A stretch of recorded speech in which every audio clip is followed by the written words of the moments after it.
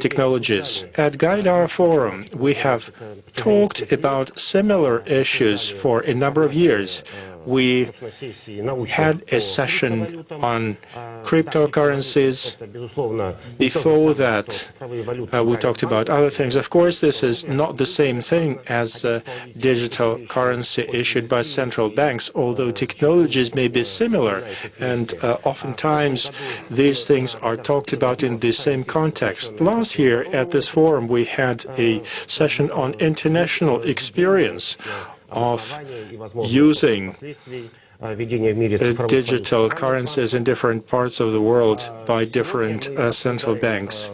Today, we have a more narrow subject to discuss, and it's more relevant for Russia. We are going to talk about digital ruble. In October of 2020, Central Bank issued a presentation for discussion.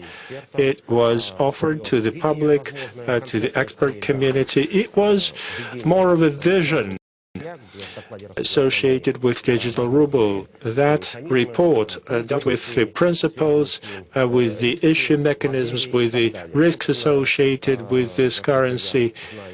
As far as I know, there's been a lot of discussions over 2 months in November and in December. Probably the central bank has drawn some conclusions from those discussions. I think that this is a very interesting, very relevant subject, and there's been a lot of international experience of such discussions of digital currencies issued by central banks. Last year, we had a discussion, although it was more theoretical back then. Today, we know, and there's been publications in the press, that there's been a lot of developments in Sweden, in China, and in several other countries. Several countries in the Caribbean have launched pilot projects. We have heard about some pilots in Latin America. So the experience is there, and the trend is quite obvious. But this is still a very new thing, and there are no best practices available as of now. The Central Bank of Russia is one of the trailblazers in this field. We have a number of solutions to discuss, and this is going to be the foundation for the digital currencies of the future. This forum is not a forum for financial professionals. We have a broad audience, and I think it will be quite appropriate to make a short introduction into this matter. I think many of the people that watch us are not familiar with the central bank's presentation. They have only read things in the press. So maybe it would be good to give us a general idea what kind of opportunities are offered by these digital currency. Alexei. Thank you. Indeed, we have been discussing that central bank's report for 3 months now, and the professionals are familiar with our attitude and our vision. Professionals have read this report very carefully. We have received a lot of feedback. We have seen a lot of comments and proposals. We probably are going to review all that, and before the end of Q1 we will publish the results of those discussions. For those who are not familiar with the subject, I am going to give you a quick overview of the first 2 pages of our report on digital ruble. And again, I welcome you to go to our website and familiarize yourself with the report. Digital ruble is a digital currency of the Central Bank of Russia. This is an additional form of the national currency. I want to stress that. That's what makes a difference from what people usually call cryptocurrencies, which are not essentially currencies per se, because they are not issued by a sovereign state. Cryptocurrencies are private tokens, and that is something that we are going to mention later. So this is an additional form of digital currency. There are two forms of rubles that we are familiar with.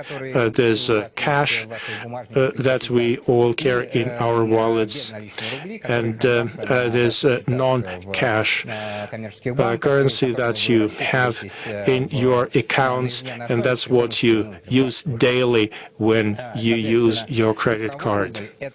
A digital ruble is a form that should bring together the cash and non-cash properties. Some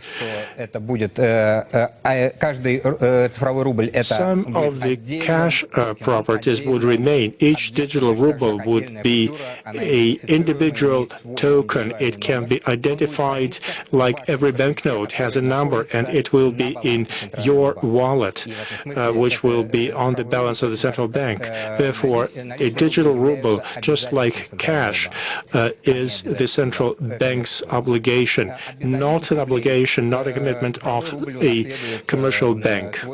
And it will also be usable for immediate remote operations and transactions with the infrastructure that has been created over several decades for non-cash transfers. Why this is a good thing to have? We believe that this is going to be an alternative means of payment in the national economy. It would offer equal access to the infrastructure for non-cash transactions. This is going to make payment services more competitive. It would help to increase competition, and it would drive the costs down for the people, for businesses, especially small and medium-sized businesses. This form of money will have the functionality that is not available in other forms. A digital ruble can be identified, it can be tracked, so a payment can be tracked carefully. Therefore, we will be able to see how money is used when that is necessary. What are the limiting factors for issue of digital ruble? Why we are having this discussion that is continuing as we speak and that will continue in the future? There are risks and technologies. There are several risks out there.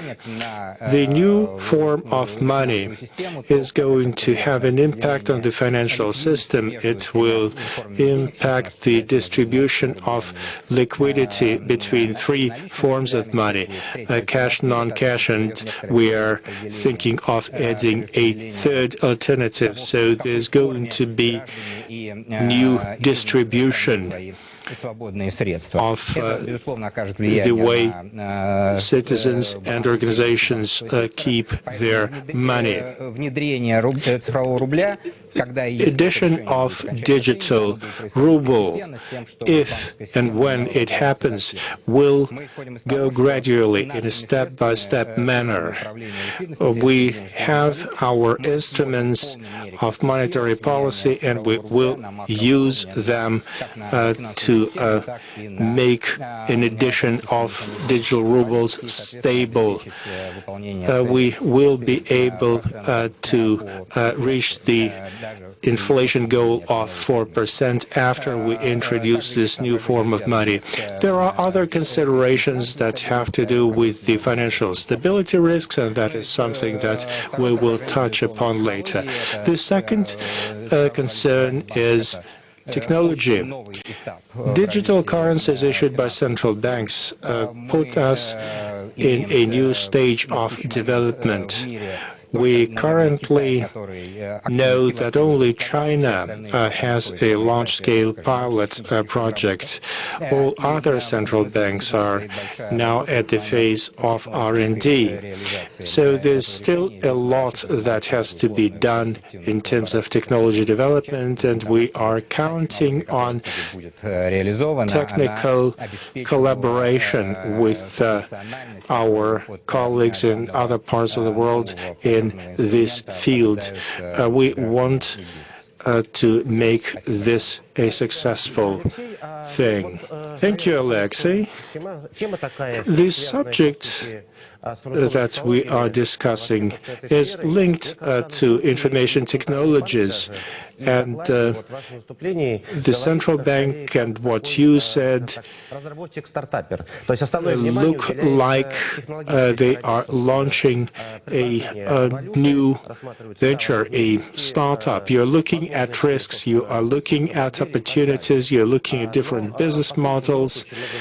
One way or another, we are adding a third type of money that will be out there for people and corporations to use. Therefore, we must have an answer to an important question. It's not about the type of model that we will use. We need to look at whether or not there will be sufficient demand for it. Do people, do banks, do corporations really need a digital currency issued by the central bank? Will it be relevant? Will people welcome it? Will they want it? That is the question that I want to address to our other panelists. And then I will ask you, Mr. Zabotkin, about your input.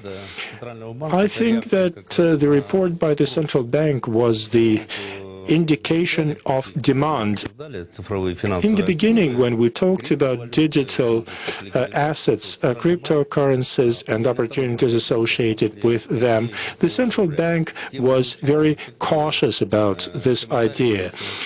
They entertained this subject, but they were very careful. And now they issued this report, and they want to know what different players in the market think about it and how they feel about it. So the central bank is very careful about it, and they are also looking at what other central banks in different countries are doing. This is the response to new technologies that we see arriving. When we were working on the draft law on financial assets, several companies were very much interested, and they have demonstrated their interest to issuing such assets. I think that soon we are going to see tokens that are backed by the assets of those corporations. Many organizations want to use blockchain. They want to use this technology within their companies and to support their operations. It's very important to have digital ruble. This is the first response to the new demand from corporations that want to do their operations using blockchain. Mr. Zabotkin has mentioned some of the benefits of the digital ruble. It can help to harmonize circulation of cash and non-cash monies, and this is going to be attractive for citizens and for corporations. At least that's how I see it. We see a lot of non-cash transactions. Such transactions amount to 70%. In retail. It's convenient, it's cheap, and most naturally, new technologies are going to become more attractive, and people will want to use this stuff. People like new stuff. Many people are interested in cryptocurrencies. This is a new game, and many people were carried away by this. Many people would want to play with cryptocurrencies. So I'm sure that there will be a demand for this. Tariffs are also important. We have a fast payment system, and it demonstrates the level of competition in the market. Lower tariffs helped to develop this fast payment system. If secure infrastructure is used, if information technologies are used by the central bank, this would attract many people who would be interested in using this instrument. So there are several factors that make this instrument attractive. I'm sure digital ruble has great prospects. Of course, this will be also a challenge for credit organizations, because some of the non-cash funds would be transferred into the form of digital ruble, and the central bank would have to work with credit organizations to make sure that they have sufficient liquidity for their objectives and goals. Well, thank you very much for inviting me over. Indeed, this is a very relevant topic. If you look at the global picture, you will see that about 80% of all central banks are actively researching digital currencies. They are deeply involved. Some are more advanced. Some people are still looking around. About 40% of all central banks are experimenting. I can give you the example of Sweden, Canada, Singapore. We have collected some information, and we know that about 10% of central banks in the next 1 to 3 years are going to launch pilots. They are in different phases of readiness now. The first example that comes to my mind is China, then Cambodia. You mentioned the Caribbean region. The Bahamas are pretty much ready, and probably we will soon see pilots being implemented. Is it relevant? I agree with my colleagues. This is a new subject, and it's attractive. When there is an interest to a new technology, people go for it. People go for it when it becomes available and accessible, when it's affordable, when it offers benefits that are new, that we haven't had before. Digital currencies issued by central banks will not be an entirely new solution that will address all tasks. There are probably ways to address very many tasks with the existing instruments that have proven to be reliable and good. But then again, when we're looking at digital currencies, we see that many people are interested in this matter. It's about liquidity for the banking sector. It's about economic efficiency. It's about use of payment infrastructure that has been already deployed, that is working. If digital currencies, if digital ruble is properly integrated in the infrastructure which is currently available, if we have good, seamless experience, when we make a payment, we don't want to think how things are happening. We are not thinking about cards, cash, or digital ruble. We want to make a payment. We want to do it in a safe and secure way.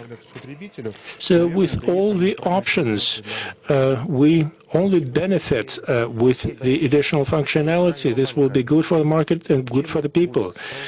Why do you think, Mr. Zabotin, that this will be a good, relevant technology? If we did not believe that it would be relevant, we wouldn't waste our time on making a report. We believe in convergence. We believe that there is a good, seamless combination of cash and non-cash money. We can take our cash to the bank and then use our money to do non-cash transactions. When we go to places We also have some situations where we cannot use our plastic card to make a payment, but there are very few places like that. But then again, there are situations when there is bigger demand for cash. Digital ruble should not be a substitute for the existing forms of money, and the demand will be determined by many factors. Much will depend on how attractive digital ruble will be compared to the existing forms of money. That will depend on different use cases. This will depend on the costs associated with the transactions. What we see on the positive side is that there was quite a lot of interest for this report that we have seen. And B, we did get some criticisms from the banking sector about that report because the changes are going to be really big for them. And they're kind of cautious about this whole process. But despite those criticisms, nobody told us that they did not need a digital ruble. Well, the discussion is more about how to do it. And we are quite confident right now that if we manage to resolve all technological matters, to make it resilient, reliable system that would be resistant to possible attacks, then that would be a solution that would suit all. Of course, the scale is going to be much bigger than the one implemented in the Bahamas, but again, let me emphasize that there's demand for the digital ruble. Talking about interest groups, there are some of those groups who are more active, and banking community in particular. The Sberbank, the leading Russian bank, also expressed their concern about the implementation of the digital ruble, but financial sector is more just Sberbank or banks. It's many companies. Well, you are in the financial market, the payment cards system. What is it for you? Is it an additional opportunity to expand your business, or is it more on the risk side for you? Well, Sergei, definitely it's a step forward. When you make a step forward, there are new opportunities, but also new risks appear, and we have to be aware of those risks. We believe that it's an important and interesting thing in terms of technology, in terms of conceptual development. And for us in MasterCard, we believe that we are one of the technological leaders in this country, forming in many ways how the payment industry is going to look like in the years ahead. And of course, we have to be involved in the process. We have a product, a special platform to test digital currencies that could be used by the central banks to test their system, to be able to see how the emission of digital money is going to work, what are going to be the relationships between the issuer, whether it's a central bank or any other institution. Maybe commercial banks would want to issue their digital currency, so they will be able to see how the system is going to work, how the payment infrastructure is going to look like. We can do working testing. We can check economic efficiency of the system. So we're watching all of this. At the same time, we as a company in the payment segment, working on the market of payment technologies, as such, we have a strategy, and it's a multifaceted strategy, and we're not a credit card company. We do technologies in the whole payment market, and our objective is to provide to you as a user of our services to provide an opportunity to make easy, convenient and reliable payments. And being so, we can try out any mechanisms, the transfer from account to account, from cash to non-cash, using digital ruble, using traditional card mechanisms. These are the things things we are considering. This is within our multi-rail strategy. No matter what the rail is being used to have the money move along the way, we will check all of these. And I believe this is a new step on the way of developing the payment industry. But we have to be aware of the risks again. We should not make steps in haste. And I do believe the position of the central bank is a well-balanced one. Very well that they've started the dialogue with the industry. We participate in that dialogue. And we need to agree and discuss these things, and I'm sure the involvement of the banking community would be very important there. What's being done in Russia in terms of expansion of non-cash payment has been said here. 70% of all payments are non-cash in this country, and this is a huge number. But it did not start from nothing. That was based on the initiative of the central bank, the payment system companies, the Commission for Financial Markets, etc., etc. Very well. That was very well done, well-balanced approach, and this is something we need in digital ruble. There's another question. Digital law on digital assets mentioned in one of the previous presentations. Well, many people think cryptocurrencies when they hear the word digital ruble, but we know the State Duma, the central bank, give a lot of attention to protecting the rights of consumers. Financial education is something that they do, among other things. But in your mind, what should regulator do here when implementing this instrument? Are there new risks associated with this law? Well, the risks are only technological ones, because the digital ruble is a form of money issued by the central bank, and the central bank guarantees it as a means of payment, the value of that ruble. And the safety of using such rubles, because it would be based on their infrastructure, the payment infrastructure and other elements of the infrastructure. So for people, that's going to be a convenient form of money. And I agree. That doesn't mean that other forms of money would be gone. No, they will continue in existence. They will compete against each other, and that would help expand the infrastructure even more. Now, talking about the technology, most likely the digital ruble is going to be used like while we're using mobile applications on our smartphones. Well, most likely applications associated with the digital ruble will be used. Well, companies, businesses will have to get involved. Credit institutions will have to be involved to make that service most convenient, like we have it for non-cash payments now. And people would be able to select them. And considering that Russia is quite well advanced in terms of digital technologies, I don't think there's going to be a problem there. That would give actually another, will help expand the market even more. Well, I have a question to you now. Clearly, this new form would require, well, better financial education of people.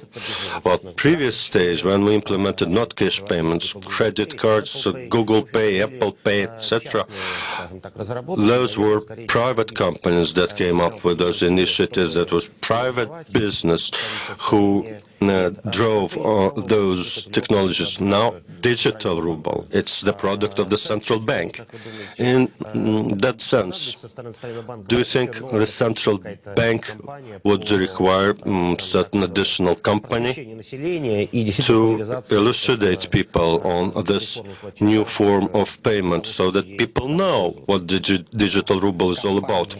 Well, I wouldn't call that a separate company. to create the awareness for the digital ruble.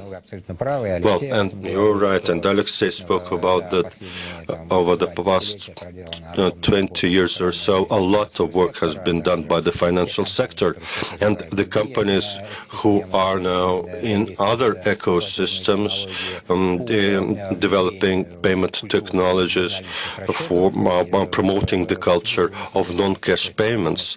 And most of the people now know very well what it is all about. So I don't think we need any additional concerted effort to make this form of money popular. Now, well, the technologies that will be used based on mobile phones, that would be very similar to what is in existence right now. I don't think there's going to be a lot of new functionality, at least not initially. We will continue doing our research there. And what's mentioned in the report, offline payments, settlements, when there is no access to the internet, because current non-cash payments, because of the technology underlying this, because of the centralized registers within banks, it's not available for non-cash transfers right now. But we do hope that digital ruble would allow to provide this functionality, offline payments. If you have a wallet with the digital rubles in there, you are located in some remote place with no access to the internet, but the seller also has such digital ruble wallet, and you will be able to make a settlement. And after you make the settlement, when you get back to the internet coverage area, the information about those settlements would be absorbed into the centralized infrastructure of the central bank and verified and validated. But this is the most ambitious part of that project. If we manage to implement that, that would be a very important additional functionality. Now it's available only for cash payments, not for non-cash payments. Well, 95% people 15 years ago would use cash payments. Now it is 70%, and trade and service network is non-cash. Payment cards and other non-cash instruments. The same is going to happen in this area. People will start adopting it more and more actively.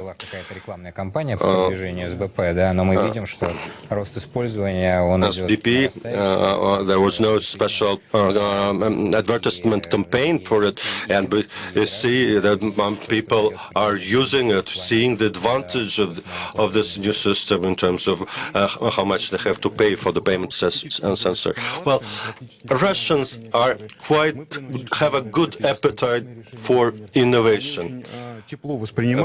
People in Russia feel very well about new technologies. If it's convenient, if it's reliable, if it's safe, they will start using the technology. Very important here, though, that to have some added value to this new product, to this new technology and solution that's being proposed, then it is going to be taken in the right way by the people and will be used not only by early adopters, but a majority of the population. To repeat, convergence is very important here. We need to be aware of what new things could be added in terms of functionality. As for ambitious goals, well, Alexei spoke about offline as an additional function.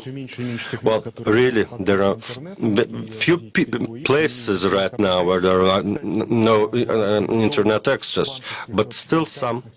Well, actually, traditional banking card technology, they have some possibilities of using cards in areas with no access to the internet. But again, everything would depend on value added, but with safety and reliability.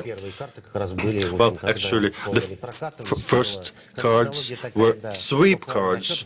This was kind of offline. technology, but then with the expansion of the internet, the technology has changed. Well, another point being discussed quite often in the media, it's about the international positioning of the digital ruble. Is it going to create any advantages to Russia? On the other hand, it is known that in other countries, in some countries abroad, they discuss potential danger from the digital yuan, the Chinese currency. That is being discussed. I think it's. I don't think hardly. I think hardly is going to create any danger. But shall we discuss this from the standpoint of potential use of the digital ruble outside of Russia, maybe the Eurasian Union. That's first. And digital yuan, does it create any danger for Russia or for Russian ruble? Or is them just going to be existing in parallel in two different worlds? Well, these are similar questions, but these are two questions. Let me start with the use of the digital currency of a central bank internationally for international settlements. If we take a look at the history of the discussion of digital currencies in international conferences, that like the Bank of International Settlements, who promoted that the topic of digital currencies of central banks for several years, and the very idea that digital currency of central banks would make international settlements less expensive. That was their point. But for central banks, this is not the main motivating factor. The motivating factor is that there's demand for this synthesis of the advantages of cash and non-cash payments. This is the main thing. That's why we're discussing this thing. It's for the national payment system. But maybe on the second stage, if the implementation is successful and people adopt this ruble on a national scale, then there could be movement for broader use of the digital currency of central banks for international settlements. But that could only be a next step after all technological and economic issues will have been addressed at the national level. So it's like a more remote thing in the future. But in the design of digital currencies, this idea is incorporated, this long-term functionality. We have to keep that in mind, yes. Now, about the digital yuan,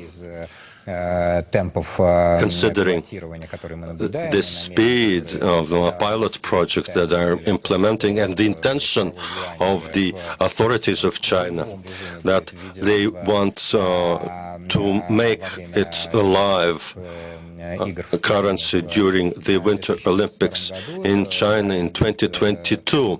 Yes, it's very probably going to be the first digital currency that's going to be implemented on a large scale. But first stage, of course, is going to be available only inside of China. And how it's going to evolve after that, that would be dependent on the development of digital currencies in other countries. But in general, in the long term, the digital currencies of central banks will be more internationalized, yes. I have another question. Unfortunately, what we see happening right now is there are tendencies for more sanctions, economic, financial sanctions against Russia.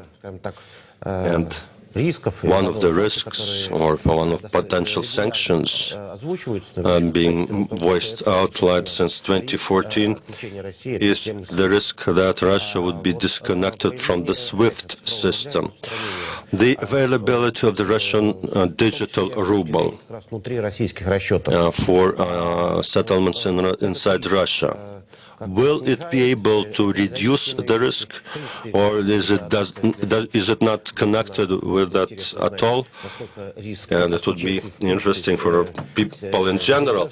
If we're disconnected from SWIFT, is it going to be a serious danger for our system?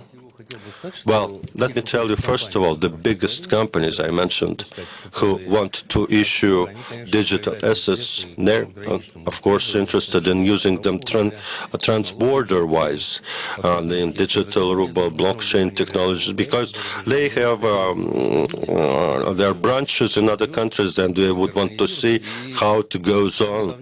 And with that, they, of course, remember about the risks associated with international sanctions. No, well, they believe blockchain can help address the risk. Now, talking about disconnecting from SWIFT, I do not believe in this, that it is possible, because that's an international organization with a headquarters in Brussels. Formally, they're independent.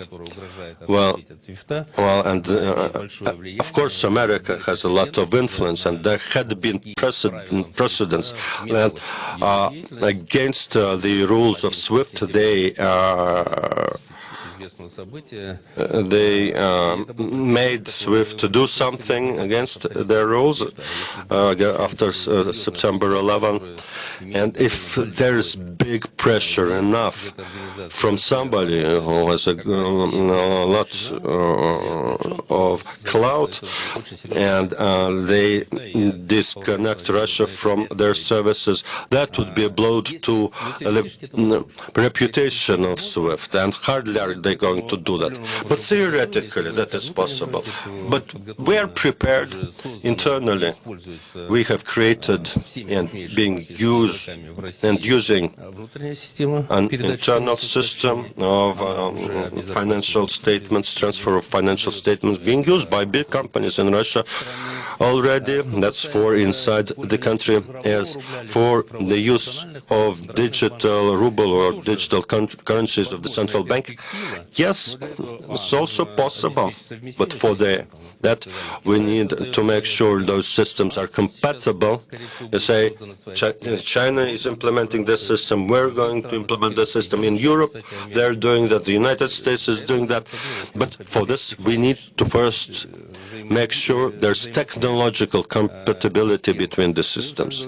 And secondly, there should be agreements between countries. Unless we have such agreements, hardly we will be able to use the digital ruble in cross-border settlements.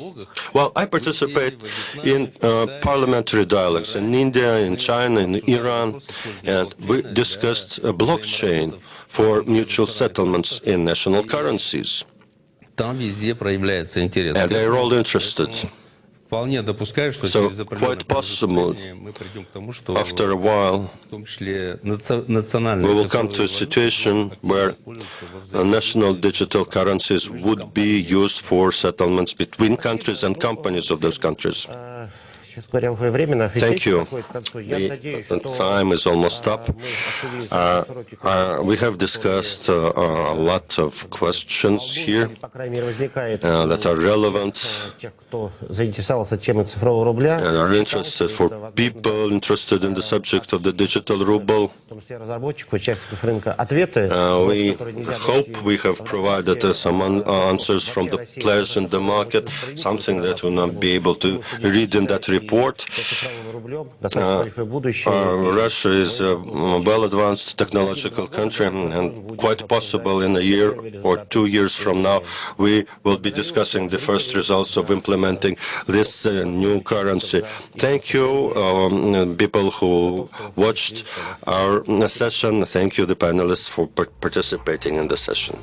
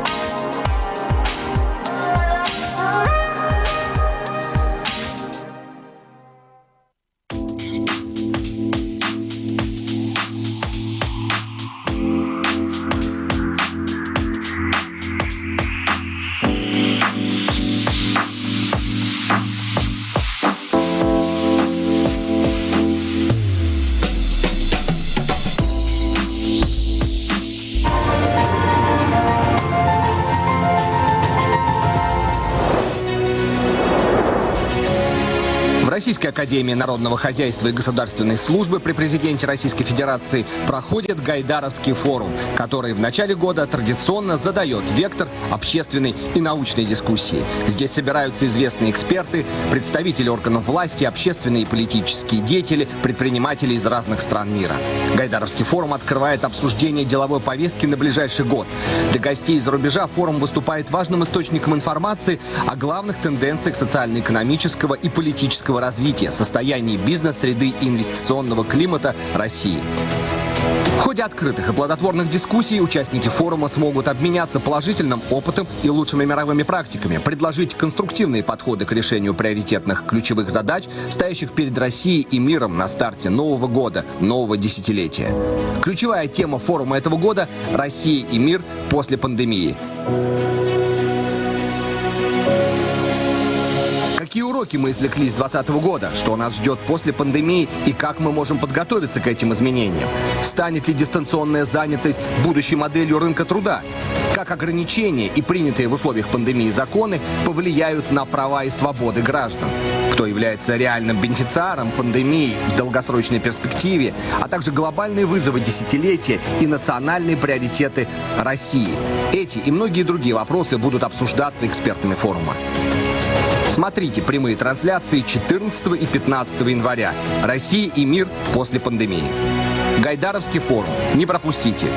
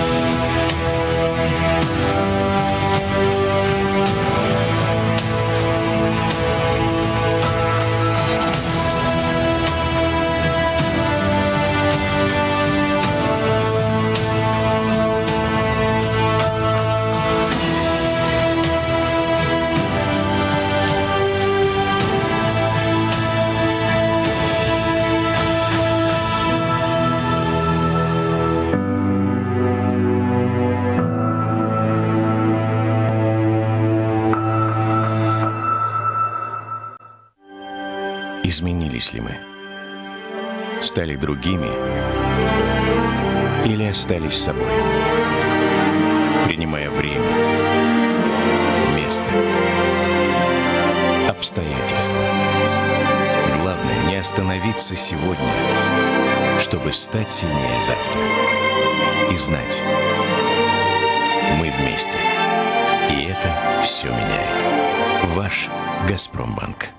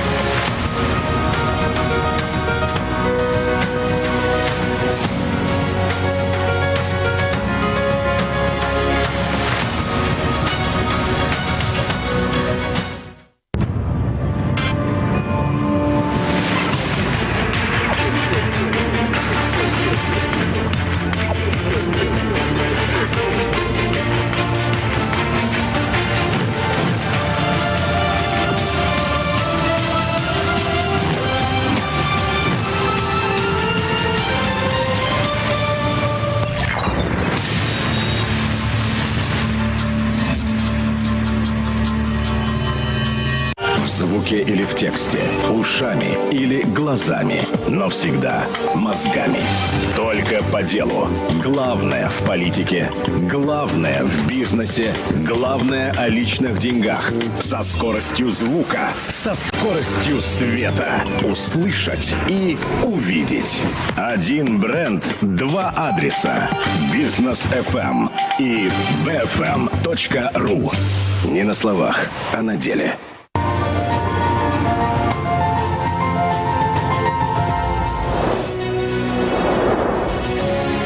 В Российской академии народного хозяйства и государственной службы при президенте Российской Федерации проходит Гайдаровский форум, который в начале года традиционно задает вектор общественной и научной дискуссии. Здесь собираются известные эксперты, представители органов власти, общественные и политические деятели, предприниматели из разных стран мира.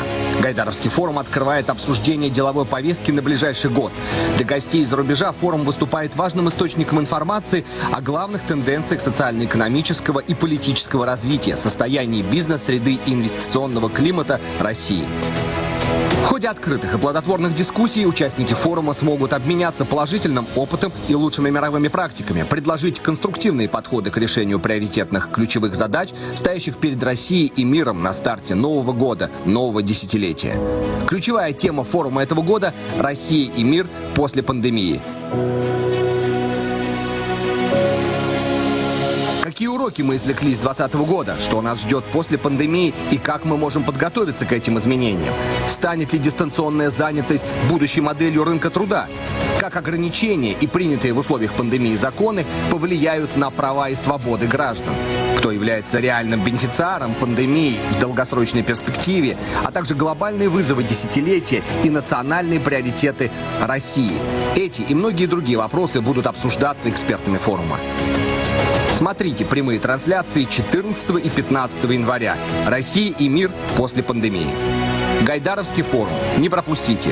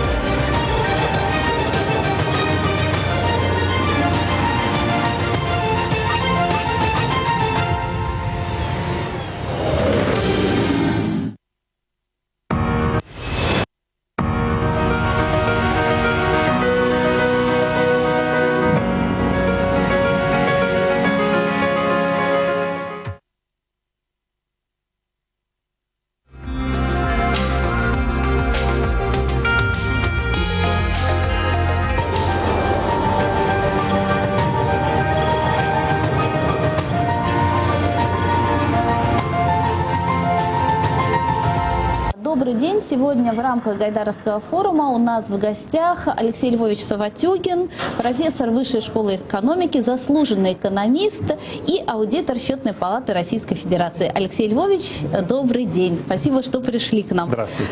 Сегодня мы хотели поговорить с вами про финансовое поведение россиян, по те модели, которые в ходе непростого 2020 года поменялись, изменились. Как это отразилось именно на этой сфере жизни? Конечно, 2020 год был непростой, в том числе и не только для россиян, но и для их финансового поведения. И дело не только в пандемии, в коронавирусе, что, само собой, очевидно, это дало свой эффект, и мы о нем поговорим, но не только из-за коронавируса изменилась модель поведения и значительно заметно изменилась. Второй фактор я бы назвал макроэкономические тенденции, которые у нас были и без пандемии. И третий фактор, который повлиял, это то, что раньше называлось научно-технический прогресс. Цифровизация, новые технологии, которые тоже ускоряются у нас сейчас на наших глазах. Что с точки зрения макроэкономики? Низкая инфляция, исторически низкая инфляция, соответственно, исторически низкая и ключевая ставка Центрального банка, низкая цена денег и, значит, давление на все ставки, в том числе на ставки по вкладам и депозиты. Это уже не так интересно. Они чуть-чуть выше инфляции, и, значит, люди объективно ищут более доходные вложения по сравнению с депозитами. И находят такие вложения на фондовом рынке. И поэтому в этом году мы наблюдали массовый приход розничного инвестора на фондовый рынок. То есть буквально прорывной год. То, что четверть века участники рынка ценных бумаг говорили, где у нас розничный инвестор, вот он сегодня пришел. С начала года удвоилось у нас количество счетов брокерских, и сейчас уже приближается к 9 миллионам, скоро превысит 10 миллионов, что много, и 4 триллиона примерно в сумме рублей на этих брокерских счетах. А это много или мало? По сравнению с тем, что было, это очень много. То есть это в 2 раза больше, чем год назад, в 4 раза больше, чем 2 года назад. То есть, представляете, рынок удваивается. При этом мы помним, что доходы падают, и для падающего дохода это необычное явление, но оно объяснимо. Именно объяснимо, с точки зрения низких ставок по депозитам, где люди привыкли хранить деньги. Это объяснимо с точки зрения, недаром упомянул, цифровые технологии, появились мобильные платежи, мобильные приложения, онлайн-доступ. В принципе, сейчас можно торговать на бирже, не вставая с дивана. Не отрываясь от телефона. Да, вообще не отрываясь от телефона, можно играть на рынках, что просто. А это хорошо или плохо? То есть, как бы сказать, то, что люди, не обладая достаточными данными о финансовых рынках, о тех тенденциях, которые, собственно, и правилах игры, по большому счету, так массово пришли на фондовый рынок. В экономике не бывает так, что хорошо или плохо, что всем было хорошо или что всем было плохо. Кому как. Кому-то хорошо, кому-то плохо, кому-то точно хорошо. Хорошо профикам, то есть участникам рынка ценных бумаг, брокерам, биржи, они получают свои комиссионные. У них сейчас прекрасные прибыли, несмотря на кризисный год, они показывают рекорды прибыльности. Хорошо пока что еще этим розничным инвесторам, потому что наш рынок растет. Действительно, и глобальные рынки растут, и американские, и российские. Второй квартал был неуспешным, конечно, все упало, понятно, но сейчас все хорошо. Поэтому люди идут, видят хорошую доходность, гораздо выше того, что предлагают банковские депозиты. Хорошо ли им будет в среднесрочной и долгосрочной перспективе? Не знаю. Многие эксперты указывают на риски надувания пузыря. И да, действительно, такие риски есть. Я боюсь их предсказывать, потому что бывает так, мы знаем финансовую историю, что пузыри не лопаются, с одной стороны. С другой стороны, вам любой трейдер скажет, что деревья не растут до небес. И всегда когда-то... Когда-то будут, да. Ну, если не крах, то остановка роста. А для инвестора, вот если рынок перестает расти, даже если он не падает, а просто несколько месяцев он болтается, ну, что называется, в боковом трейде, это уже плохо. Это ты, значит, отвлек деньги от себя, и они не прирастает их стоимость. Это непривычно. А вот вы сказали среднесрочная перспектива. Вот среднесрочная для вас – это год, 2, 3 или, может быть, несколько месяцев Для меня осталось? сейчас вообще 3 года – это очень долгосрочно. Это, можно сказать, ты большой стратег, если ты можешь позволить себе планировать на 3 года вперед. Сейчас очень большая ситуация неопределенности по понятным причинам. Все ясно, и про неопределенность мы говорили еще до пандемии. Поэтому еще одна особенность поведения финансового населения, которую мы видим, сами-то вклады не уменьшаются, ну так вот в абсолютных величинах. Меняется их структура.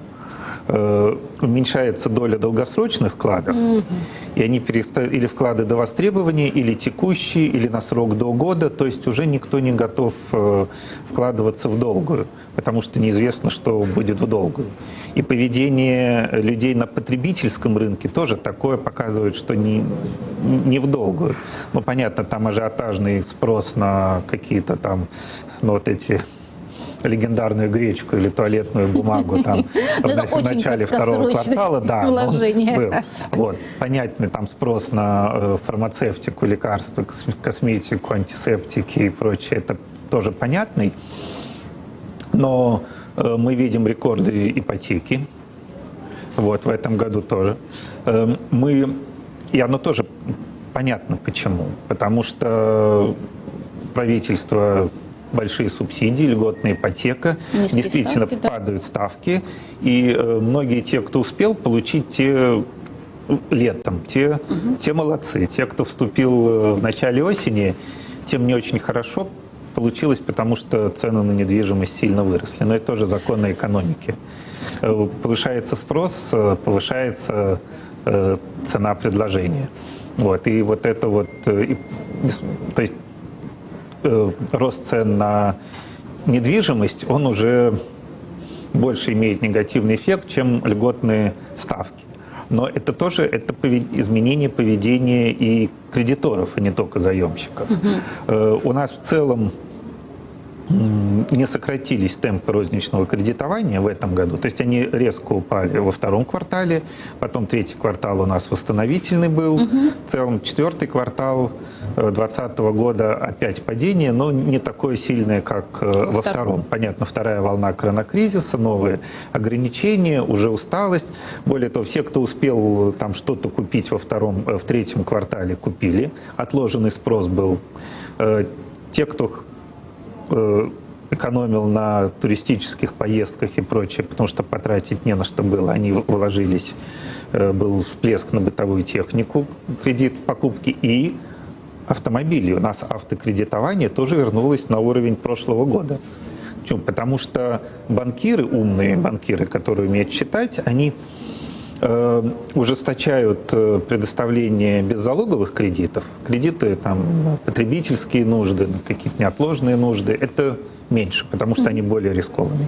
И но так как надо портфель наращивать, то ипотека и автокредиты, то есть где хороший залог ликвидный, но оно у нас не потеряло и даже тоже у некоторых банков бьет рекорды. Вот. То есть мы видим, что люди ведут себя рационально в целом. Массе, ну, как и должен homo economicus себя вести. Он изменяет структуру своих вложений, делает их более краткосрочными. Мы, наконец, можем сказать, что то, что в учебниках финансов учили на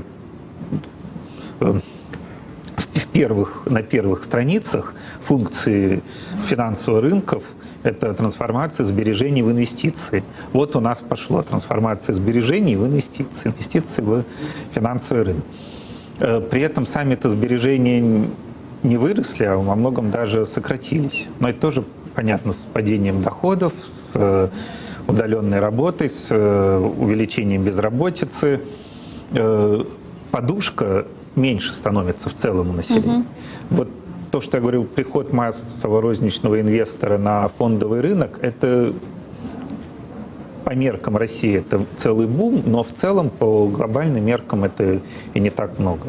Да, я говорю, уже к 10 миллионам счетов приближается на московской бирже, но активных из них не так много. Там. А вот я как раз хотела про это спросить. То есть люди открывают счета, но не вводят на них деньги. Вот с чем, на ваш взгляд, связано такое поведение? То есть это как модный тренд открыть инвестиционный счет? Или вот... Ну, есть брокерские счета в целом, есть инвестиционные, вот эти вот сейчас ИИСы, как раз и про ИИСы да? хотела. Сейчас примерно к концу года мы видим около 3 миллионов инвестиционных счетов открыто, и примерно на них 300 миллиардов рублей. Вот. Не так много, да, это, ну, то есть сколько, 100 тысяч примерно. Да. Вот. Причем мы видим в последнее время, это, кстати, касается не только счетов ИИСа, но и вообще брокерских счетов, и в доверительном управлении, и кредиты в банках МФО, падает средний чек. Возвращаясь к пустым, да, вот счетам брокерским и инвестиционным.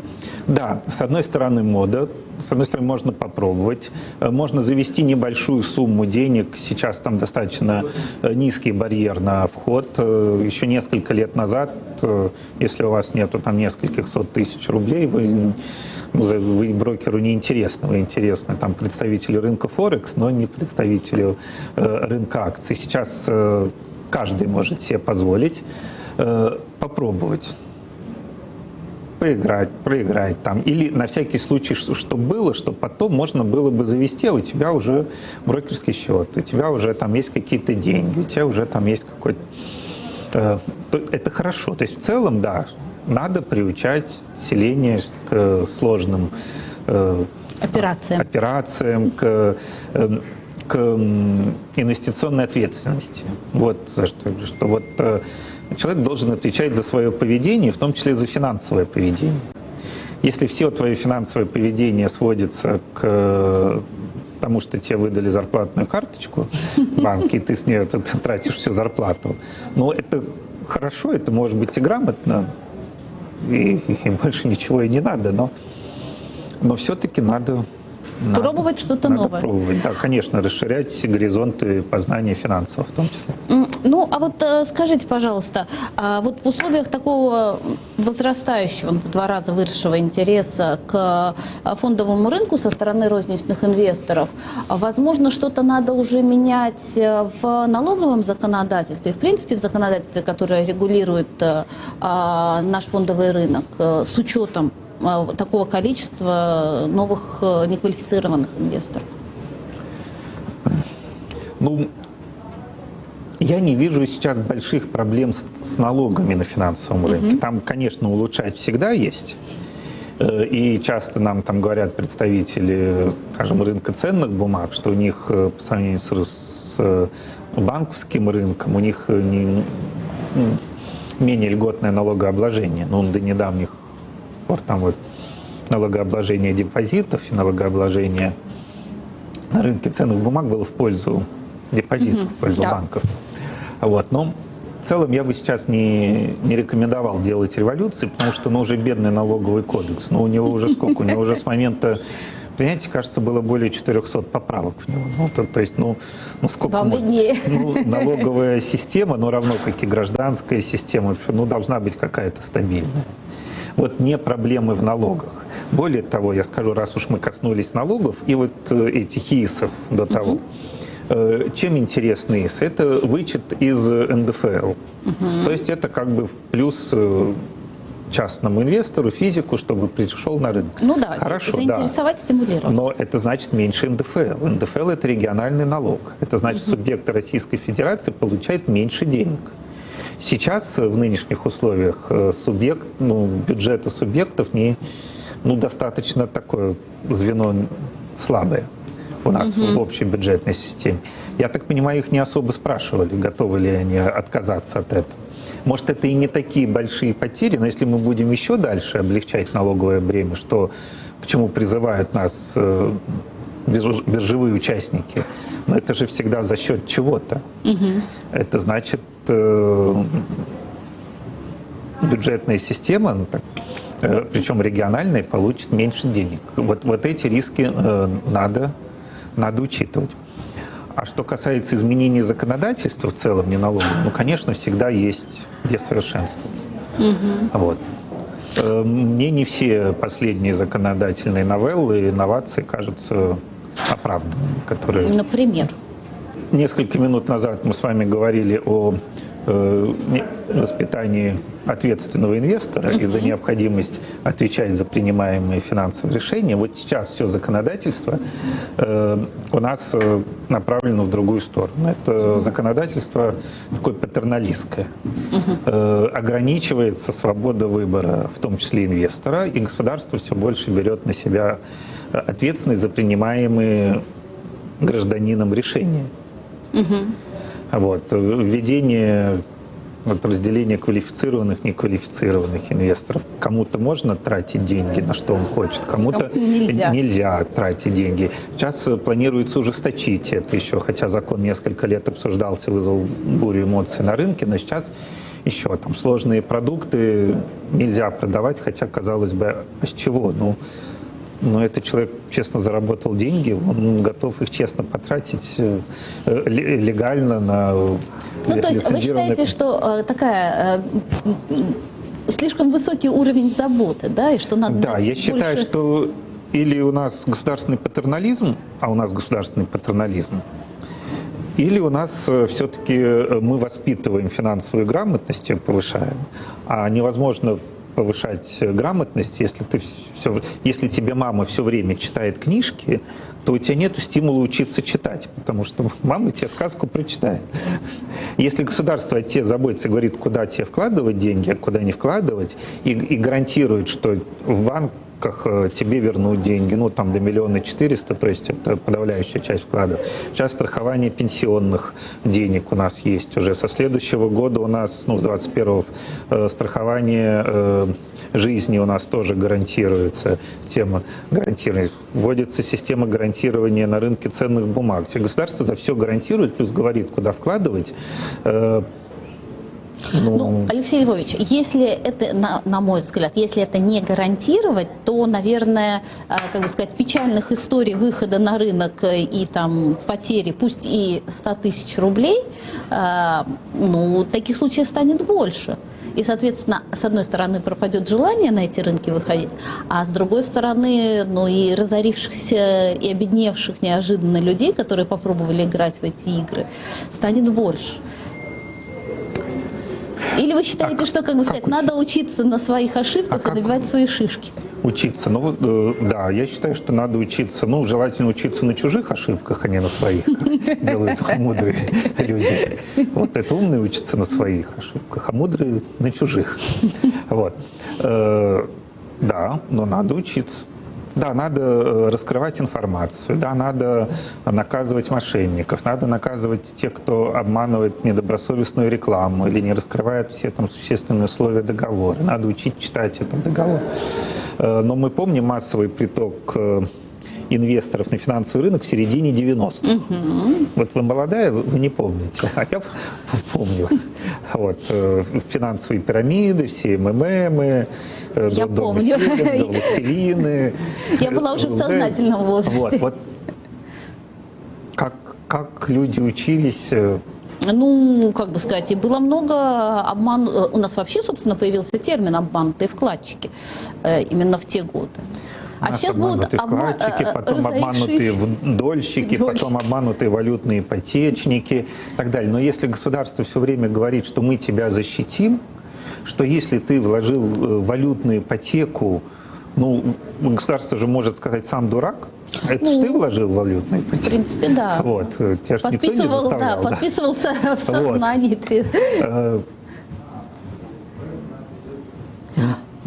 Но я всегда говорю, на самом деле, государство, это выученная беспомощность, что если ты оказался неправ, то тебя всегда кто-то поддержит и спасет.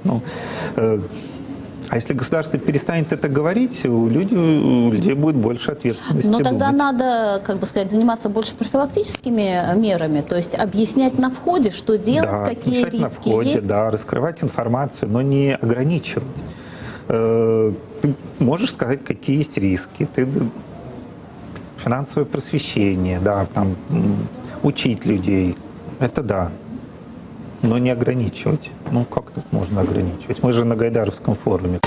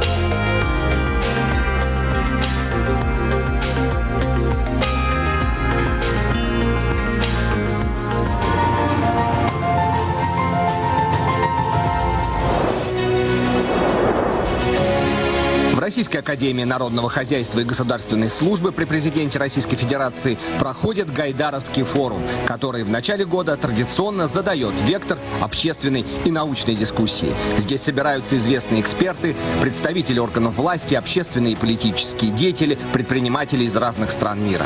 Гайдаровский форум открывает обсуждение деловой повестки на ближайший год. Для гостей из-за рубежа форум выступает важным источником информации о главных тенденциях социально-экономического и политического развития, состоянии бизнес-среды и инвестиционного климата России. В ходе открытых и плодотворных дискуссий участники форума смогут обменяться положительным опытом и лучшими мировыми практиками, предложить конструктивные подходы к решению приоритетных ключевых задач, стоящих перед Россией и миром на старте нового года, нового десятилетия. Ключевая тема форума этого года – «Россия и мир после пандемии». Какие уроки мы извлекли с 2020 года? Что нас ждет после пандемии и как мы можем подготовиться к этим изменениям? Станет ли дистанционная занятость будущей моделью рынка труда? Как ограничения и принятые в условиях пандемии законы повлияют на права и свободы граждан? Кто кто является реальным бенефициаром пандемии в долгосрочной перспективе, а также глобальные вызовы десятилетия и национальные приоритеты России. Эти и многие другие вопросы будут обсуждаться экспертами форума. Смотрите прямые трансляции 14 и 15 января. Россия и мир после пандемии. Гайдаровский форум. Не пропустите.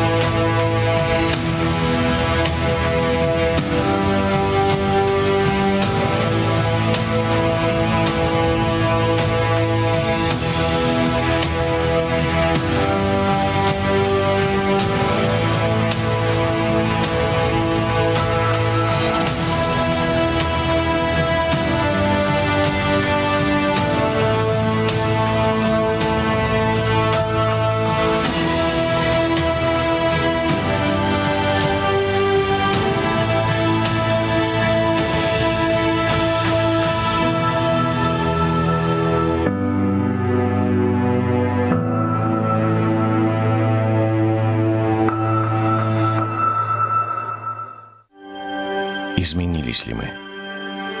Стали другими или остались собой? Принимая время, место, обстоятельства. Главное не остановиться сегодня, чтобы стать сильнее завтра. И знать, мы вместе. И это все меняет. Ваш Газпромбанк.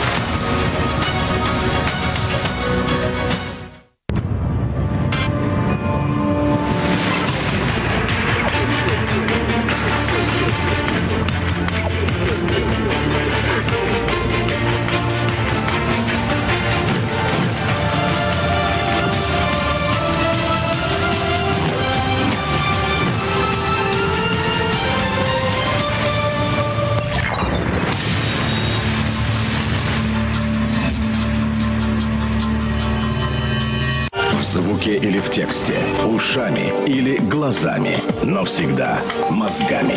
Только по делу. Главное в политике, главное в бизнесе, главное о личных деньгах. Со скоростью звука, со скоростью света. Услышать и увидеть. Один бренд, два адреса. Бизнес FM и bfm.ru. Не на словах, а на деле.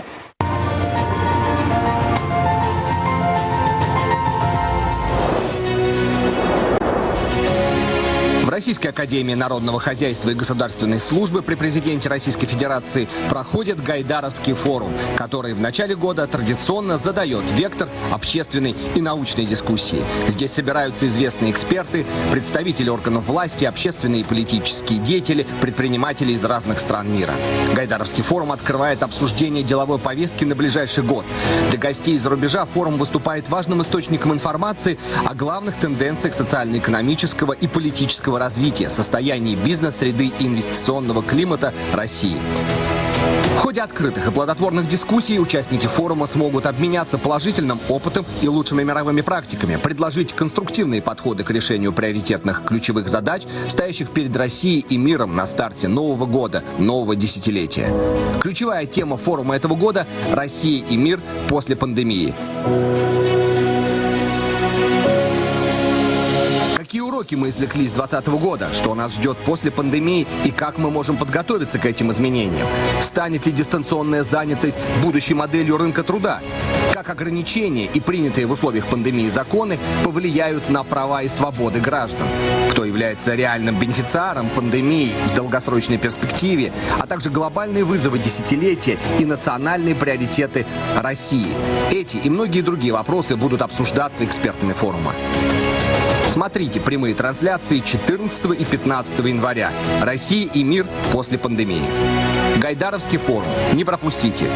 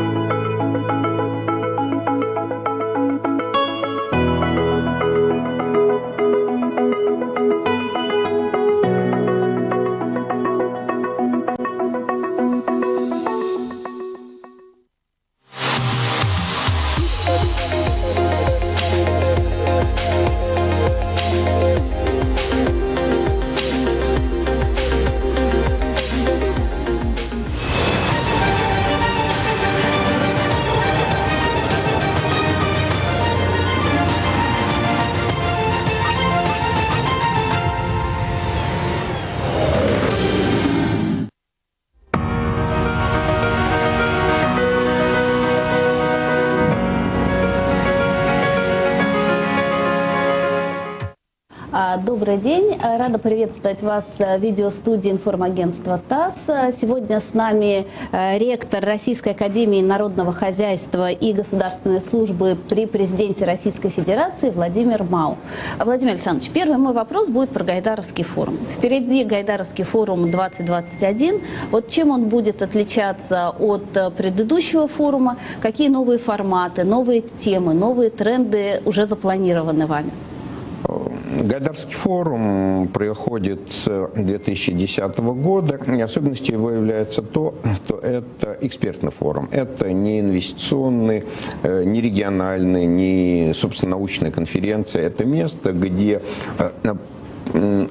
исследователи, которые занимаются прикладными вопросами, взаимодействуют с представителями правительства, региональных властей. То есть это такая вот прикладная экспертная площадка, и это, в этом ее очень важная особенность.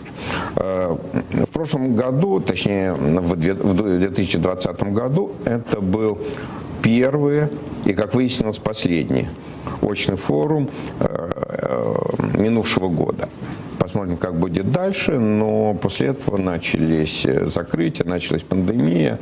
И, естественно, когда мы задались вопросом, что мы будем делать в 2021 году, мы очень тщательно изучали опыт уже происходящих площадок, смешанных, онлайновых. Мы изучали технические возможности, как можно будет организовать эту работу. И вот выработали некоторый формат. И в этом году форум будет существенно новым, существенно другим и по контенту, и по форме, и по организации. По контенту, по теме, он, как всегда, Россия и мир после пандемии. Мы не знаем, когда она закончится, но когда-нибудь она закончится. И вопрос о том, как будет выглядеть мир после пандемии, является одним из наиболее интересных и актуальных. Понятно, что здесь есть элемент футурологии, есть много науки, есть очень много экспертных дискуссий. И большая часть сессии будет как раз обсуждать перспективы той или иной отрасли, того или иного института после пандемии. Мы организуем, строим 8 студий, красивых студий, в которых будет проходить дискуссия. Особенностью является то, что у нас не будет публики, вся публика будет в онлайне. Это очень важно, создать комфортные условия, чтобы те, кому это интересно, предполагается более 130 мероприятий, более 130 дискуссий, чтобы все могли посмотреть. Естественно, мы должны вписать форум в телевизионный формат. Реально это телевизионный формат. Поэтому вместо полуторачасовых сессий с 5, 6, 7 участниками мы делаем 45-минутные сессии с 2-3 участниками.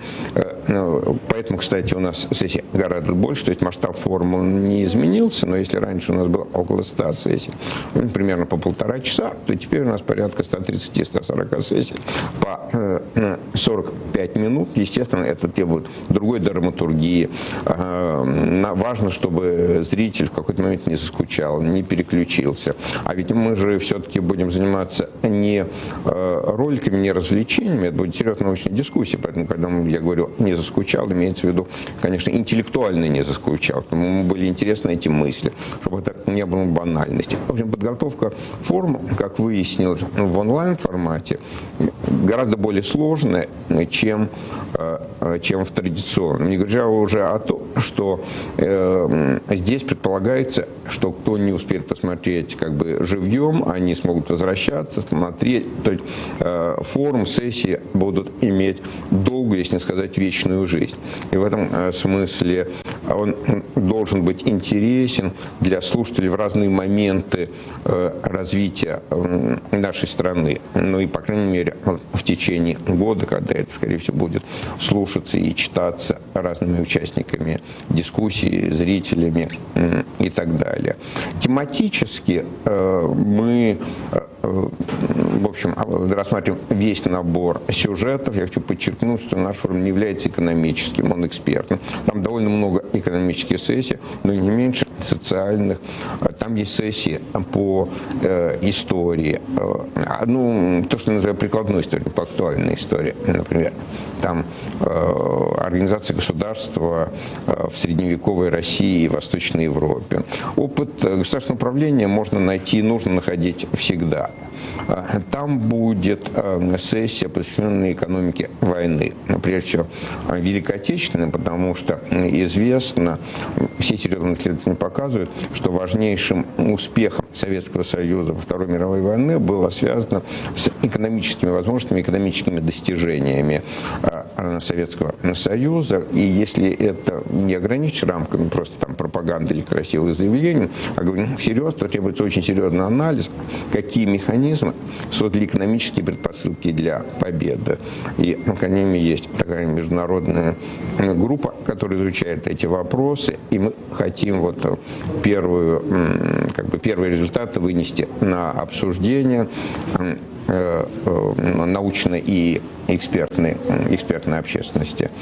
Будут темы, естественно, связанные с макроэкономикой, с социальной сферой. Здравоохранение. Естественно, много сессий по здравоохранению, много сессий по образованию, по разным аспектам образования. Например, мы рассчитываем, что будет дискуссия о перспективах, о вкладе в карьерные успехи школы и вуза. Думаю, что результатом дискуссии скажет, что главное — это детский сад и вообще семья в первые 3 года. Но такая очень интересная сессия должна быть. Сессия негосударственных университетов. Нас привыкли ругать, что вот часто вузы, они плохие. На самом деле есть вузы хорошие, разные. Есть и раздел между хорошими и плохими не точно совпадает по линии государственной и негосударственной. У нас в стране есть порядка десятка очень сильных частных вузов с хорошей длинной историей. И вот их ректоры проведут свою дискуссию тоже в рамках форума при участии Минобрнауки. Будут сессии, связанные, скажем, социально-культурным бэкграундом. Вообще пандемия создала очень много ситуаций, которые являются реальными вызовами, на которые надо искать ответы. Как спонтанные, которые находятся непосредственно, немедленно, так и более отдаленные. Вот у нас будет 3 дискуссии под общим названием «Дефициты нашего времени». Там будет по паре участников в каждой, и это будут отнюдь не товарный дефицит, принятый в Советском Союзе, который люди старшего поколения помнят. Это будет дефицит знаний, дефицит смыслов и дефицит доверия.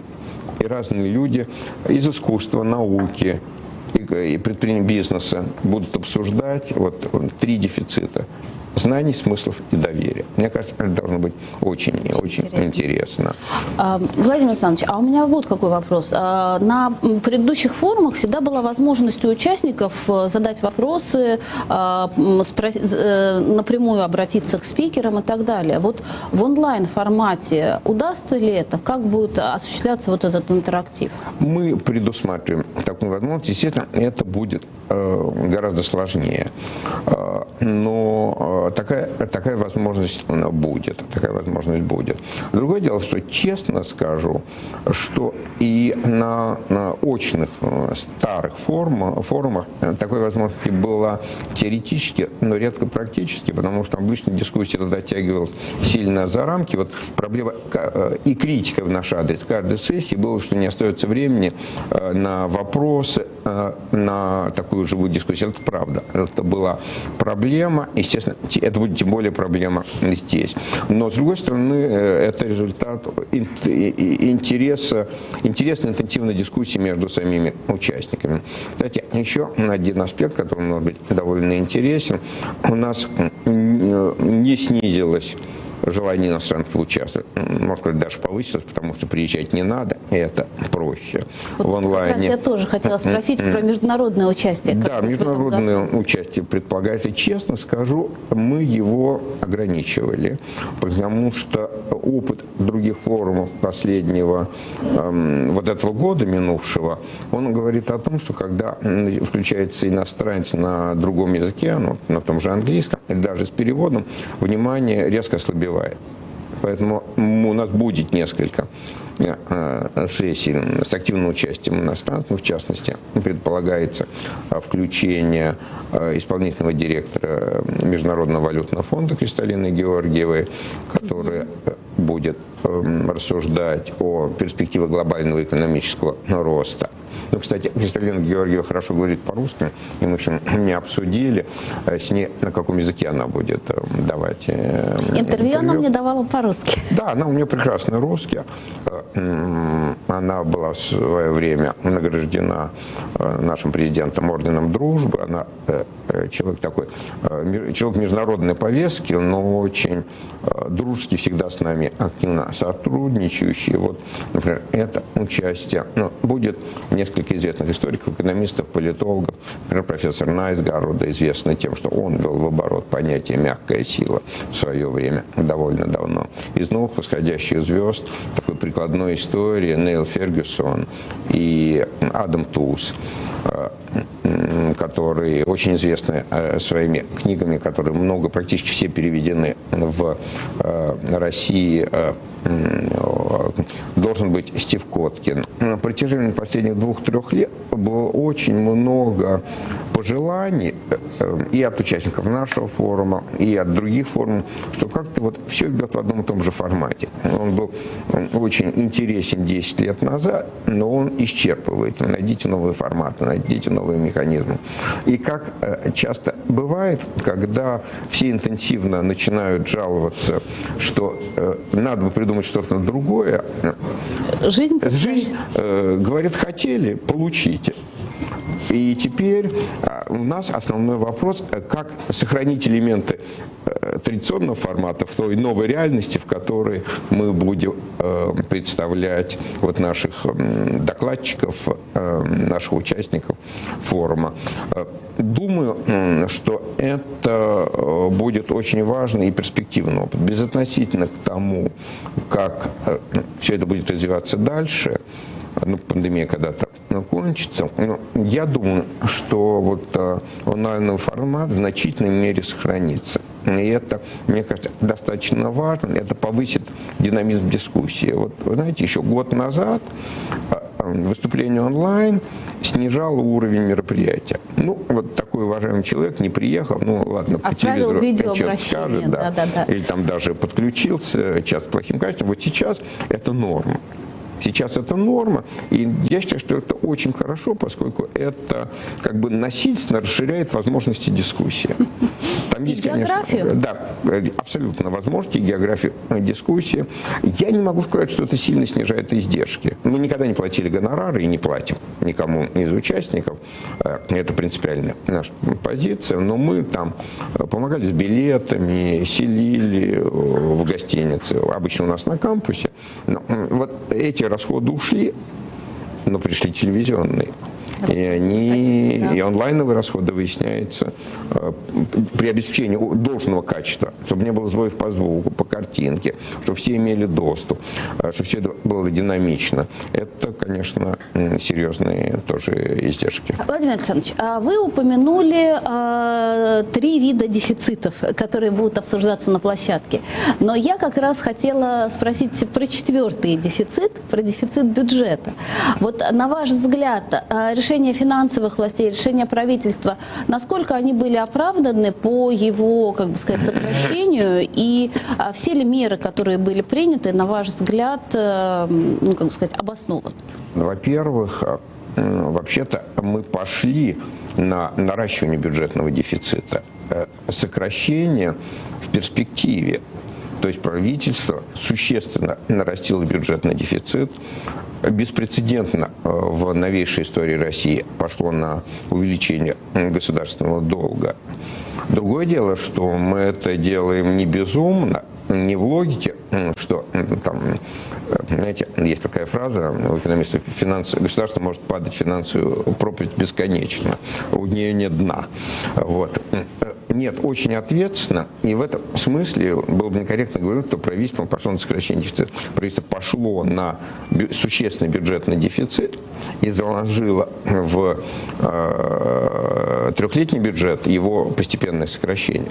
Но, кстати, не балансируем. На мой взгляд, это единственный возможный в нашей ситуации подход, потому что возможно и в смысле наращивания дефицита, цене действительно беспрецедентно низкий долг. Вообще у нас экономика, которой любая страна может гордиться. Очень важно в мире стран, в которых государственный долг составлял на начало кризиса порядка 15% ВВП, внешний долг валют, номинированный в национальной валюте, самый опасный, исчезающий мал, то есть там совсем чуть-чуть.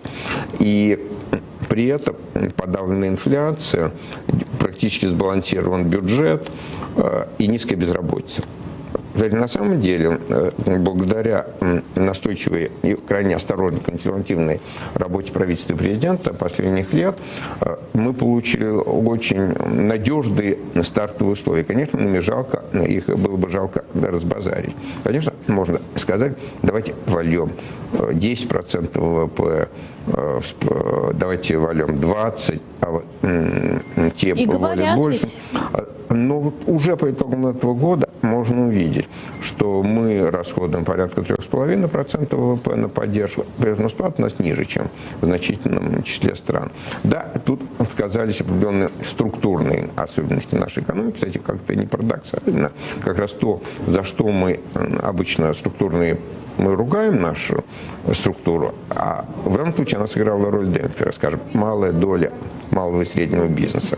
Это оказалось фактором не столь существенного падения, потому что больше всего, конечно, страдает малый бизнес в таких кризисах. Я не говорю, что это хорошо, но я говорю, наше умеренное падение, у нас не было сильного скачка безработицы. Это, в общем, достаточно объяснимо. И структура экономики, это политика, которую проводило правительство и в предыдущие 10 лет, и в течение этого кризисного года. Вторая особенность, на которую я хочу обратить внимание, вы знаете, очень часто сравнивают этот кризис с Великой депрессией, 30-ми годами, там, по масштабу падом. Но историческая аналогия вещь хорошая, но к ней надо относиться крайне осторожно. И дело в том, что количественная сопоставимость, скажем, с 30-ми годами совершенно не позволяет ориентироваться, делать те же выводы относительно качества кризиса и его стартовых условий. Дело в том, что кризис 30-х годов был кризисом, как, кстати, кризис 8-9 года, вот 10-летней давности, был кризисом структурным, кризисом, связанным с потерей ликвидности, с банковско-финансовым кризисом.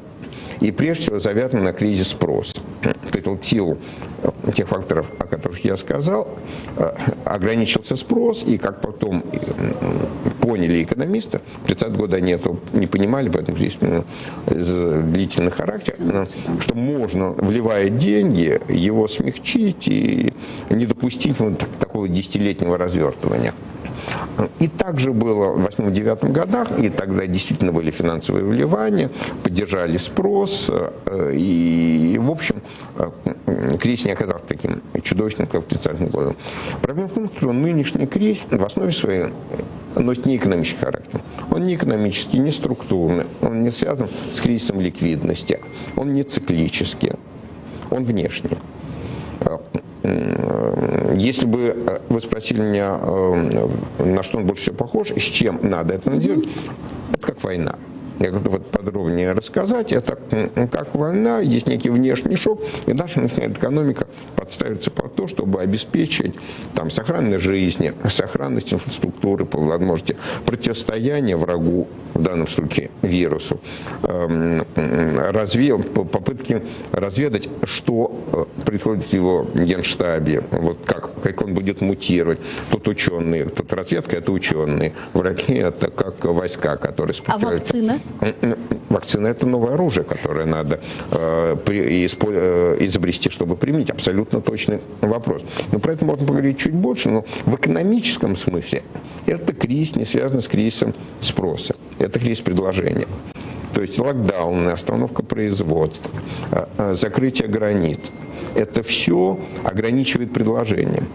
Отвечательное ограничивание предложения заливанием деньгами крайне опасно, потому что ведь кризис не от того, что спроса нет, а от того, что предложения нет. И от денег предложения не появится.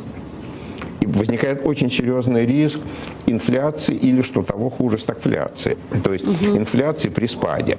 Вот именно это, скажем, произошло в Соединенных Штатах и на Западе в 70-е годы, когда все увлеченные политикой стимулирования спроса, кейнсианства, к началу 70-х годов все даже правые политики, вроде Ричарда Никсона, вдруг сказали, что мы все кейнсианцы. Когда начался нефтяной шок 73 года, и явно мир шел к структурному кризису, в основе которого лежал шок предложения, все правительства традиционно попробовали на него ответить вливанием денег. И ничего не получилось, потому что деньги не генерируют предложения. Если у вас кризис предложения, то есть ограничение на стороне предложения. Вот в этом смысле я считаю, что наше правительство в 2020 году вело себя крайне осторожно и ответственно. Оно поддерживало слабых, оно поддерживало малый и средний бизнес, но не занималось просто стимулированием спроса. Вот это очень важно. Мы не спрос стимулировали, а людей поддерживали. И всегда, когда говоришь, людей поддерживать, скажут, мало поддерживать, надо было больше. Но в тех границах, в которых было возможно, в которых это не имело бы худшие последствия, поддержка, когда вы вливаете деньги, а цены растут еще быстрее, это не поддержка. Это популизм. Вот наша поддержка, наша антикризисная политика, на мой взгляд, была вполне корректна, и она позволила очень аккуратно проходить через вот эти шоки, адаптироваться к ним. Мы продолжаем заимствовать. Мы будем заимствовать на то, чтобы расширить расходную базу бюджета, дать больше возможностей для восстановительного роста, для роста экономики.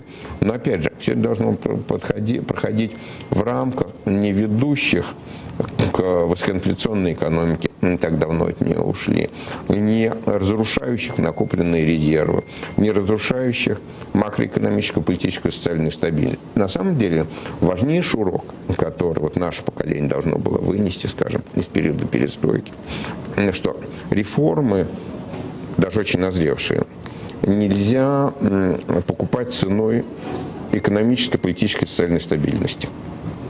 Это вот искусство политика именно в этом истории. Можно нарисовать прекрасные реформы, но дальше рушится социально-политическая база, и вы просто не можете проводить, все приобретать стихийный характер. Вместе с тем, можно так заморозить ситуацию, что никаких реформ не будет, это тоже будет подрывать доверие к власти. То есть баланс между необходимыми преобразованиями, если угодно, необходимыми финансовыми вливаниями и экономикой, и устойчивостью, и экономической, социально-политической, в этом, собственно, стоит искусство политики. Владимир Александрович, мне очень понравилась ваша фраза про сравнение вируса с войной. Но у нас получается, что фактически Третью мировую войну человечество ведет не друг с другом, а с вот этой новой внешней угрозой, с вирусом. Вам вот как такое сравнение? Или я все-таки утрирую?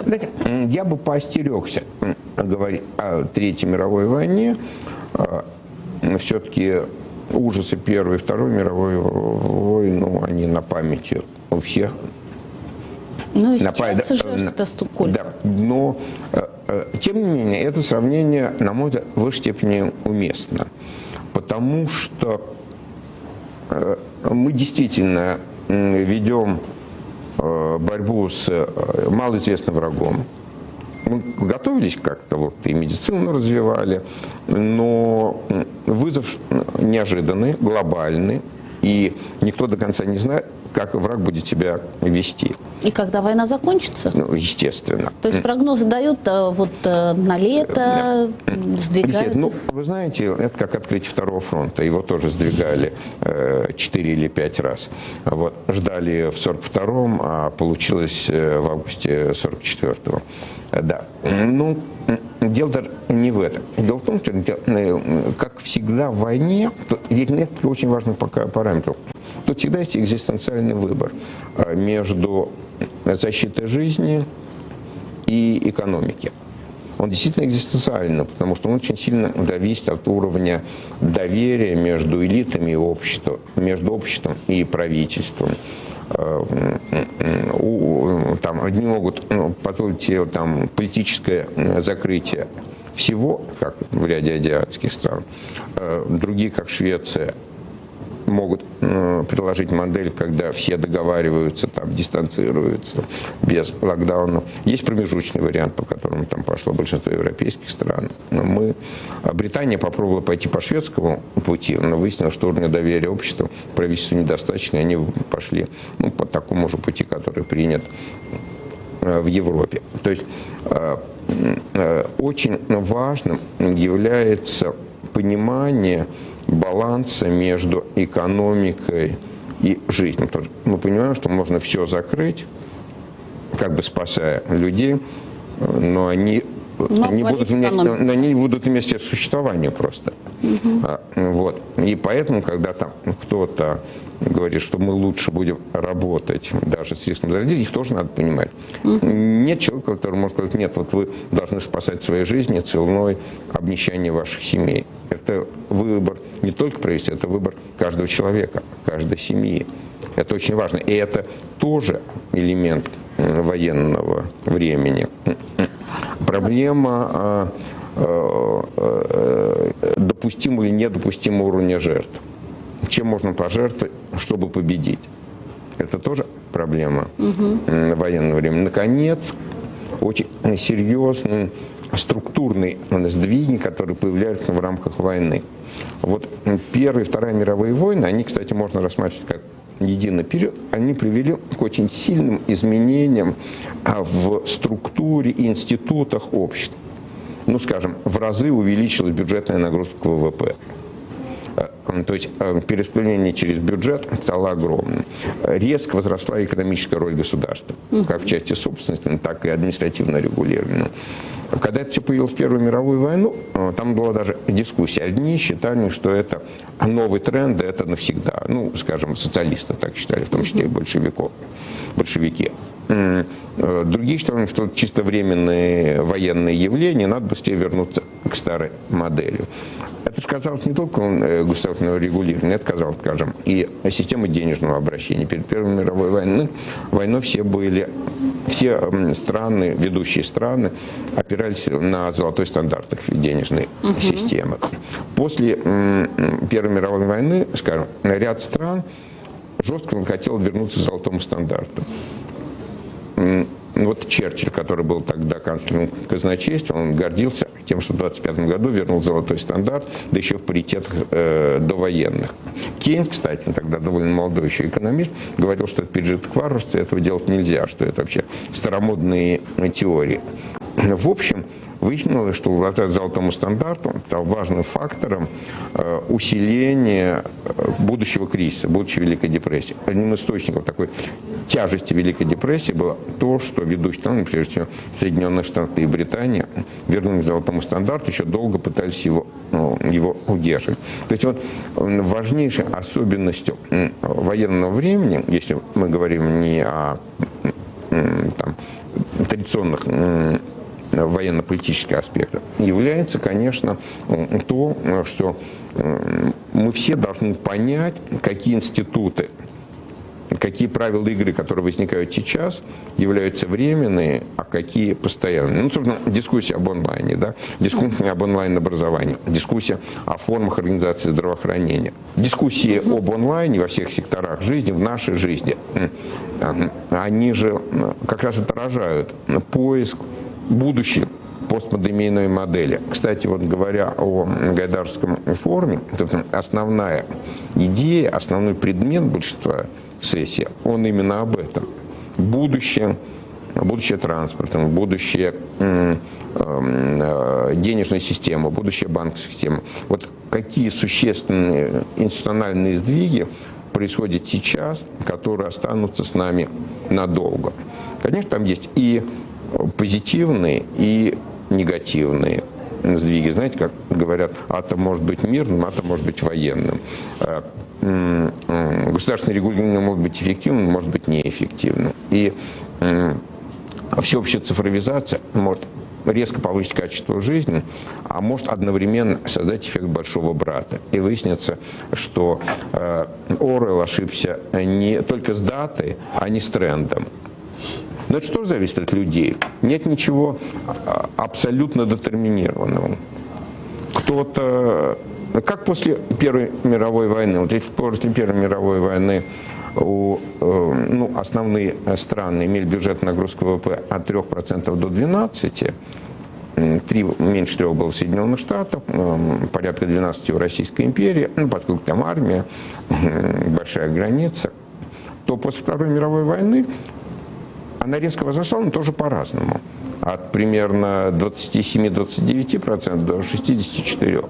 Это же тоже качественно. Да, это существенный скачок, но это же тоже качественно разные состояния экономики и общества. Вот так же и здесь.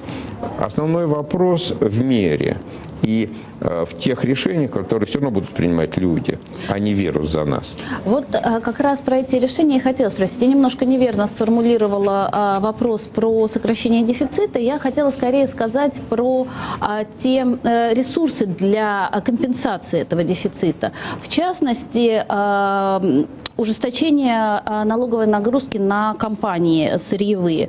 Вот на ваш взгляд, насколько эта мера была оправдана? И сейчас периодически эксперты, они выступают с предложением, точнее как возобновились дискуссии о том, что необходимо начать расходовать в ФНБ гораздо более активно. И именно этим компенсировать дефицит, а не наращиванием долга.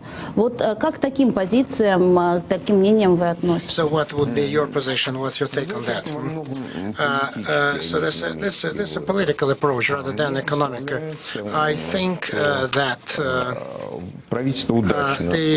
the government has rebalanced successfully its economic position. So very low debt, and this is very good, and very cheap debt, and this is very good in modern times. And so then the borrowings are logical because they're not large. But if we would talk about the readiness from 16 to 21 to 25% of GDP, this is okay. It's not much because some say that. So then some even say just to increase the debt to 60% of GDP. But that's too much. So we talk about to what extent we can do that. So because the debt burden depends on the tasks and goals. So then certain strengthening of investments in key industries is possible. Although just it's not good just to increase the tax burden. It's not good at the end of the day because we are understanding fully about the composition. So it can be done actually. Because and then other non-commodity areas. So then we talk about more accurate analysis and taking the rent. So because the fluctuation and success of each company should be taken into point. So it's all about the measure, the size, the amount. So to what extent? For example, so the personal income tax, for example, personal income tax. So about the size and the burden. If you look at it as the problem of social leveling, right? If you look at it as social leveling, then it's probably quite effective. But it does not produce much money. So that is why the president was saying that, so for example, so that the increase of the personal income tax was just to transfer the money to take care of sick children, and so, but to build bridges or plants, not enough. But if we really want a big fiscal effect, we need just to introduce so then the higher personal income tax starting from 100,000 rubles a year. So because by that will certainly demotivate the productivity, labor productivity at our level of income. This is not realistic to introduce this tax, and so we can certainly tax the very rich. So because we have about 5 million people, so very rich by our standards, very rich people. So, but it will not generate much money. And if we look at it from the viewpoint of social fairness, so then it can be, then I relate to that. But if we really want just to address fiscal problems, then we need to increase the tax burden starting from the lower level of income. Otherwise, it won't work. Then there is the third point, so that what we need to take into account is we can do the downward progression. So, for example, to exempt from the personal income tax people with the income below a certain level, so to tax the rich at the same time to exempt the poor, but it has no fiscal sense. Fiscal sense, because it has a social sense, social meaning, and because the rich people just spend more money, and for this it's a macroeconomic effect. There is a macroeconomic effect, but not fiscal effect, because more money stays in the domestic market, and it creates additional domestic demand. Then the question has to do, in your view,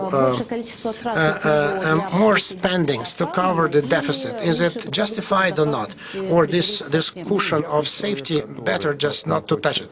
Because I am the person, as to put it, I've been in consulting and economic policy for more than 30 years, and I remember the most difficult times. I remember. So then we need the spending. Spending needs to be used very carefully. We need to exercise caution when spending, because if you, for example, now can afford, you are scaring me. If you can't afford, but I think that everyone knows that. So there were the times when we were told that $20 per barrel is forever, right? That's exactly what people were saying. So why you're saving money? And then it turned out that the policy of formation those funds turned out to be very effective from the viewpoint of guaranteeing economic and social and political stability. And that is why in our understanding, so this assumption that 70% of GDP in the fund can be spent, so because this number is not based on anything, it's a political decision, but why not 10%, why not 5% of, why not like in Norway, so then keep all the rent so in the Norwegian fund, why not 100%, which actually exceeds 100% of GDP. By the way, Norwegian economy, because of its dependence on commodities, is less subject to fluctuations than our economy. And our economy, so then Soviet economy, where the reserves did not exist at that time, there were no funds, and that's why on the one hand, so forming a reserve, it's a kind of a delayed demand. On the other hand, it's kind of it's stability. It's a stability, and so then there's fluctuations. And for example, if we knew and we took all the measures that we could have prevented these methods to implement, because there would be a crisis, but there were no crisis because it didn't take place, and then we managed to get along without the crisis. And social economic component, I would like just to move over now to the to healthcare. So in your view, how has it managed, how has it handled the coronavirus challenge? And I think I would just certainly ask this question to those who are going to interview. Are you ready to make a vaccination or not? And to what extent, you personally, and to what extent the measures that have been taken to maintain the stability of the healthcare system, to what extent they are effective, efficient, and reliable? So then I didn't have a chance to get vaccinated because I got sick with it, and so then we'll see how it will evolve, and so what will be with the strains and how they will behave. And I do not exclude this. I just haven't had time to do this vaccination. And then what I think we need to look at carefully.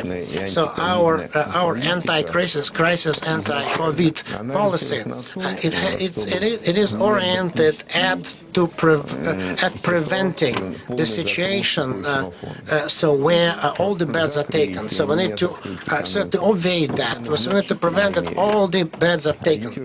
And so then that was the main idea, just how to have some spare stock of beds for the patients.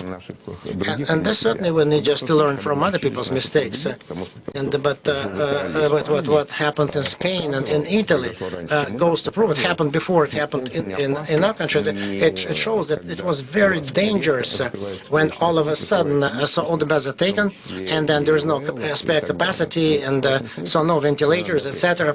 So when you're at the end of it, and so then that's why supporting people, our anti-crisis policy, so that created this good balance of maintaining the reserve of beds, and not to get to the point when there's a crisis of beds in hospitals. And it worked. It worked very well, especially during the first stage. And now, so we don't know what's going to happen in future with the healthcare system.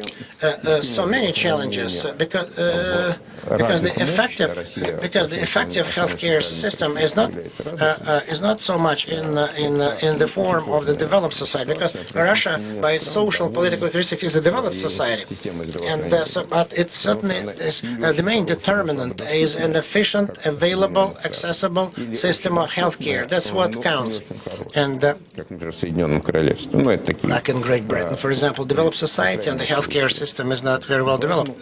That is why we still yet to see how we form this new form of what is a sustainable system of healthcare system.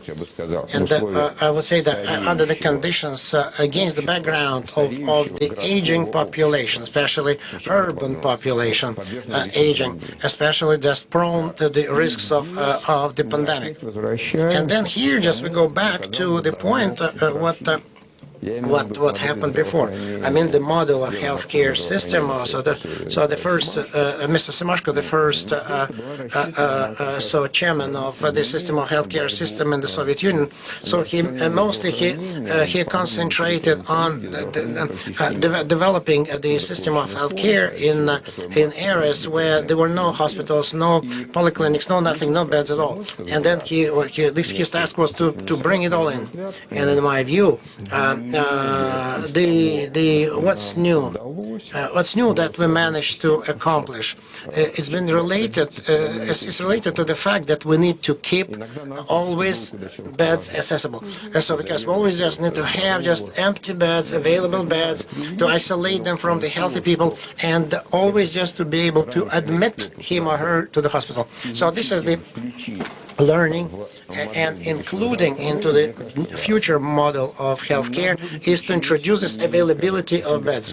So then Singapore experience is very good. Well, we have lots of financing. Singapore experience in the area of healthcare, and co-financing is there. Then it's a private accumulation system of healthcare.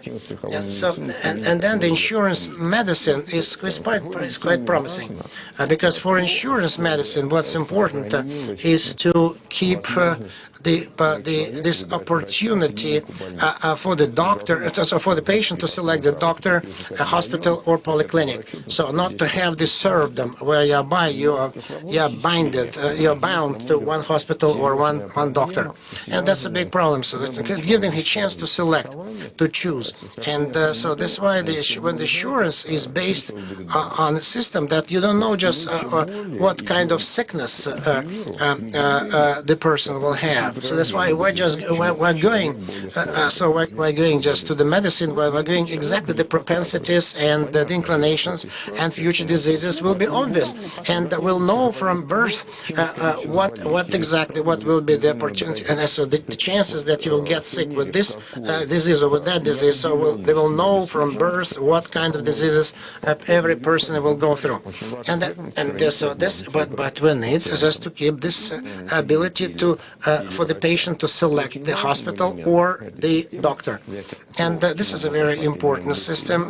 That's what we're moving towards. That it's also electronic, so medical record, and so then which maintains keeps all the results of your examinations, different doctors, all just kept in this electronic record. So let me remind you that even about 20 years ago, it may make you laugh. So then the availability of such cards is a very important point to increase efficiency. And then they were saying at that time, so are you crazy? The patient should not be provided any information about his health. And so that's exactly what was said 20 years ago. So you should not just give the medical record to the patient. So, but even recently, when they were still on paper, this medical records were on paper. But if you wanted just to go from one doctor to another doctor, they never gave you this medical record. So there was a system of transfer from one doctor to another doctor. There's inside the outpatient hospital. So there's a special person. So that God forbid if you, the patient, see your tests or just learn about the status of your health. And so you're laughing, but we had it for many decades. And so when the main principle was that the person should not know about his medical status or how he was being treated. And so now it's a big breakthrough what we have now. And another big shift. So correct me if I'm wrong. Occurred in education. In your view, so how this year has impacted the system of education, both school and higher education, and what changes we should keep for the future? So there's still little time has gone by. As John Lai used to say, by 150th anniversary of the Great French Revolution, we would know the results. So then you can just make first conclusions. But first, so the distant, remote learning is possible. It exists. So then the first most important thing I would like to mention, we all fell in love with offline education, because the students who dreamed of sleeping late and not to go to school, now they're dreaming of the time when they would be let to go back to school, because teachers want to talk offline, students want to talk offline, face-to-face, normally. And so that's why this distant learning, this remote learning has increased the value of what we were denied. And then at the same time, the distant learning show that it's possible and it's quite effective. That's another. So it went to prove that the changes are treated differently. And we, as many other Moscow higher education institutions, and St. Petersburg as well, so because we're probably one of the leading colleges. So it took us only 1 week just to move over to the distant learning, and we started to work online, and we stuck to the schedule, because now all the teachers just like they would go to an online audience and they would talk to them and address them, and certainly there were some formats certainly were to be changed. We needed to adapt to the new nature of learning, but otherwise it worked. But basically, basically we can say that we have not abandoned the studying. The process of learning is just on the internet.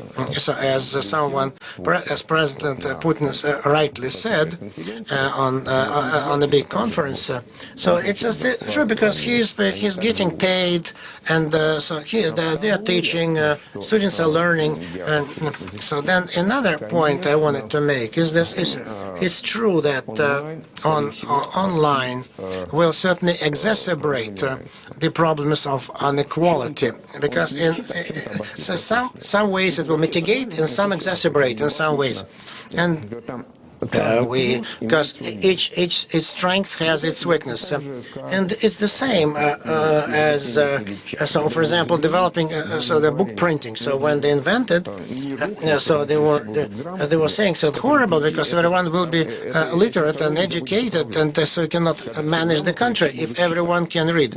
So it's okay. So it's possible to manage the country even if everyone is literate. It turned out to be possible, and that is why online. So there are some strengths and weaknesses. Strengths of online because it certainly increases the availability, accessibility. For example, so then so the EG exam, final exam, so was created for the sake of fairness. So where the EG exam, so there's no corruption, right? Because no corruption because it's not important. So we came from rich or poor family. If you cannot answer the EG exam, take it probably that's it, and no corruption. So that's why the talented graduate from a poor family will be as good as anyone rich. But there could be just not enough money just to buy a trip to go to one of the leading colleges. That's why online increases this element of equality, because they don't need just to go anywhere. They can say. But at the same time, it's a sign of inequality as well, because the different styles of life, availability of computers, internet, and especially it's more obvious at schools, because if they have a small apartment, for example, so no room just for the computer. So that's why it creates this new additional challenges, and then we need to find answers to this as well. For example, so we can bring back what was popular several years ago, like internet cafes, internet classes. So that's to find a site so where the person can come, just order some coffee, put on the earphones, get onto the computer and start working, and so then from the viewpoint of the students, so this additional space for online education outside a house is quite promising, a good model for development. Then price-wise. So that's exactly what we have. So there is a inequality as well, because online is it online or offline education? Because they go on the internet, so they hold classes, but the college keeps the same campus, the same conditions and terms, and so there's no economy. There's more costs for software, hardware if they study offline.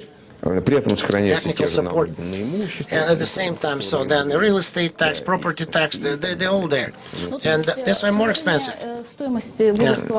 So that's why the reduction of the cost of higher education, and so fewer costs in online, and it gets cheaper for the student, because the student can stay at home, doesn't have to go to the college. If there's a computer, and it's much cheaper. So then and then for the college. It's more expensive. It's not cheaper. But I'm talking about the college that is still offline. So then for offline colleges, it's more expensive. It's online colleges, maybe it is. And then we say that. And so now, for example, just you distribute the tasks, problems, and then you send the answers. I'm talking about the college that continues to hold classes with the help of internet. internet. So let me clarify. So one of the alternatives, maybe one of the alternatives is to reduce the amount of property of colleges, real estate, and because they're just empty now. So you want to sell the excess of property of colleges, or we can lease, transfer. Yeah, because the majority of colleges, higher education institutions, they are state institutions, and it's the question for the state. Because what you're saying, so that requires a lot of time and understanding what's going to happen to the system of higher education. Who is ready to say now that in 2 years' time, so there will be no traditional colleges, so that they will stop to be, a space for communication? I'm not ready for that, to say that. I think that the value of campus will increase. The offline education will increase. It will be multifunctional. It will be the place of cooperation, communication, transfer of experience. And so then what is going to happen? So then the colleges will polarize. So they will be diametrically opposite to each other, because offline will become very expensive, online cheaper. So in the West, so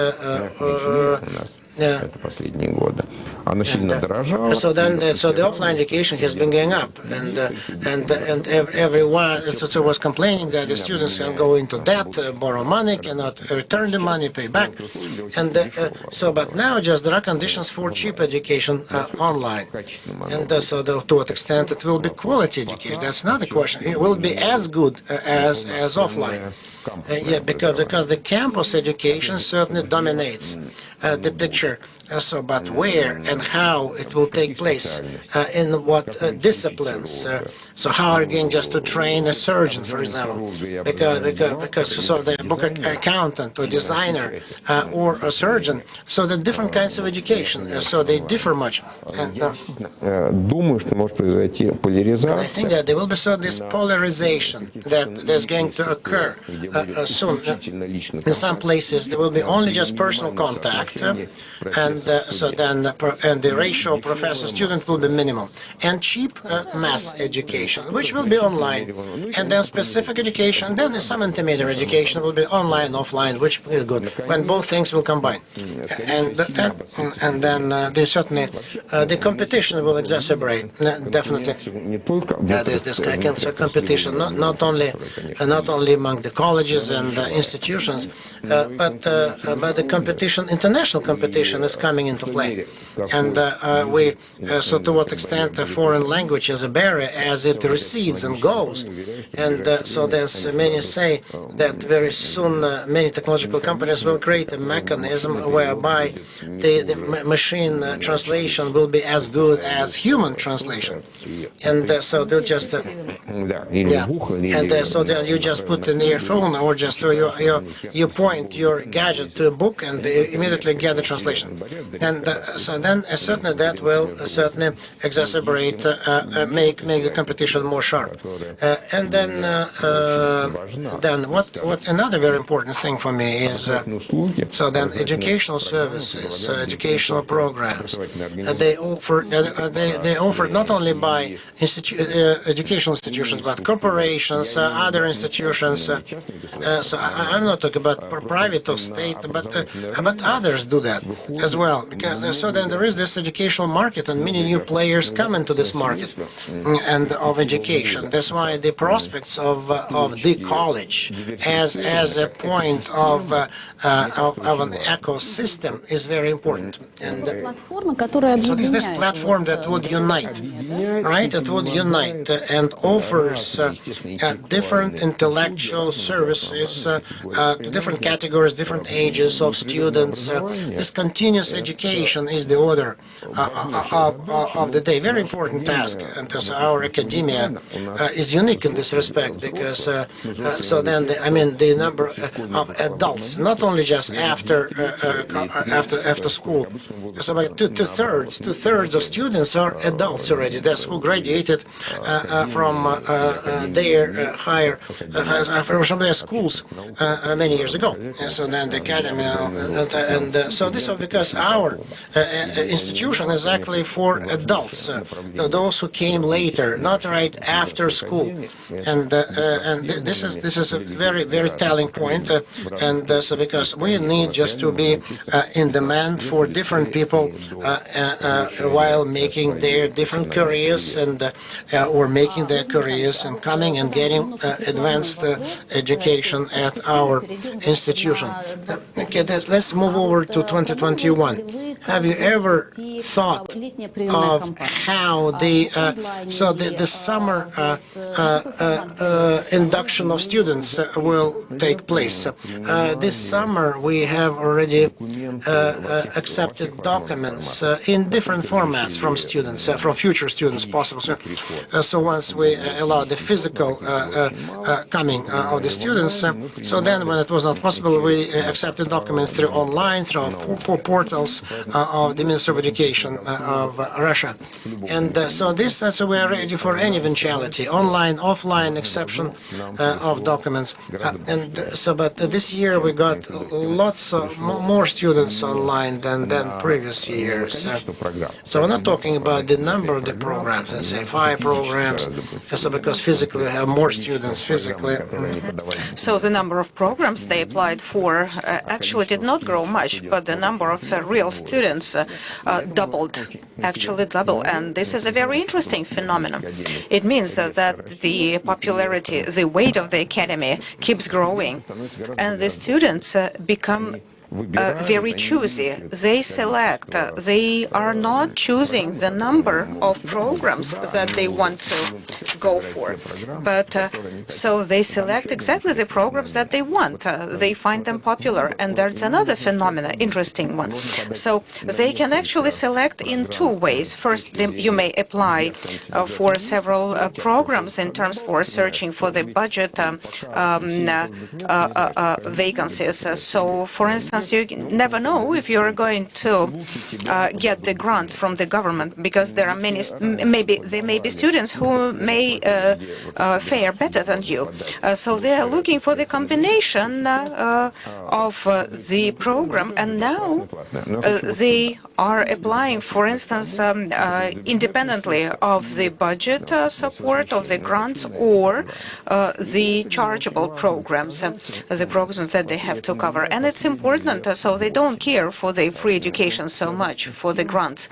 And now, actually, so education is not is considered as an investment that's going to pay off, not just something, a service that I want to buy and just put a tick and be happy that my mother and father are happy, just to get the education for the sake of a diploma. But I'm going now to study in the university to get a result,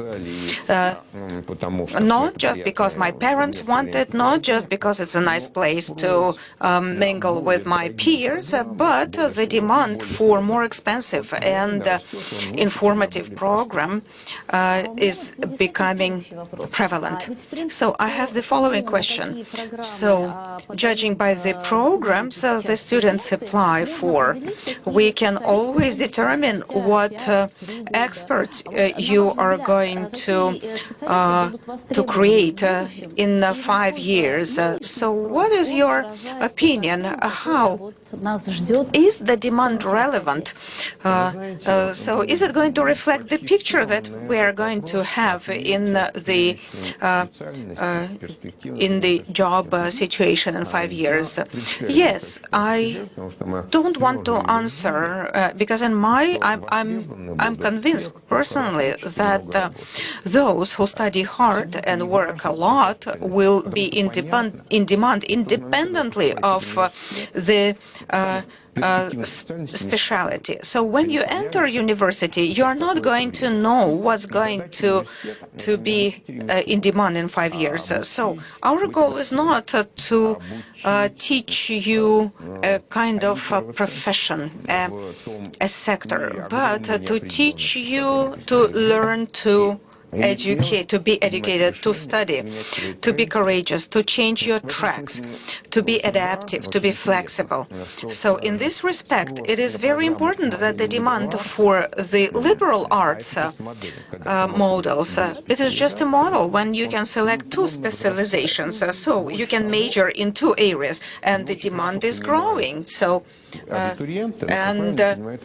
usually the applicants understand it, but the parents don't, because the parents ask, what are you going to major in? Yes, I understand you're going to be a graduate, but what exactly? I'm going to study 2 or 3 things, and then I will be able to select what exactly I will be. So, President recently said a very important thing that I believe people don't appreciate yet. But what is good about the bachelor's degree and master's degree is that after the bachelor's degree, a student may change his majoring.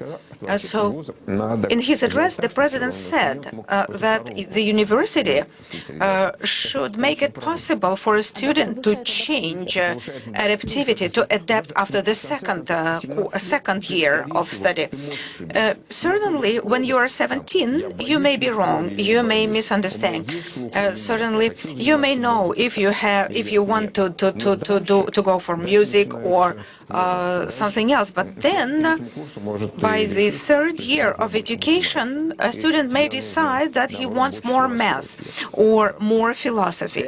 And I'm not saying that a lawyer or should become a physician or a surgeon should become a lawyer, but within reasonable boundaries, the capacity to change the track is very important, and that's why the education for adults is so important. It's not just because education is nice, but it's because it helps you to stay capable to change your occupation, and that's the reason I'm convinced that hardworking people will conquer the world, and smart, and it's important. The ability to work, to toil, hard working is very important. So I have a question that I wanted to ask first, but I guess it's going to draw a very nice line to our conversation.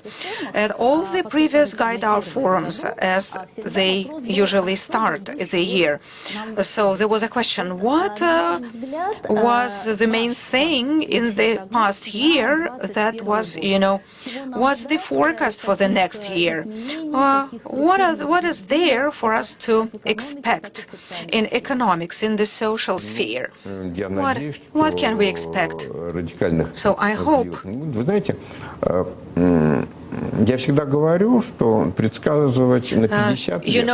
I say that forecasting, 50-year forecast or 1,000-year forecast is much better than 1 year. I guess it was Mark Twain who said it. But a smart person will always forecast for 1,000 years, but never for 1 year. A 1,000-year forecast is much more safe, is much safer. So we need to try to stay healthy, happy, and do what you should and do what you can. So this is a wonderful statement, and allow me to thank you, and let me remind you that we have been here with the RANKIG's director, Vladimir Mao. Thank you for your attention.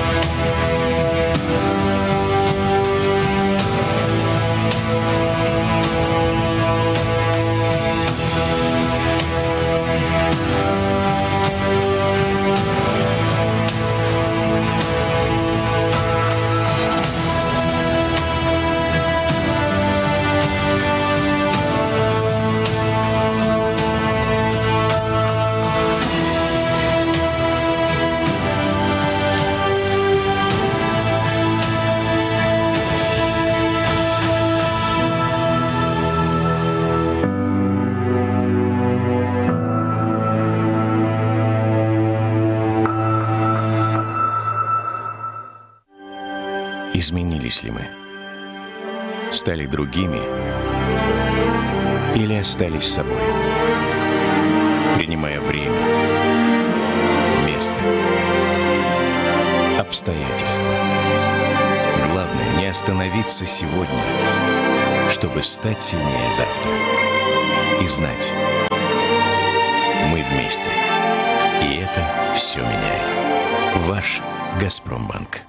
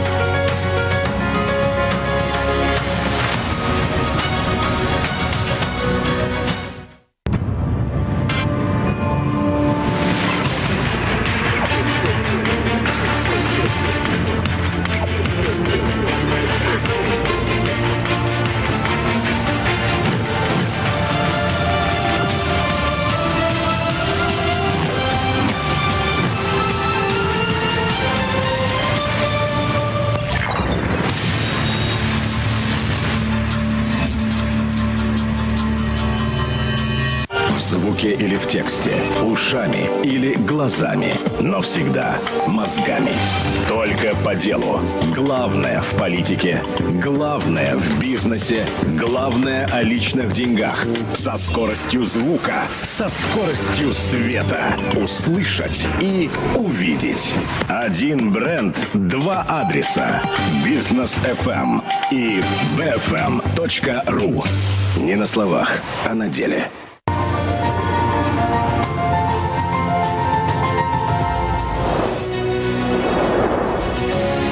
В Российской академии народного хозяйства и государственной службы при президенте Российской Федерации проходит Гайдаровский форум, который в начале года традиционно задает вектор общественной и научной дискуссии. Здесь собираются известные эксперты, представители органов власти, общественные и политические деятели, предприниматели из разных стран мира.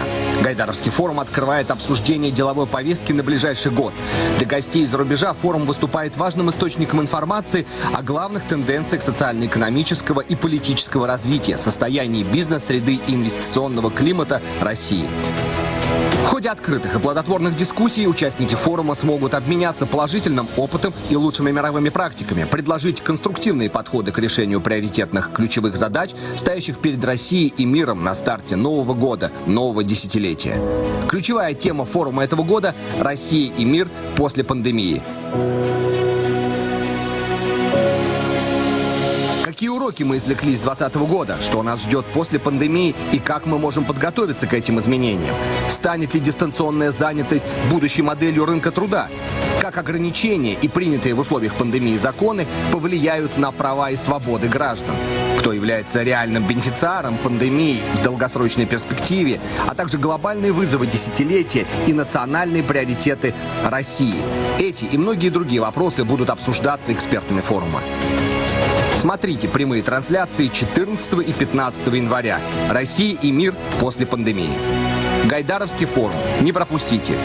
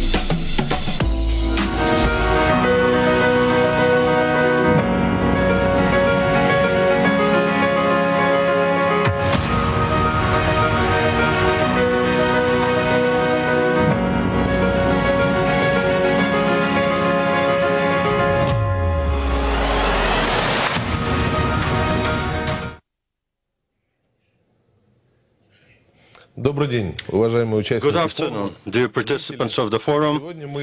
Today, we're going to discuss an interesting subject. Over the past several years, it's been a very popular subject.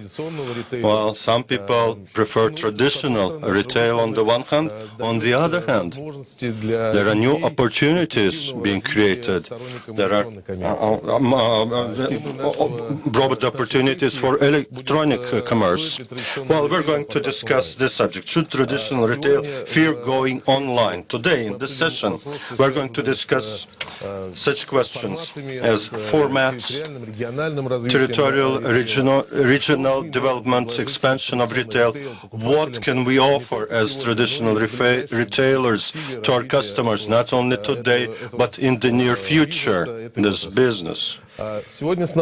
Today with us, well, the participants in the discussion are Pavel Lakshin, COO of OK Group of Companies, Dmitry Alexeyev, CEO of DNS Group. Dmitry, hello. And Oleg Sipety, founder and board members of Commandor Group of Companies. Hello. Oleg. Dmitry and Oleg, where are you right now? I'm from Vladivostok. I'm in Siberia, between Vladivostok and Moscow. So we're well represented geographically today, and I'm sure this is going to be an interesting discussion, because we will not be discussing only central part of Russia and peculiarities of retail here, but these remote areas of Russia, Siberia, and the Far East. We will have online voting on the subject matter of the session, should traditional retail fear going online. We will have three options for voting. Please express your opinion. First, yes, they should. All consumers will go online. Second, no, shouldn't do that. Consumers will always visit brick-and-mortar shops. And third, both are good. There will be both online and offline. And we'll sum up the results at the end of the session. Okay, let's get started. Retail, in the modern format, it's been around Russia for quite a long time. There are certain standards that have been accepted, and they are common standards, and our consumers are used to these standards. But my question is, what are the strong features of our companies? Do they have some competitive advantages? And what new things can brick-and-mortar shops offer? Pavel, let's try first. Well, Russian retail, well, is different from Western retail in some ways. And to highlighting the differences, that's the location, because hypermarkets in the developed markets, in 80% of developed markets, these are the shops located outside of cities. They're big shopping malls far outside the city centers, and you have to drive there. We have a lot of hypermarkets in shopping malls inside the city, so location is different. For Russian consumers, visiting a hypermarket for foodstuffs is also visiting a shopping mall, and it's shopping and entertainment. In the regions, the proportion of entertainment is more even than in Moscow. In our chain, we emphasize this thing. We want to offer more entertainment. Also, the design of the interior, the quality of services, good emotions, and I believe this is a strong feature of our company. Also, in Russian market, the number of personnel servicing the market are more numerous than in the West. Better contact with the client as a result. This is what I would start in terms of differences. Also, the competitive advantage is freshness of the goods, especially the chains who have their own production. This is an important competitive advantage, very good in hypermarkets, something very popular with the consumers, and there's greater demand for it. Ready to eat, ready to heat, and ready to cook. This is one of the main trends right now, and you can offer this within your hypermarket, have those goods fresh, and people have this possibility of seeing it, feeling all of that. And this is inspiring, because it's very difficult to inspire people online, because there's no smell, and they cannot see the goods as well as they can do it in brick-and-mortar shops. Oleg, what about you? I know that you have big shops and smaller shops, retail shops. What about retail grocery shops? What are the advantages of the Russian stores? Well, we have smaller shops, yes. And most of in the regions that were present, our shops are convenience shops. People have to walk maximum of 500 meters to reach the shop, and we know a lot about our consumers as a result. We know the preferences and the information known in retail. Well, I don't think that anybody else know more than retailers do about the consumers. We are on the front line. We know our customers. We're close to our customers. We deliver our goods to our customers. This is our advantage. Okay, thank you.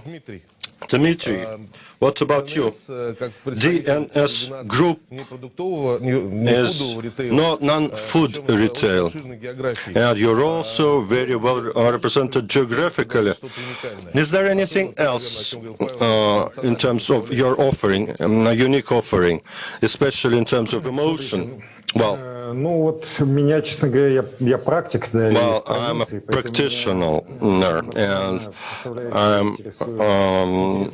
in this regional chain, and I'm not that much interested in emotions.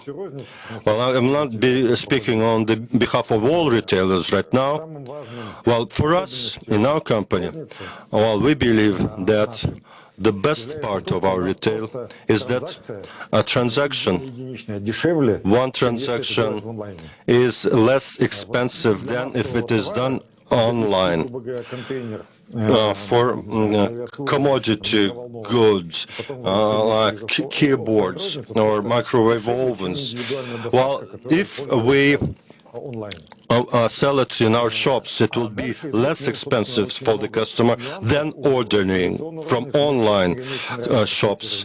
Well, actually, I don't like this separation between traditional retail and online retail. There's always a combination. But in our shops, people can see the goods, can touch the goods, can talk to the salespeople. This is a big advantage, and there are many other advantages as well. While talking about DNS as a company, well, our other competitive advantage is logistics.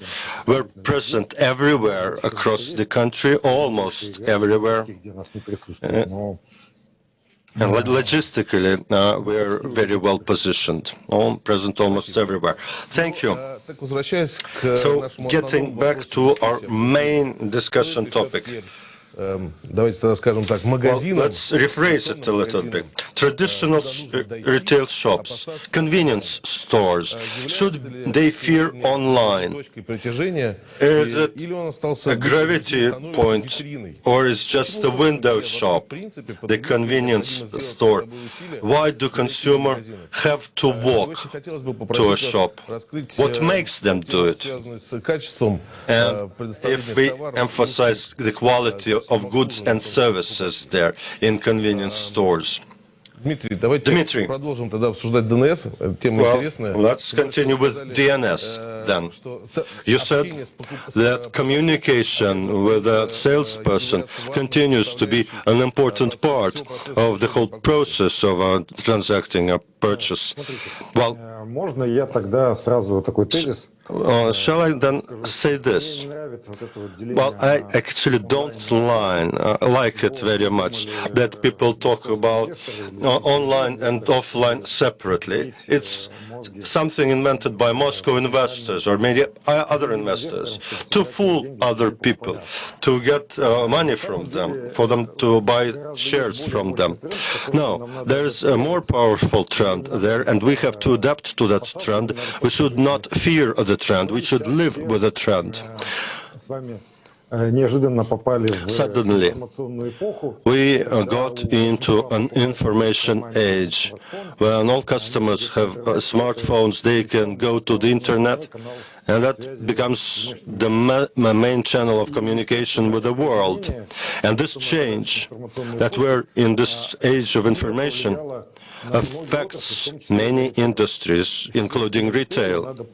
And what retail has to do in these circumstances is adapt to the changed world. This doesn't mean that we should convert to online. No. Because when you say online, actually, you don't even know what different people mean. If an online is there, is a place where there is no physical store, it's not that. Valderis, if you visit the biggest online shop in Russia, they have the biggest chain of brick-and-mortar shops in Russia.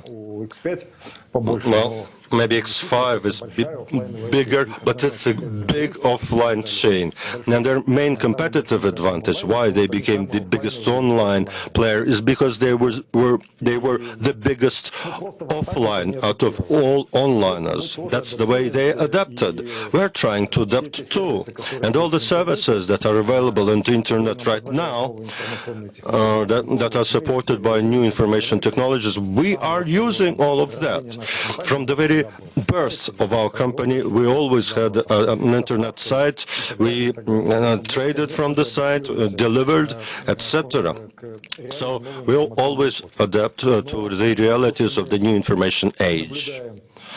But what we see happening on the market, including more developed markets as against Russia, although there's still a question whether we are far behind. I don't even think that we are behind the West. Maybe we're even ahead of the West in terms of retail. But still, we see that the channel that was traditionally considered online, it takes not a very big share of the market. UK and US, it's more than 10%, but only 10%. Why visit offline shops, you asked me? Well, people do it anyway. It's the easiest way to buy something. Just go out of your home or go out of your office, walking by a shop, buying a piece of bread or a carton of milk, or something from what we sell in our shops. We see that in our sales, that even this coronavirus pandemic did not affect our sales much. So, we should not fear things. We should adapt things. Unless you adapt, you will not find your place in the new realities of the business. And this confrontation between traditional offline, like conservative, old-fashioned, they don't use internet. No, of course it's not so. Clear. Well, the investors you mentioned, they always ask themselves where to invest. One thing is to build a physical shop with a stock of goods or develop the delivery technologies. As today, delivery is one of the key functions of online. And if it's offline, ordering goods and getting goods without having to visit a shop. So where are they going to invest? The first or the second? Well, the investors are mysterious people. Well, remember Ozon company in Russia, what was the value of it? It was overvalued by 5 times. Then M-Video and Eldorado taken together, these are offliners. You cannot imagine how that could happen.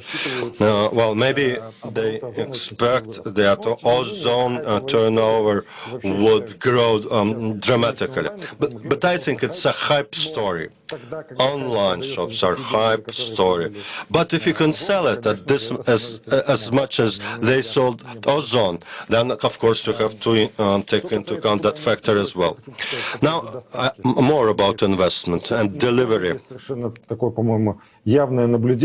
Well, one observation here is that delivery in the way it is being done right now, or where it is going right now, in my opinion, maybe it's provincial and not right, but I don't think this thing is going to fly.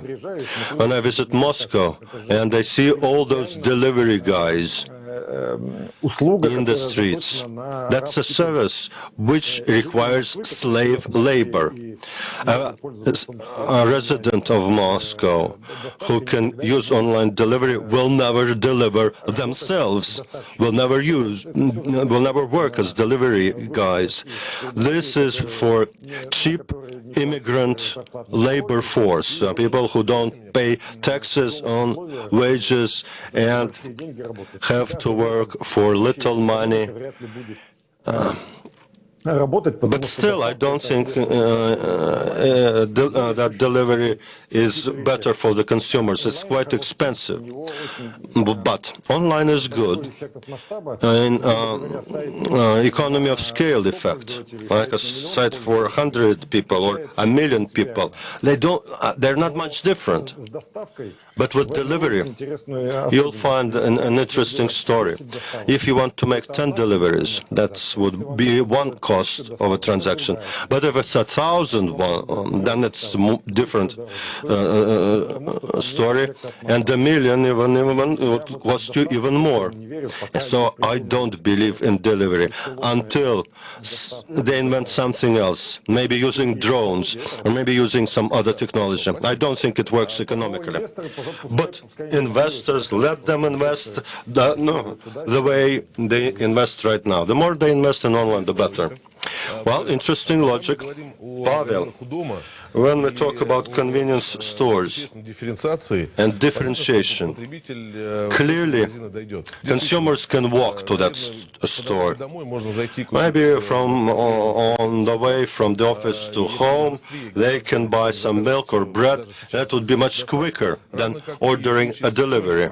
The same for electronic appliances. You just visit the shop, talk to the salesperson, know better what you want, and buy. But if it's a hypermarket, it's somewhat different story of consumption.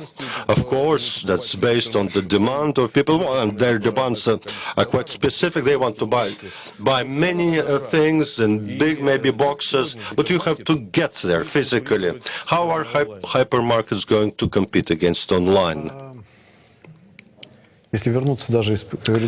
Well, getting back to the previous question of should retail fear online and how can they compete, I don't like these comparisons really. For us, online, like you're sailing a yacht and there's wind from behind and suddenly wind changes. You don't have to compete against the wind and you don't have to fear the wind. Try just to use the wind, change the location of your sales. Well, OK has physical hypermarkets, we have online delivery in regions, we have partnerships with online operators like Spare Market and Goods, so we cover all the demand of our customers. If a person wants to visit a shop for some reason, and we could discuss those reasons, there are such reasons, they would visit our shops and they would drive drive. People who use transport that we arrange or some others, well, people use buses like these often. If they want to get online delivery, they will be able to get that. There we have a mobile application, we have our site, we have our partners. They can make a choice. I don't think that we should be fearing this. It's like 15 years ago, some people would say, we fear there will be no cash, only non-cash payments would be made. But in 90% of retailers, payments are made non-cash. So we just have to adapt. And now about investing, what kind of company to invest in? I think they should invest in a company that knows their clients and quickly adapts to the demand of the customers and the changing market. It is important to be able to build a business for many years to come and not for focus on one particular area, whether online or offline. Thank you. Oleg, question to you. Last spring, we all remember there was a big surge in sales on the 17th of March. After that, there was change in the formats people started to use. They started to use more convenience stores. Was that the result of the pandemic? Of course, partially so, or that was a structural change in consumption in Russian retail? I wouldn't say that structure of consumption changed. It stayed the same. But the way they consume, that has changed. The trend had been around for a long time, and the pandemic was a trigger to activate the trend. There's a big diversity of goods right now. They are available. You just want to make that convenient for the consumers. Like 30 years ago, to buy oranges or sausage, people from Smolensk would have to go to Moscow to be able to buy those things. With more variety available in Smolensk or Kalugina, with big hypermarkets built there, the goods were made available there. Then the supermarkets came closer, and convenience stores are near your home. If you want to buy some basic necessity, you can buy it there.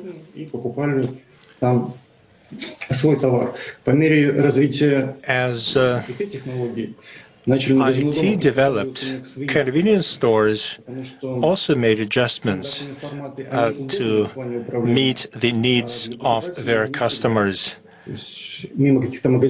Customers have their own idea what is convenient for them. There are some locations that people go by when they go to their country houses. There are a lot of convenience stores in residential areas, and there was an increasing number of people that did their shopping in local convenience stores.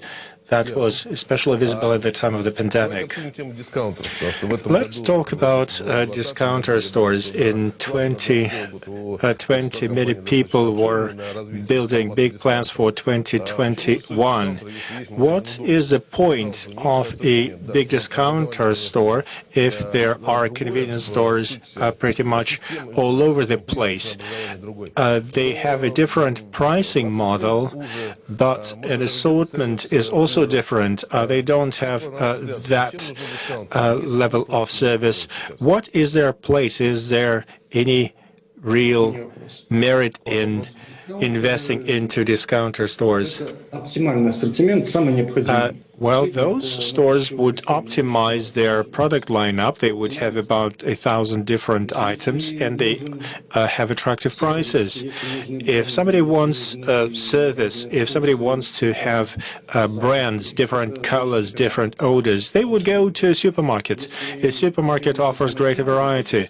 If you want to buy necessities, you can go to a discounter store.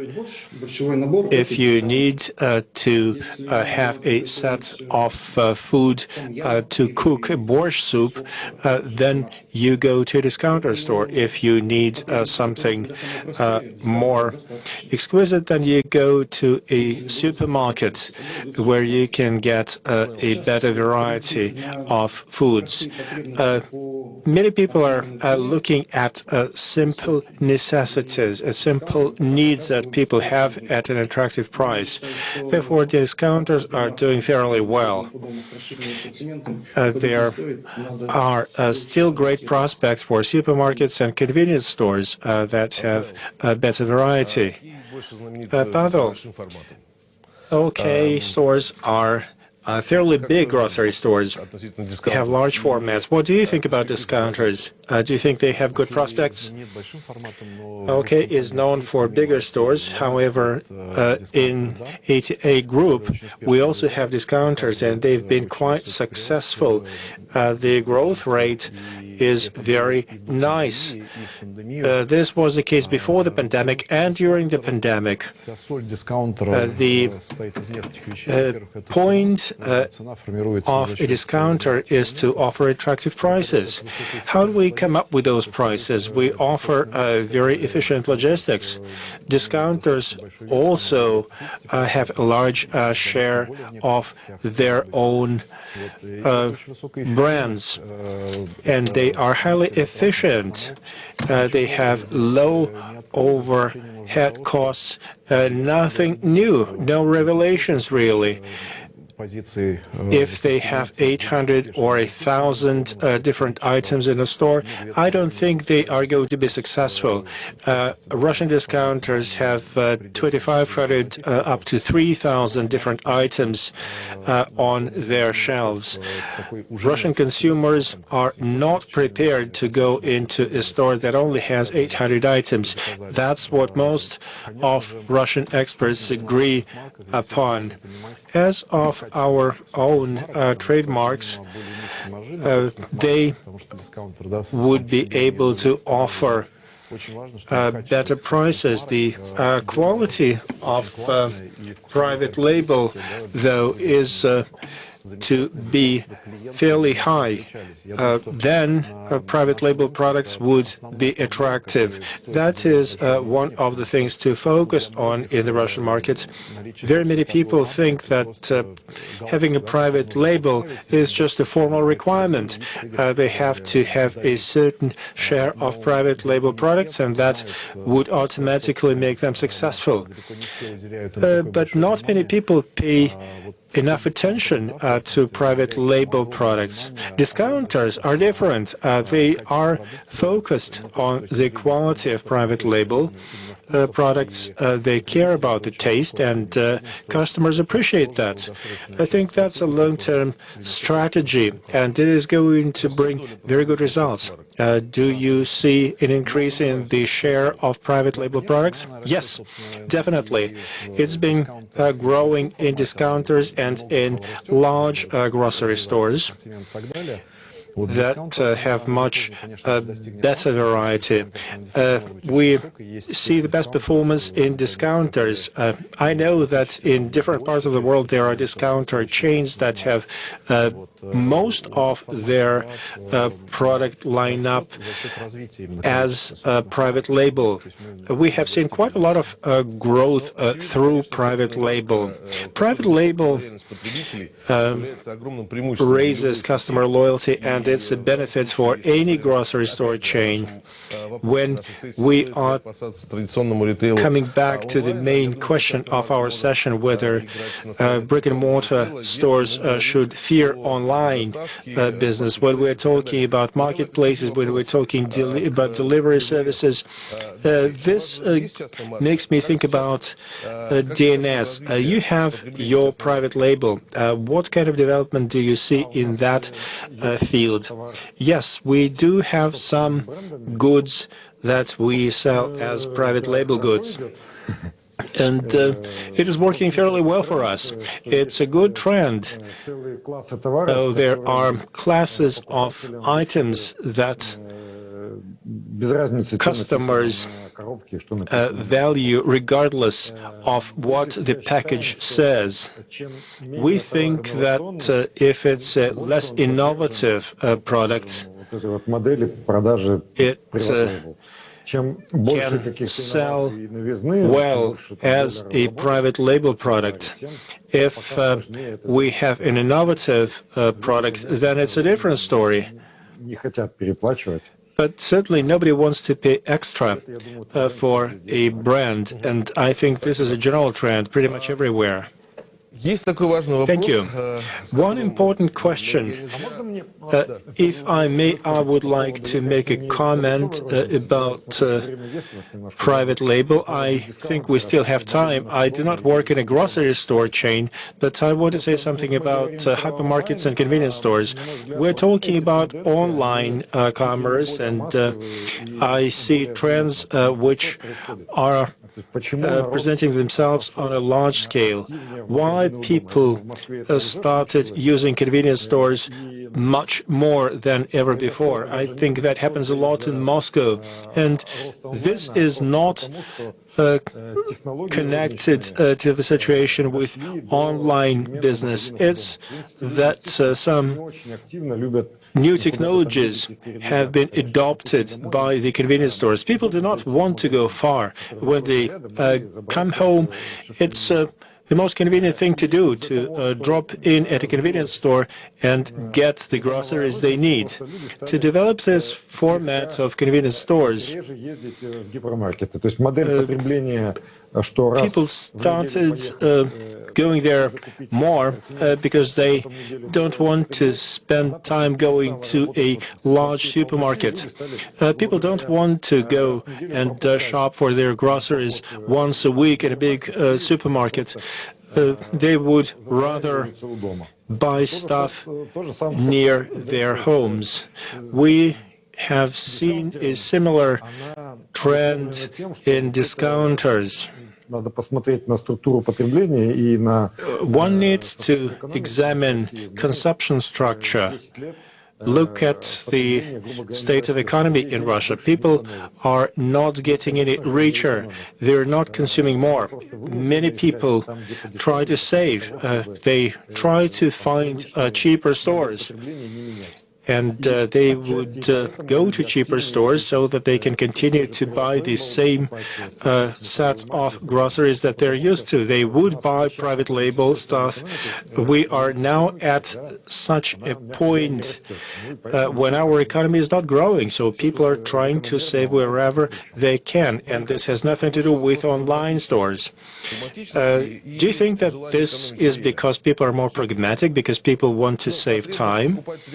Well, people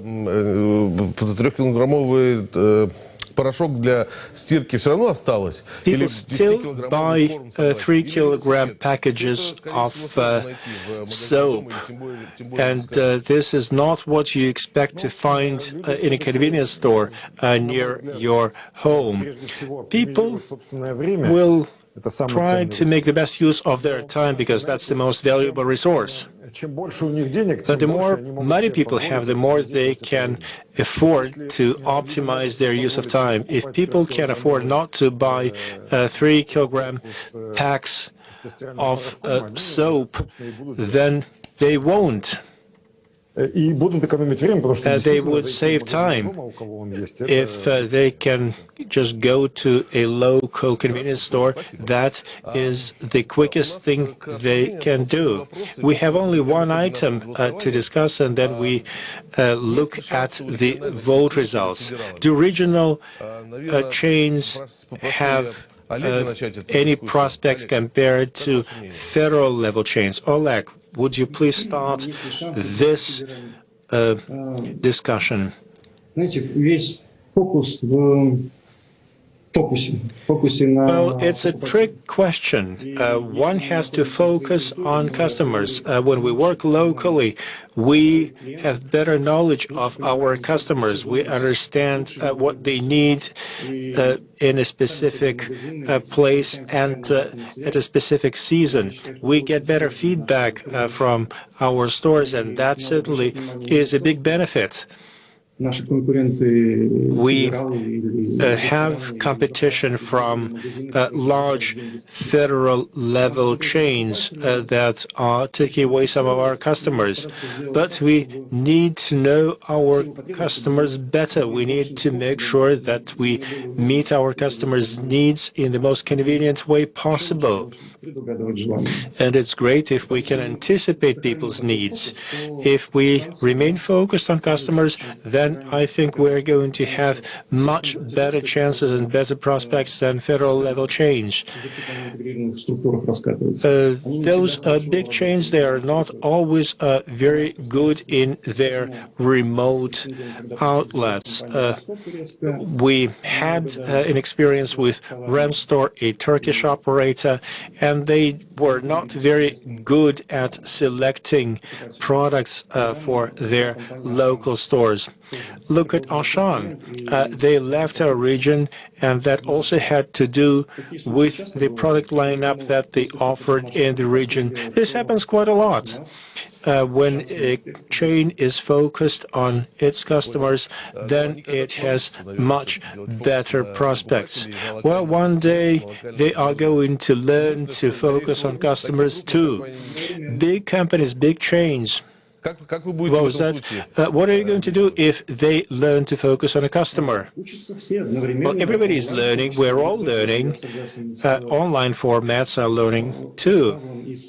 I agree with what Pavel said and what Dmitry said. There is no contradiction between online and brick and mortar. We're just finding extra channels to get information about our customers, their needs, their wants.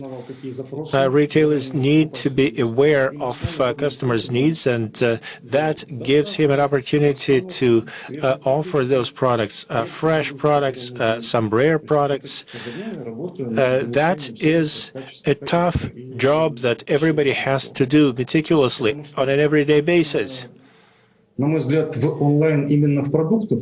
If you look at food online formats, we can lose a certain share of customers to them, probably in big cities where there are different groups of customers with different income levels. In smaller cities, that doesn't happen so much. People go to grocery stores, and that's a way to spend time for them. They enjoy doing that.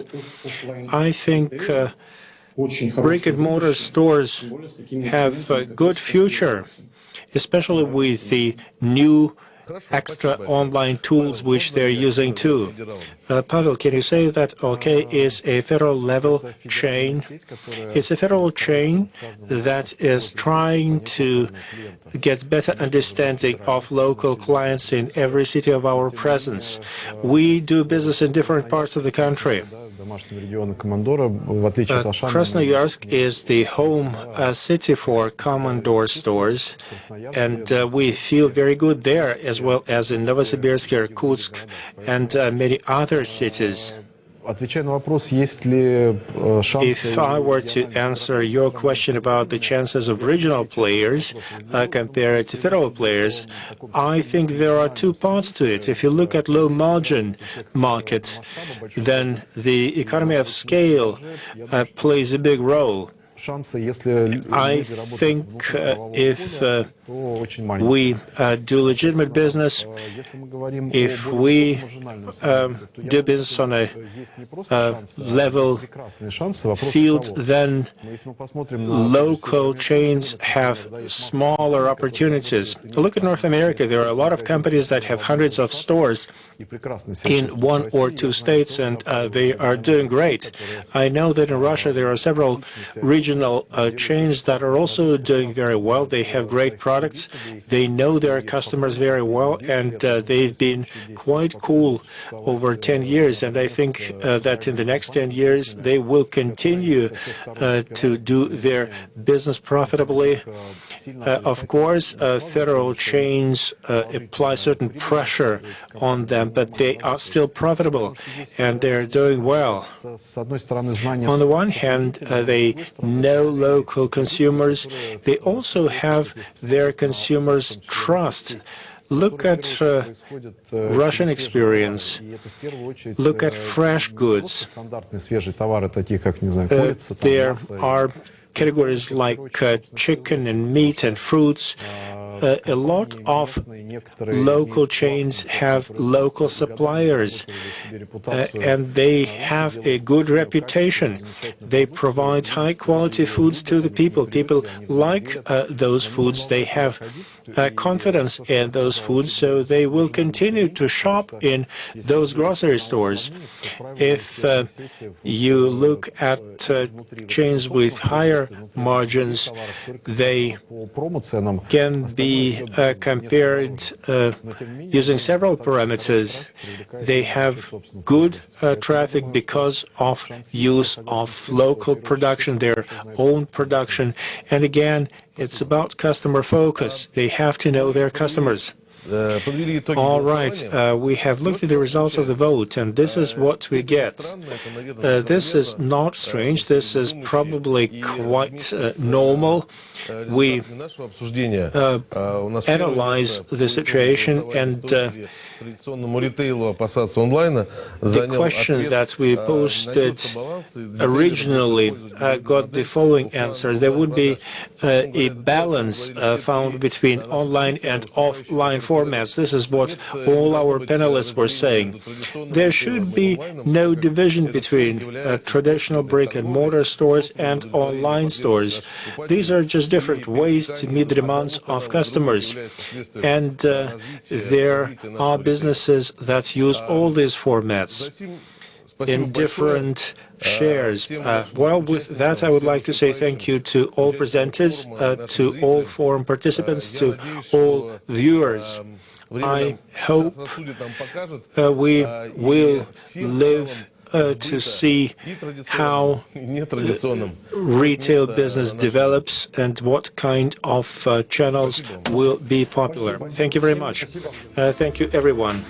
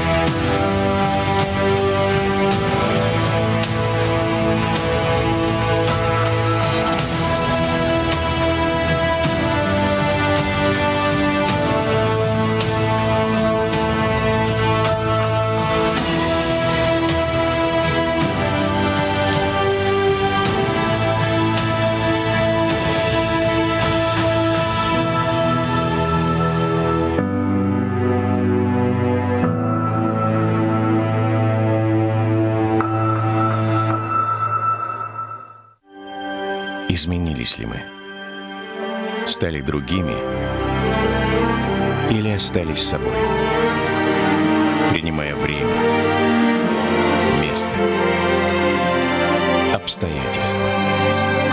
Главное не остановиться сегодня, чтобы стать сильнее завтра. И знать, мы вместе. И это все меняет. Ваш Газпромбанк.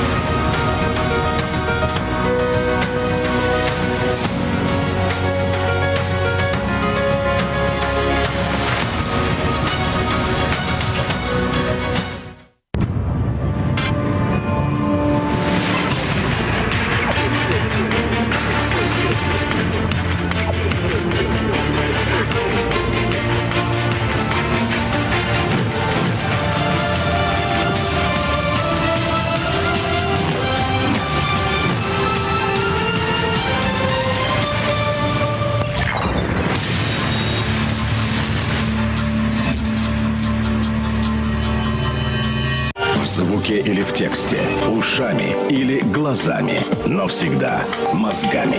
Только по делу. Главное в политике, главное в бизнесе, главное о личных деньгах. Со скоростью звука, со скоростью света. Услышать и увидеть. Один бренд, два адреса. Бизнес.FM и bfm.ru. Не на словах, а на деле.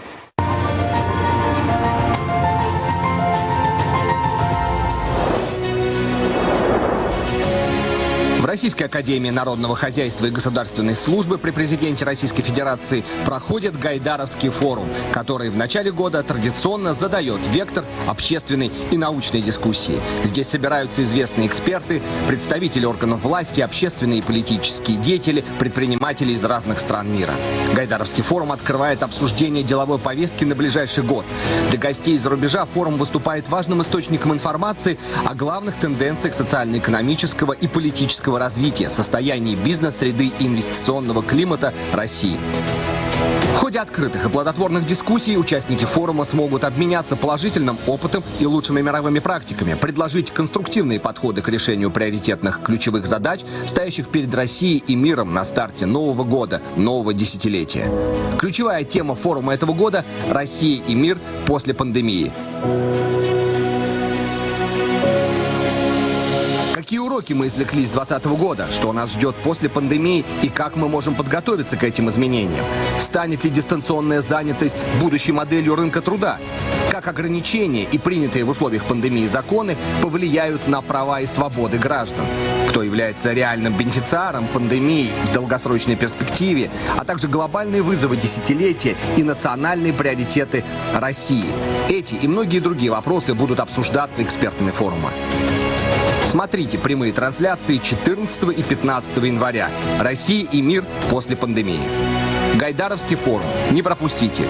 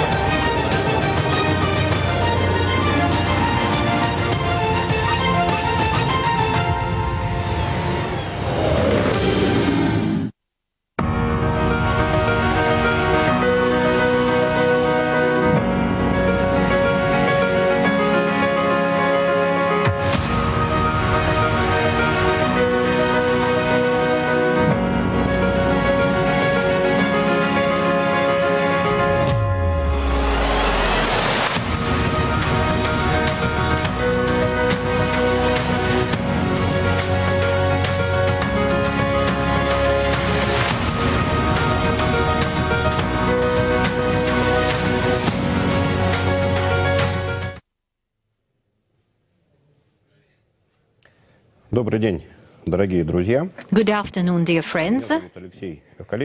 My name is Alexey Kolesnikov. I'm Deputy Director of Graduate School of Public Administration of Russian Academy of National Economy and Public Administration. We are going to talk about recruitment agencies for the public service. Let me introduce to you the experts we have in our studio today, with whom we are going to discuss a lot of issues related to public service. We have Alexander Orechov, Deputy Head of Presidential Civil Service and Personnel Directorate; Valery Sherin, First Deputy Governor, Chairman of the Government of the Tula region; Julia Tsvetkova, HR Director of State Corporation Rostec; and we have remotely present Roman Starovoyt, Governor of Kursk region.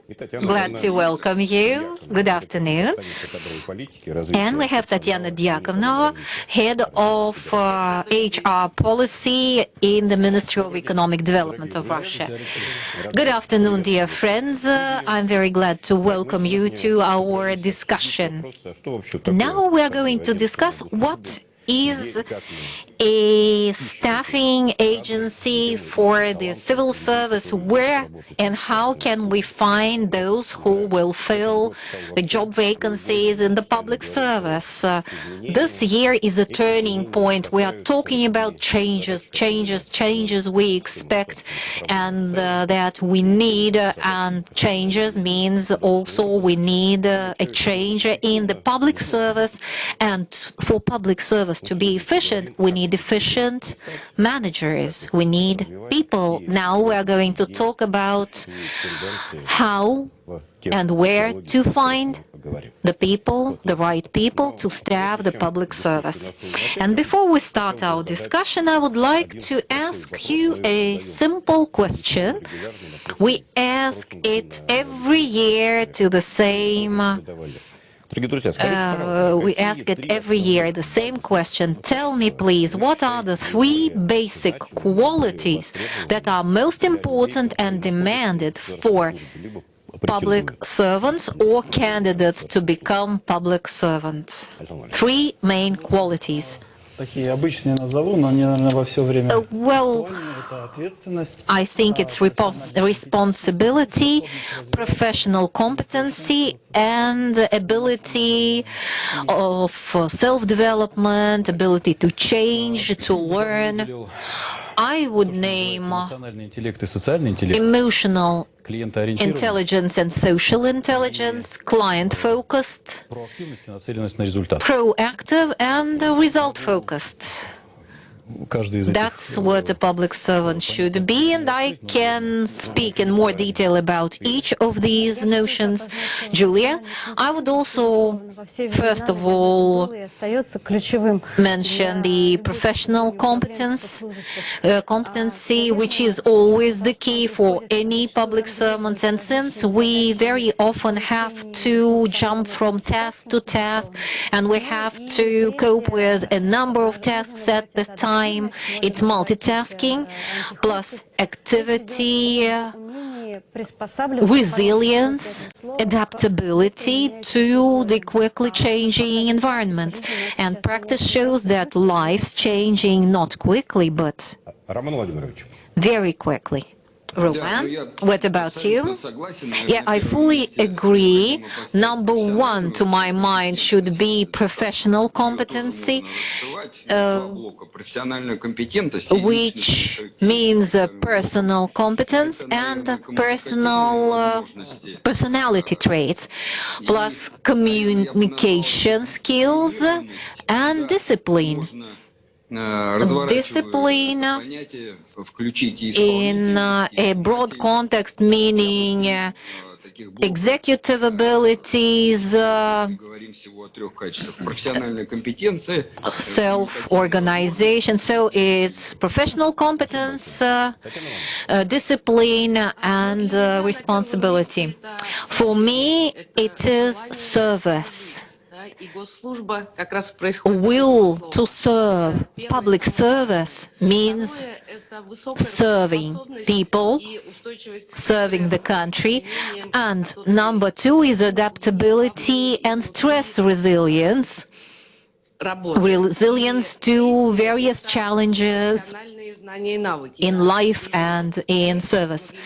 And number three, I fully agree, the third important competency is professional competency.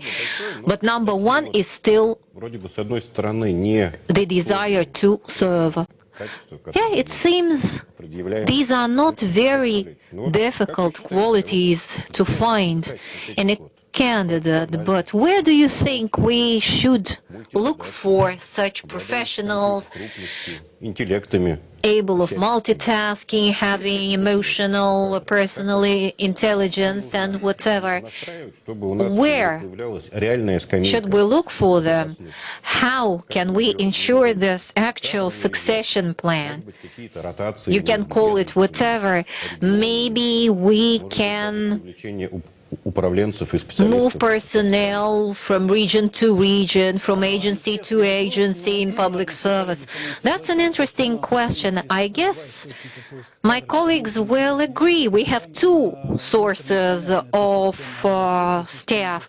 It's internal and external. Reserve internal meaning already existing public servants, and external meaning executives from the business. Of course, I would focus on those who have proven they are reliable public servants, but what's important,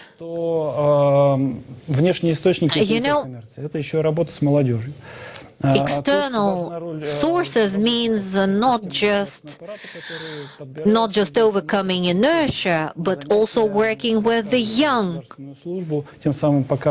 If we tell the young people about the specifics of public service, attracting more young people, students, because this is another very large source of staff for the public service.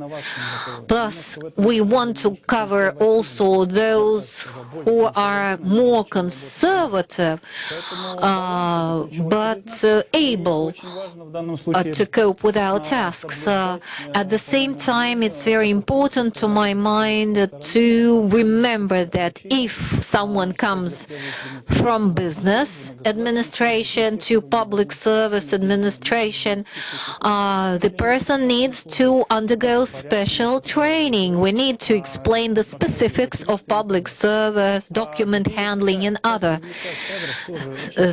specifics. Where and how can we find the right staff for public service? We are currently developing the system of public service staffing, and we do not declare, but we work based on the principle of being privileged to be a public servant. But unfortunately, we see that public servants are caught from time to time on fraud, on theft, and whatever. Unfortunately, you don't see too many positive news about public servants. But I would like to say that public servants at any level of our state, we have those who work 24 hours a day, who are really dedicated, responsible, and caring. And a public servant, in majority of cases, is a person willing to serve, willing to work for the benefit of the country. And as you asked us, how can we retain this personnel? How can we keep it loyal? Well, you cannot enforce loyalty. But we made a poll not long ago, and we saw that, first of all, public servants like in their profession stability. Number 2 is participating in major state events. And number 3, serving the state. These are the priorities of our public servants. That's what can help us in staffing public service. And actually, now, in the COVID pandemic, we see that in public service and public sector, salaries did not decline as much as they did in the private sector, and public sector now means stability. And I'm sure that many of us have had a huge workload this year, and I would really like to thank the public servants who helped us a lot this year. And talking about the succession plan, the actual succession plan, well, it does not mean that what we did before was unreal. But I fully agree with you that today we definitely understand that we have different systems and different programs of succession planning, different approaches, too many approaches, and we do not have a system. While having a system, not just scattered approaches, is what we really need. So we discuss now with the experts, with our colleagues from other regions. We are creating platforms for succession planning with participation of our colleagues from other regions. And I very much hope that after this session, colleagues will have another chat and will share contact details to stay in touch. And of course, what we need to achieve this year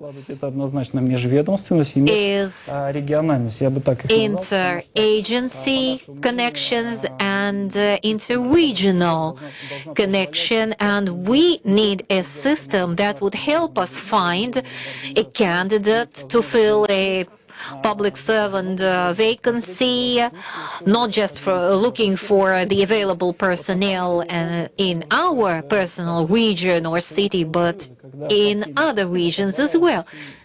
It was like in the Soviet times when the party system ensured something of the kind. So let's take the best from the older and improve it. Thank you. My next question goes to Roman Starovoyt, Governor of Kursk region. Good afternoon once again. Good afternoon. Tell me, please, you have an experience of being the head of a federal agency. Since 2018, you are the governor of Kursk Oblast. Do you have your own recipes of where to find the right staff for your public agencies? Maybe some functions and staffing can be delegated to another agency or outsourced, or should this be only done by the recruitment agency?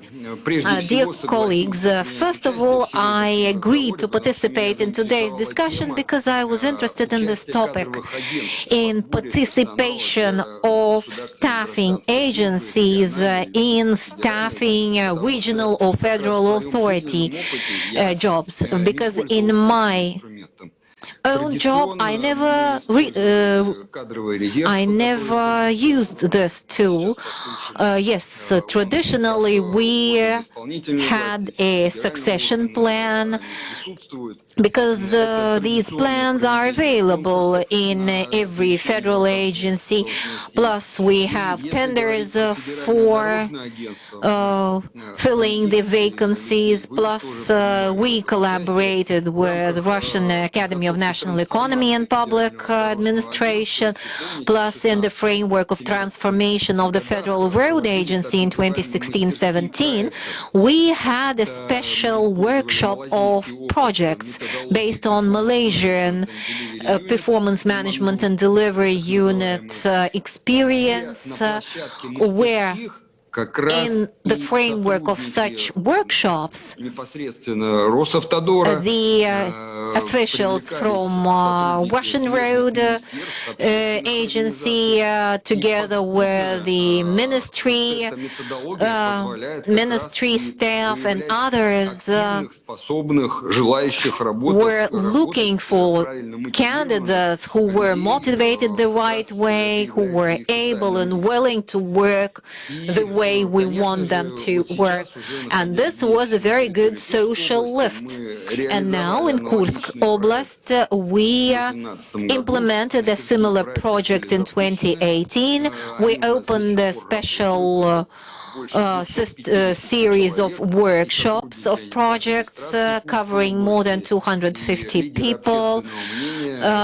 Plus, we have our executives from our administration and others who helped us to find already a few very talented people who are now members of our team. Plus the social left, so to speak, which were implemented by decree of Vladimir Putin, our president. Social left is a very, very efficient tool. For instance, I have a colleague, Governor Berzin. He is a finalist of the contest of Russian leaders, plus in our Russian Academy of Regional Academy of Public Administration. A lady from there is also a finalist from the Russian leaders competition, and we have two more people who have been among the finalists of the competition who work in our administration. Of course, unfortunately, we have had some negative experience when we recruited such leaders, but now in our team we have young guys and girls who are champions among the leaders in leader contests, and we are very glad to have them. And we have another project, our academy, Regional Academy of the Public Administration implements. We are currently in the process of tender, and we very much hope that in 2021 this contest or tender will finally help us find even more efficient administrators. And Tatiana and the Russian Leaders Club suggested a pilot project. For instance, when you have a regional case, and we discussed a couple of such case options, and the Russian leaders group participate in discussion, suggest solutions, and monitor the implementation of the solutions and decisions generated together. We are now starting such a project. We are launching it together with Elbrus. Yesterday, by the way, we approved the timeline of project implementation, and this will enable us to attract leaders not only from our region, but also from neighbor regions and from the rest of the country. And this will help us overcome the problem of schools having very few students. So this will be both economically, politically, and socially very beneficial for our region. And I'm sure that after the project is implemented in Kursk Oblast, this experience being very positive will be extrapolated to other regions of the country, and we will have some more talented leaders in our team as a result. Thank you, Tatiana. Alexei, can I say a word? Yes, sure.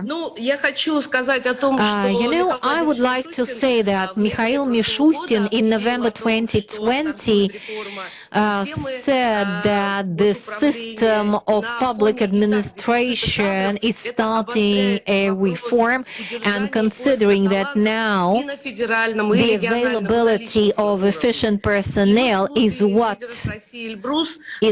really decides how efficient your ministry or agency is. As a result of this, we have a very good project which is being launched, and the president of our country also announced it, and I very much hope that after we tell you about it at the Gaidar Forum, the project will be successfully launched. We have the state, the citizens, and the business. Each of them have their own opinion of this or that situation, have their own language, have their own mentality. The question is, how can we get all of them together to discuss their interests and challenges together? Singapore and others have studied this experience, and they do say that this is a good practice.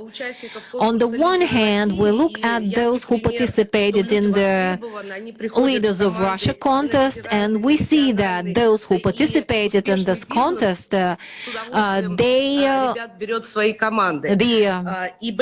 winners of the contest, they are very much demanded in teams of public administration, for public administration, but we see that successful organizations, for them, it is a strategic vector to train personnel, to develop personnel, and people who have such experience, they are not afraid of participating in challenges. And when we discussed with these young leaders, they said, yes, why not? We are ready to implement our experience in public administration, but since they have no knowledge of how public administration works, they need training. How can a governor take consideration of this trend if there is little dialogue between the authorities and the citizens? And very often citizens think that they cannot really participate in generating changes, constructive changes, while there are people who can really be used as change generators. And this approach is very efficient in terms of solution finding, solutions that are needed in the junction between the citizens, the businesses, and the state. So we need a platform for dialogue between the society, the business, and the citizens. We have three main goals in this. We need to form a staff reserve, permanent or temporary reserve for the governor's team. And we should not explain what public service means at the interview, job interview, or whatever. No, we need a training program of up to 6 months for the candidates to explain to the Russian leaders, young Russian leaders, contest winners, to explain what is public service in Russia for each of them, for each of the candidates to assess whether they are able to commit themselves to public service. And we are planning that as a result of these pilot projects, we are currently planning to launch 4 pilot projects in different regions. We want to write a special book or roadmap of succession planning. And finally, I would like to say what benefits the governor receives as a result of such program, and what are the benefits for the winners of the Russian Leaders contest. On the one hand, the governor has feedback, has a dialogue with the participants of the Leaders of Russia contest, which is organized by a not-for-profit organization, the Country of Opportunities. And therefore, this contest is very reputable and trustworthy. So this way, the governors can enhance their experience and share their experience. And there is actually joint learning of the governor team together with the young leaders, because training means what? Training is content, those who train, and the trainees. The trainers, the trainees, and the content. And this will help us to make a list, a short list of trustworthy leaders. And this program is a good chance for the young leaders to try and see what they are capable of in public administration. At the same time, we will ensure feedback between the governor and the young leaders. This is about our project in brief. And I would like to thank the presidential staff reserve, which really helped us extrapolate these projects all across the country. Thank you very much. Tatiana, one question to you. A personal one. Yes, sure. You are the winner of the first recruitment phase of Leaders of Russia contest, and you were immediately hired for public service. Tell me what it is, how you feel coming to public administration from business. You know, I thought before, well, I had experience in multinational corporations. It wasn't easy, but the way public servants work, this is a much higher challenge and a much higher responsibility. So when you make a decision to go from business to public service, just answer the question, are you ready to work 24 hours or 18 hours a day? Are you ready to work in a situation with very high uncertainty? And unfortunately, the system of training of candidates for public administration now is very scattered. We do not have a functional training where you can work in the field, you can have hands-on training in a federal agency. Then you would understand what the challenges and the tasks of a public servant are. But at the same time, I'm very glad that the experience I had with the previous business corporations I worked for, this experience really helps me while being a public servant. Thank you. And this gradual change, transformation from one level of public service to another one, and receiving this global, vast experience, this is a very positive changed. Tula Oblast is one of the most dynamically developing regions. Tula is not really far from Moscow. Some are saying Tula is like a cottage house or village house for Moscow. Tell me, in Tula Oblast, how do you change the public service attitude to it? How do you enhance the prestige of public service? Because we saw that in Tula Oblast, There are lots of young guys who came from Moscow.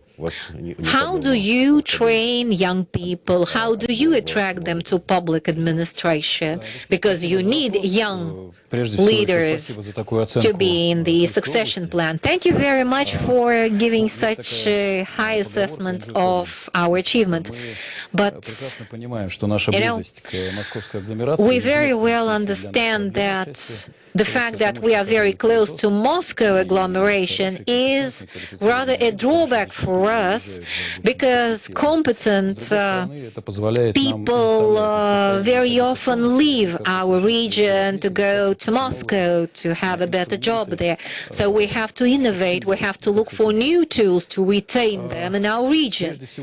So we consider a regional government as an employer as any other employer, and the opinion poll shows that people want a good salary, they want a career opportunity, they want to solve ambitious problems, and they want to use modern administration methods. In terms of salaries, based on statistics of 2019-2020 data will come a bit later, the average salary in public agencies is more than 60,000, while in the industry the average salary is 38,000 rubles. I very much hope that in the coming years the difference will be minimized. Of course, Moscow and Moscow region offers much better salaries, but again, if you look at the average salary in the country and in our region, we are doing quite well in this respect. And as to career prospects, this is what we did. Long ago, we finalized the centralization of our staffing service. So 31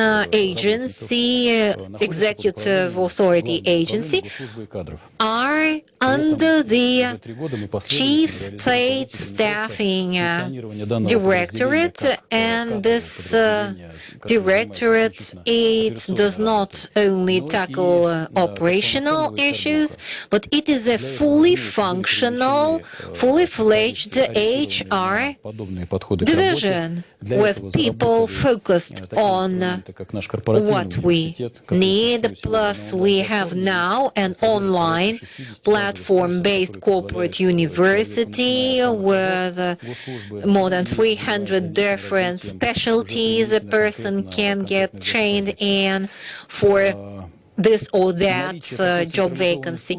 And now that we have the centralized staffing service, we can see the total picture all across the regional government.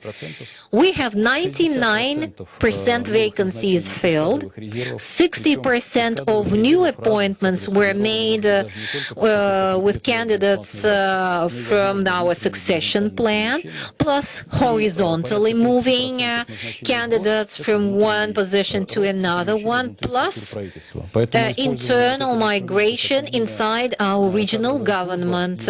So if we are talking about a uniform staffing agency for our regional government, we do have it.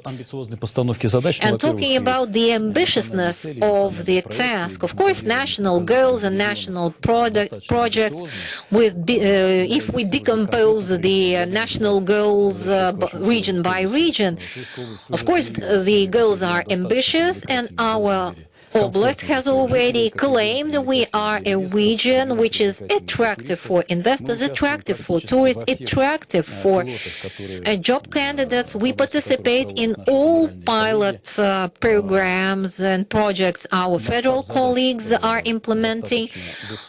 The goals are really very ambitious, and that's why it's a very interesting, breathtaking work, and this is what we can offer to someone who's really interested in professional growth and good career.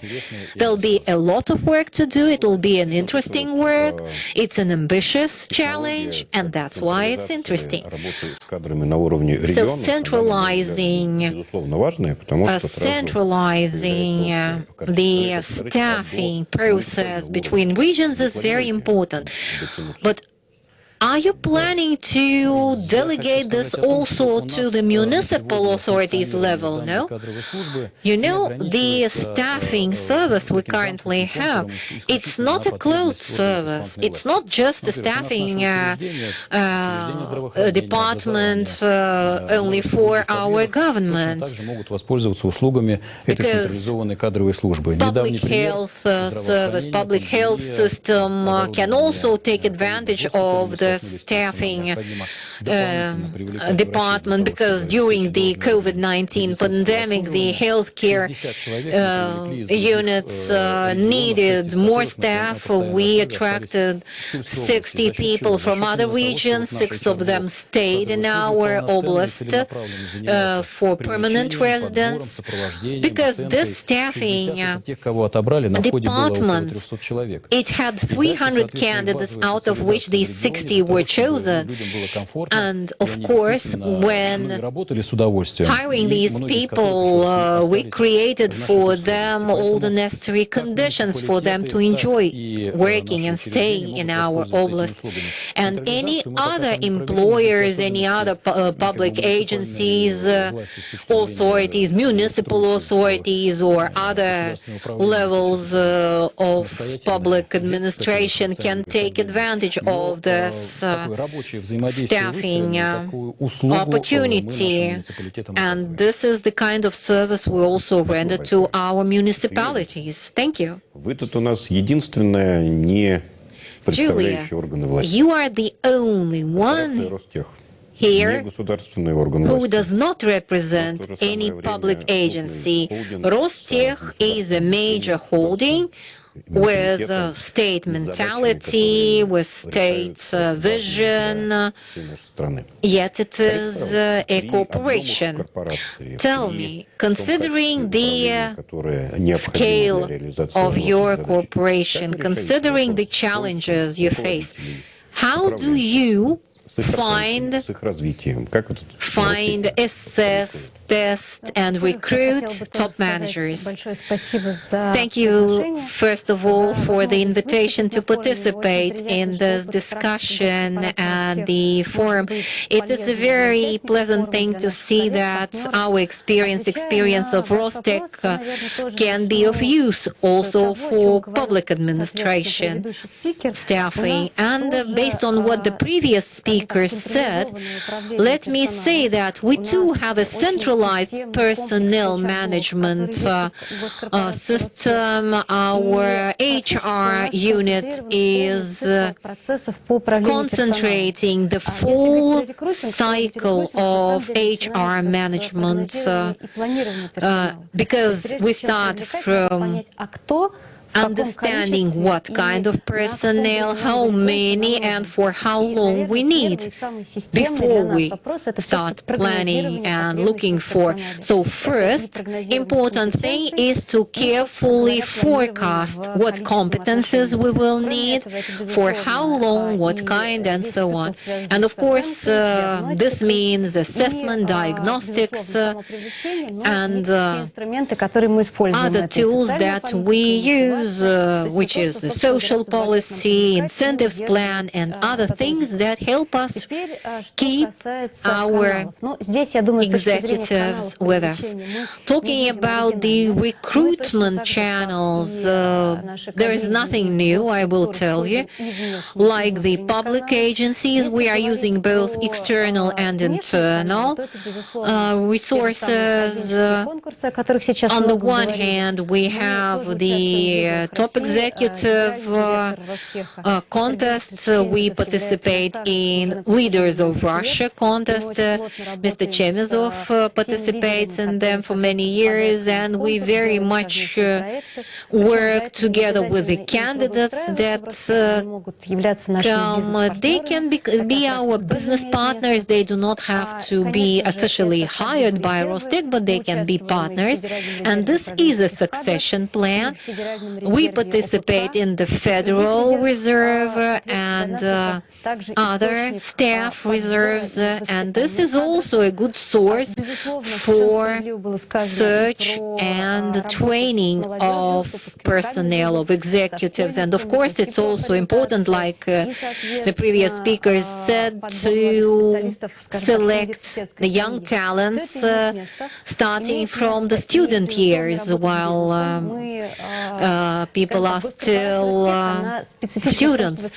And our Rostec states corporation, it's not fully public and not fully for-profit company. And this means that we can take the best from the both and we can combine to achieve a synergy. Of course, therefore, we also attract experts and highly qualified executives from the businesses. You know that Rostec is very much increasing the revenues from civil products and projects implementation.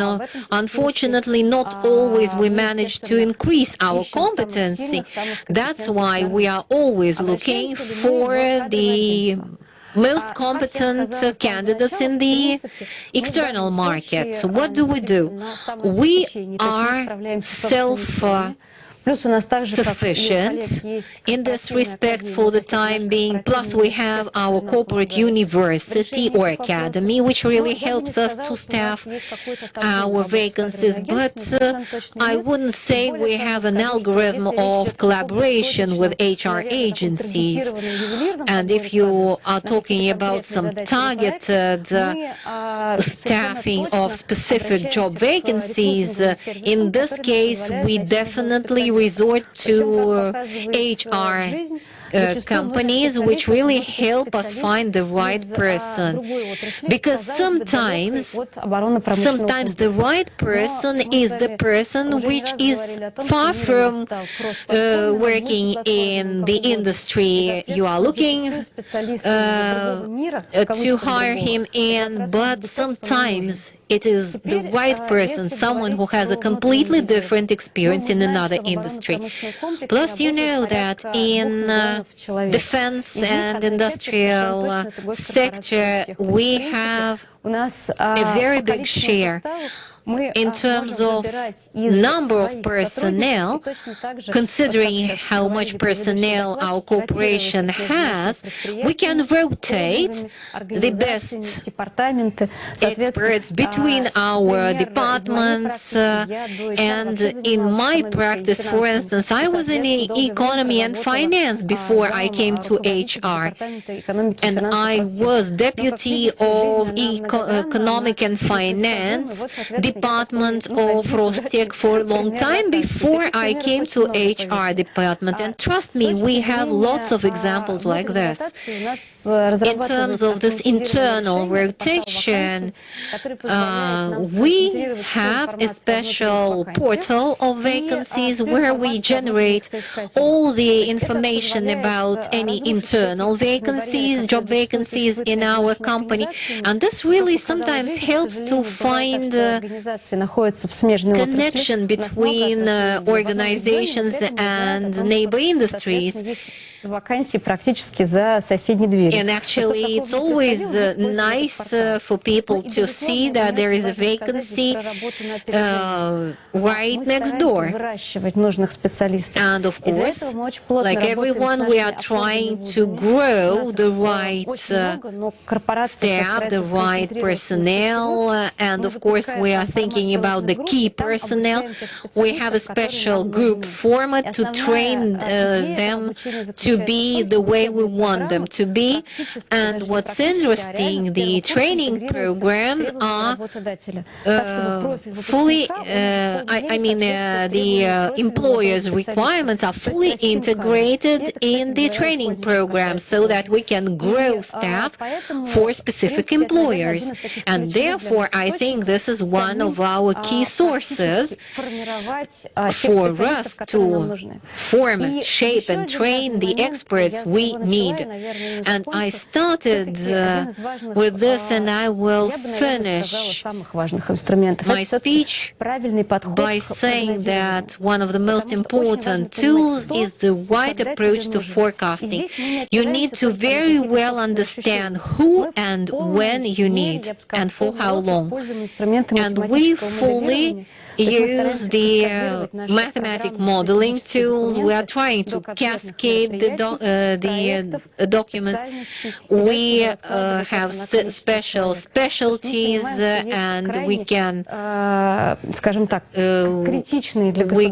understand that import displacement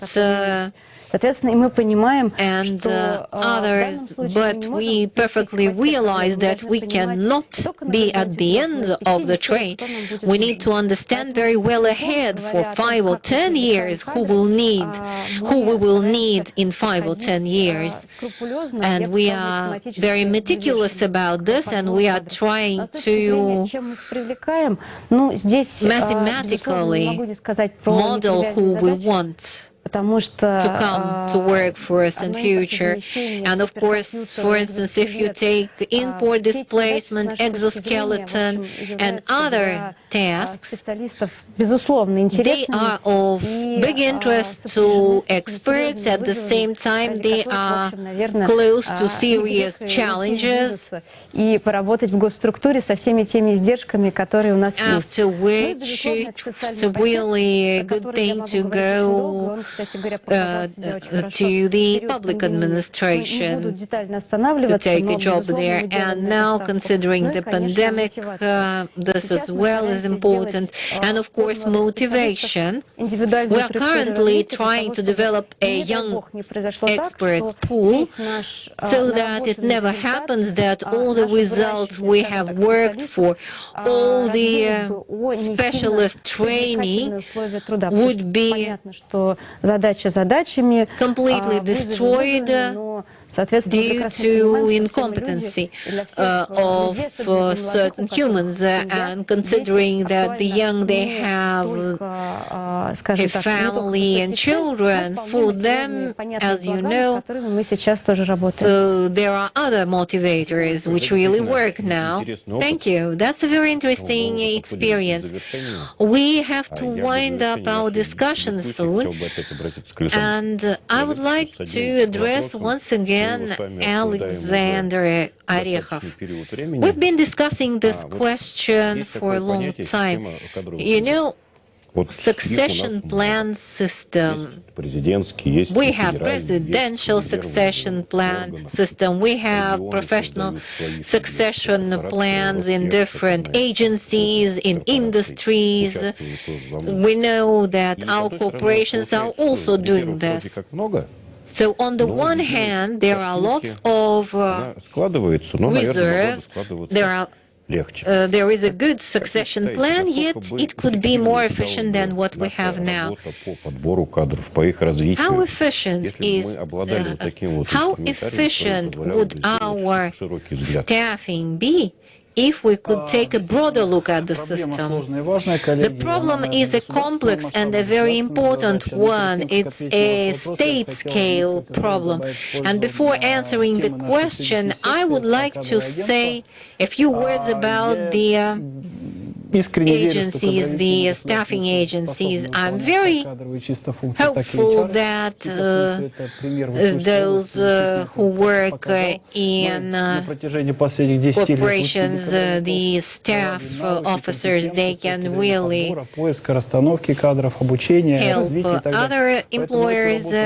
And I think that this work should be considered тем более время уже стремительно меняется. Здесь нужны And новые the times подходы. are changing, and we need new approaches to be implemented. But I'm fully sure that the HR managers in public agencies are fully ready for this change and for the challenge. And I would like to thank our colleagues that now, during the pandemic, they are still finding time and opportunity to fight not only against COVID-19, but also to fight corruption and other problems. And I really feel that all of us sitting here at this session in the panel, we are really thinking along the same lines. Commission on Public Administration at the Russian president, we had a meeting. We have meetings from time to time, and we have contests of public leaders in Russia and other things. All of these are mechanisms to find the right people, the right candidates, to find competent candidates. But we do not have a straightforward system. That's the problem. Currently, as we think, we came to an understanding that this mechanism is a single information system. It is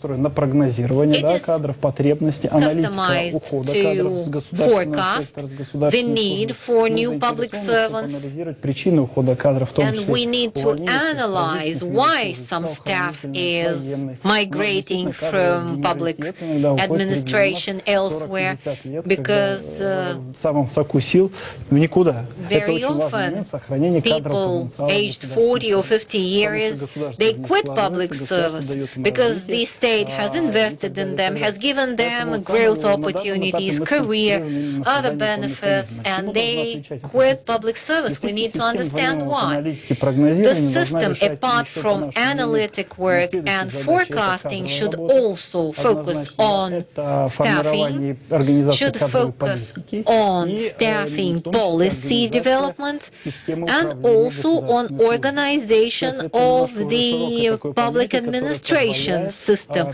This is a broader notion, which would mean that there may be some training courses that can be launched and other measures can be taken. Colleagues mentioned a word, social.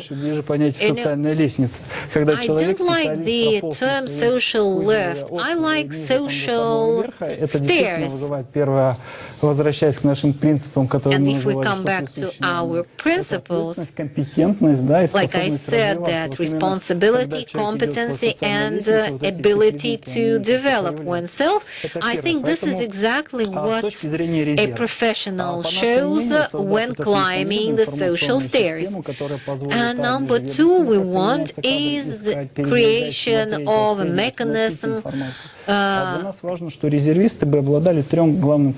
and it's important for the succession plan participants to have the right competencies, like we said, to be responsible and to be ready to be appointed right tomorrow, for instance, to a job vacancy, and this could really show to us whether the person is ready for quick challenges. Because on the one hand, yes, you can actually hire somebody and appoint somebody to public administration without being in the succession plan. That's why creating a succession plan is not a goal, помогать принимать правильные управленческие решения. Главный инструмент в этом — система. Кто может помогать? The Кадровики. key tool is the system. Who can help you? It's HR managers, but still it is the top manager who really наметилась тенденция, что у нас participates in the process. And we have these discussions on all the expert panels. And we see на государственную службу, в государственное управление, бывает так, что when some new managers come to public administration, some of them do not quite understand what it means, public service. And I think that such candidates, they need not only to be good in understanding what public service means, they do not only speak English or whatever, but managing personnel, other personnel, is also a must-have quality a candidate needs. And then the HR service will be more efficient, because on the one hand, you need to be able to grow successors for the public service and so on, but we have to see who work for us. We have to give them an opportunity to show their best qualities. We want them to feel they are part of a big thing, and that's important for them to feel it. So, if you ask me whether we need such a system, yes, we do. And this year we are going to seriously tackle this goal. But at the same time, while tackling this challenge, we need to focus on other priorities as training personnel and so on. Thank you. Unfortunately, in 2021, the Gaidar Forum is in a bit different format than usual, so we have 45 minutes for each panel discussion. Yet I think in our panel discussion we touched upon the most important topics of staffing, public service, of finding people, training them, developing their careers and capabilities. I would like to thank all the participants of our discussion. Special thanks to Roman Starovoyt and Tatiana, who found an opportunity to get connected to us. Remember a year ago, when we couldn't imagine that this online format will become so much demanded, and special thanks to those who we had in our studio today, here today. Thank you for finding an opportunity to be present in person at our discussion. Thank you. Thank you.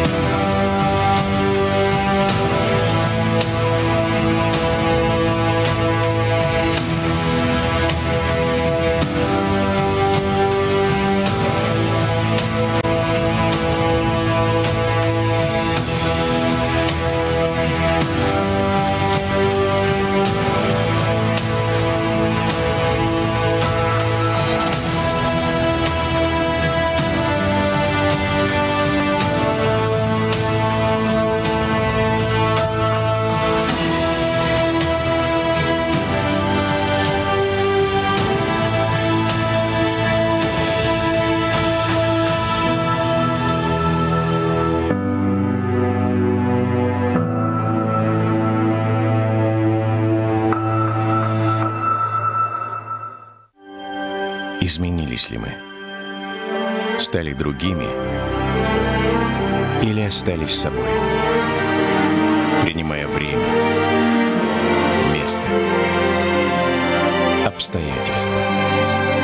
Главное не остановиться сегодня, чтобы стать сильнее завтра. И знать, мы вместе. И это все меняет. Ваш «Газпромбанк».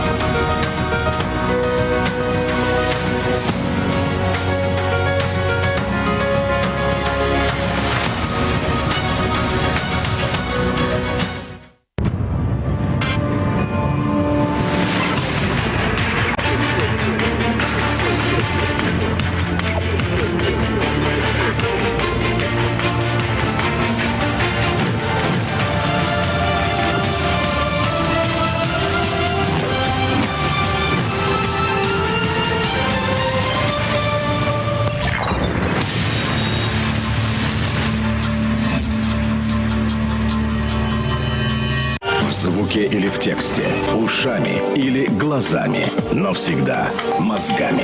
Только по делу. Главное в политике, главное в бизнесе, главное о личных деньгах. Со скоростью звука, со скоростью света. Услышать и увидеть.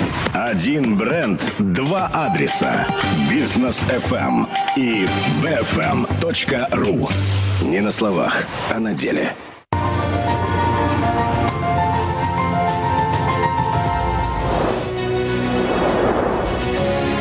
В Российской академии народного хозяйства и государственной службы при президенте Российской Федерации проходит Гайдаровский форум, который в начале года традиционно задает вектор общественной и научной дискуссии. Здесь собираются известные эксперты, представители органов власти, общественные и политические деятели, предприниматели из разных стран мира. Гайдаровский форум открывает обсуждение деловой повестки на ближайший год. Для гостей из-за рубежа форум выступает важным источником информации о главных тенденциях социально-экономического и политического развития, состоянии бизнес-среды и инвестиционного климата России. В ходе открытых и плодотворных дискуссий участники форума смогут обменяться положительным опытом и лучшими мировыми практиками, предложить конструктивные подходы к решению приоритетных ключевых задач, стоящих перед Россией и миром на старте нового года, нового десятилетия.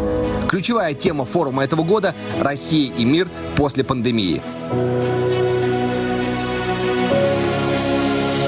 Какие уроки мы извлекли с 2020 года? Что нас ждет после пандемии и как мы можем подготовиться к этим изменениям? Станет ли дистанционная занятость будущей моделью рынка труда? Как ограничения и принятые в условиях пандемии законы повлияют на права и свободы граждан?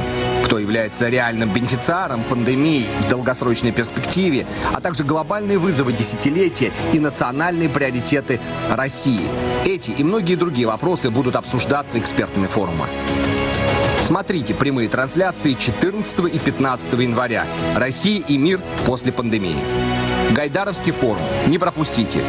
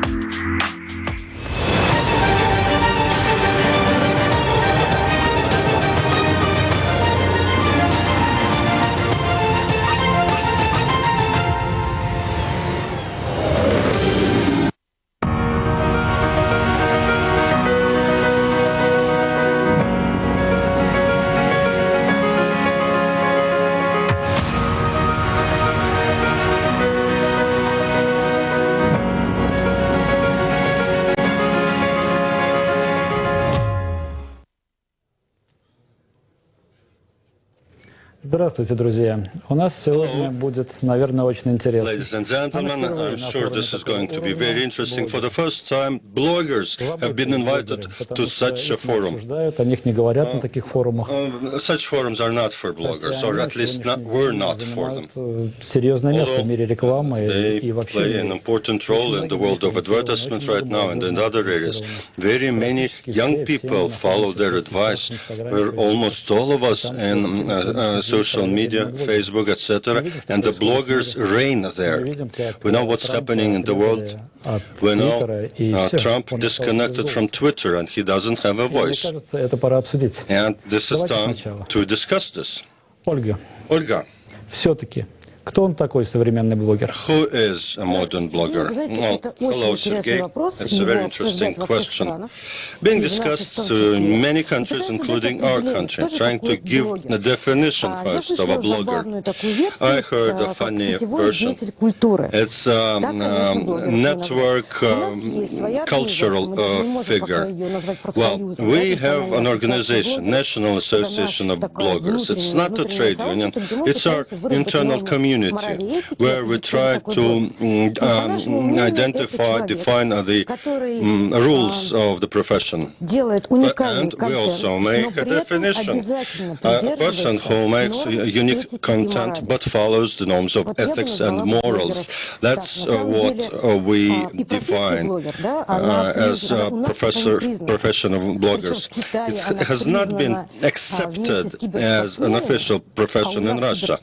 In China, they did recognize bloggers as a profession, like cyber athletes. Well, there are many people who call themselves bloggers and do not follow the principles of morals and ethics. Who are they? Well, that was a definition developed within our community. There is no common definition, and nobody really regulates the activity. And there are many types of bloggers, like streamers. There are different platforms, different classifications. So, saying what blogger is, to cover all the bloggers, that would be difficult to do. Well, can you set yourself an objective of classifying the blogger? We thought about that. Well, you can classify people by reputation, or you can classify them by the number of subscribers, or by themes, or by coverage, or by platforms. Maybe the themes they cover. That would be difficult. Like the blog of a physicist, nuclear physicist, this is one type of blog. If it's about makeup, that's a different story.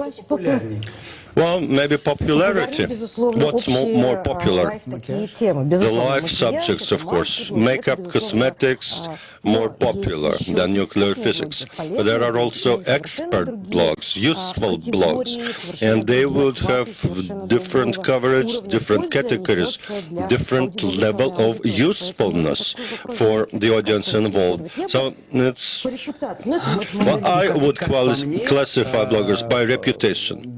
Well, in my book, a blogger is an opinion leader, because bloggers are trusted, and they're being followed. And what's the most important thing for a blogger is trust. Trust that the audience places in them.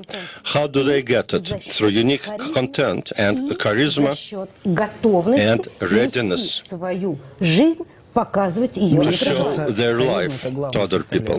Well, charisma is one important feature, of course. Mikhail, your opinion about the classification of bloggers. Can we classify them by themes they cover or not? Because there are mama blogs, there are streamer bloggers. Well, mama bloggers, well, my blog is like that, but that could be several subcategories there. I can translate, family values, how I communicate with a child, or I can communicate beauty values. So it's very difficult to give and classification everybody would agree to. In our content, we have humor and we have social videos. We combine these two. Okay, more about what you do. When you say in our content you have humor, what's your name actually of the blogger? Раньше назывались вайнеры. They used to be called Viners. We don't like this name, actually. Что такое войны? What is Vine? Изначально 15-секундные коротенькие ролики. 6-second videos with humor. Then in Instagram, 15 seconds were introduced. We started shooting 15-second videos. After that, when Instagram, such new things as 1 minute up to 5-minute videos appeared, that could be, we do those as well, mini films. Well, you started shooting those. Your family, you're quite well-known, popular. How did it evolve for you? It was smaller, bigger? Well, the idea came from Dmitry 4 years ago. You suggested shooting, well, it was 5 years ago. Short videos, there was the first wave of such blogs. And we just got onto the crest of the wave. We shot the first video and it got into the top videos and we started growing. In a few months, less than 2 months, we had 100,000 subscribers. That was natural growth. 100,000 is 1 month, 3 weeks actually, 3 weeks. We got to 100,000 subscribers. We're doing it together. That's why we're answering together. It was very quick. А сейчас сколько у вас подписчиков? How many subscribers do you have right now? 3,300,000. We have several blogs. It's between those. So we have one important blog with 3 million, and my personal where I have almost 2 million, and Dima has his own with 500,000. Блог получился интересней. So Olive is more interesting then, since she has more subscriptions. Зачем вам 3 блога? То есть это Why do you need отдельный 3 blogs? Is it a separate source of income? Is that right? You earn from each of the blogs, you have advertisement, your own products. With which companies do you cooperate? That's who are the advertisers? The biggest ones are Sberbank, Alpha Bank, Persil. It's actually hundreds of companies who advertise. Big companies, not small companies. Before, we had small as well, but now there's a filtering process, selection. Dmitry, how much does advertisement cost in your blog? Video, stories, photos? Just tell us the number. Вот только кассир у вас в семье. Who collects cash in your family? Well, that's information we don't want to go public with. That depends on the coverage of a blog. About you. We earn sufficient amounts. Can I suggest something? No. Я уже почти добился ответа. I've got the answer from them. Вы же официально проводите, вы платите налоги. Yes. В чем проблема? Then you can give us the number. Yes, we pay all the taxes. Okay, me. Video is from 300,000. Video, is it stories? Depending on the brand. Video post is 300,000 and more. And stories, how much could it cost? Well, that depends on the brand. From 150,000. Какой заработок вообще получается у вас, overall income of bloggers of your type? Чем занимается блогер на своей стране? The specialty of the bloggers. Well, that's interesting for the audience. We want to know the numbers. I want to show to the audience that bloggers is not girls in swimsuits. They are people who earn serious money, and their partners are Sberbank, Alpha Bank, etc.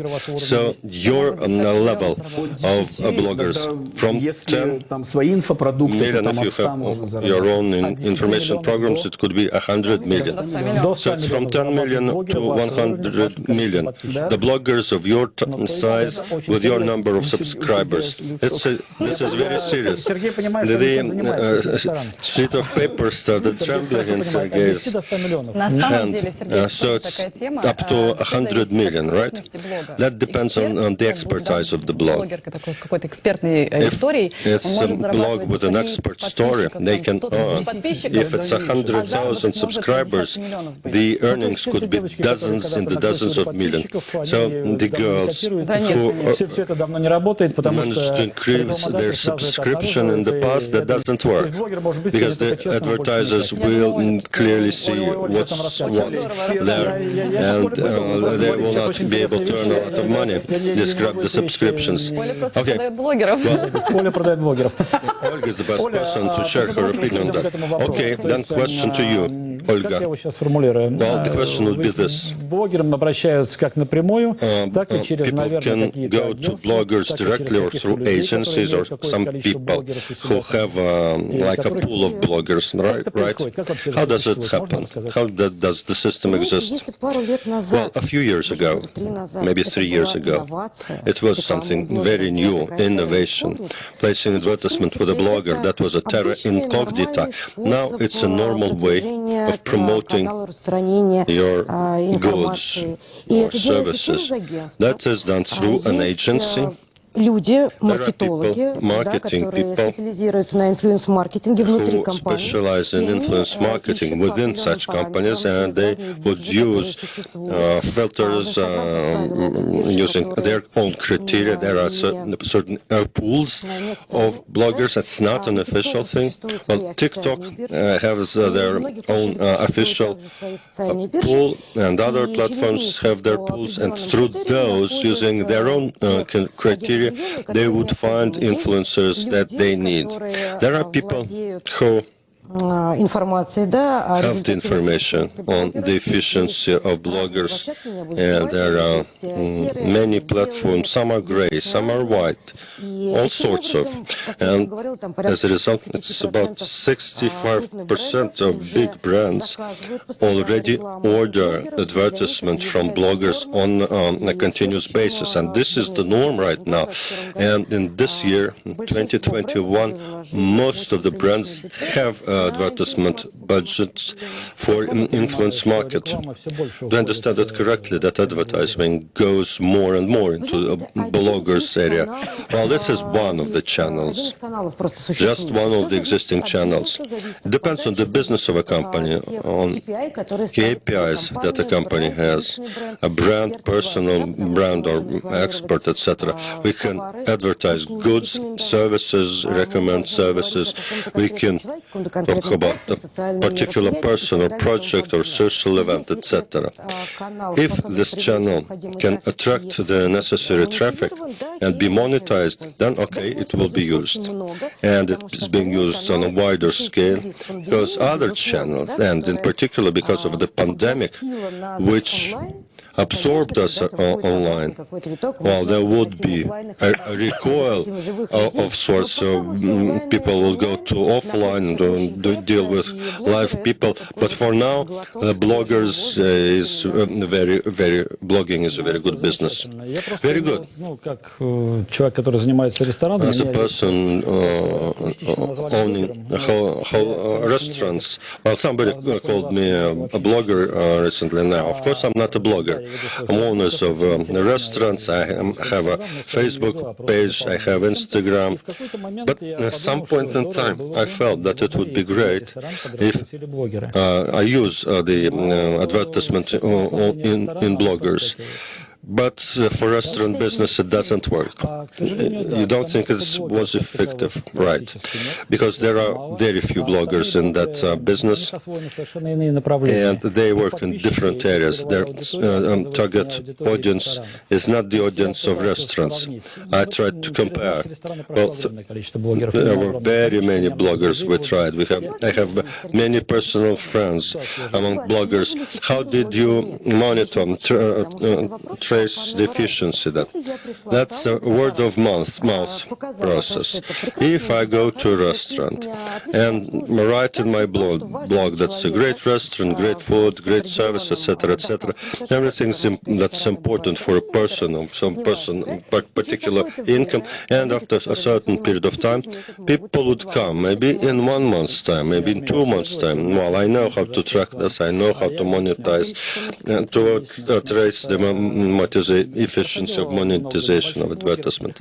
Well, we had some smaller bloggers and top bloggers, and I saw waves. For certain desserts that we advertised, when we advertise the delivery, I see there's a wave coming of new orders coming after that advertisement. And I compare that against my page. I would advertise some dish. It's not many subscribers do I have, and I see growth after I put a particular dish on my blog and see the stream of following that.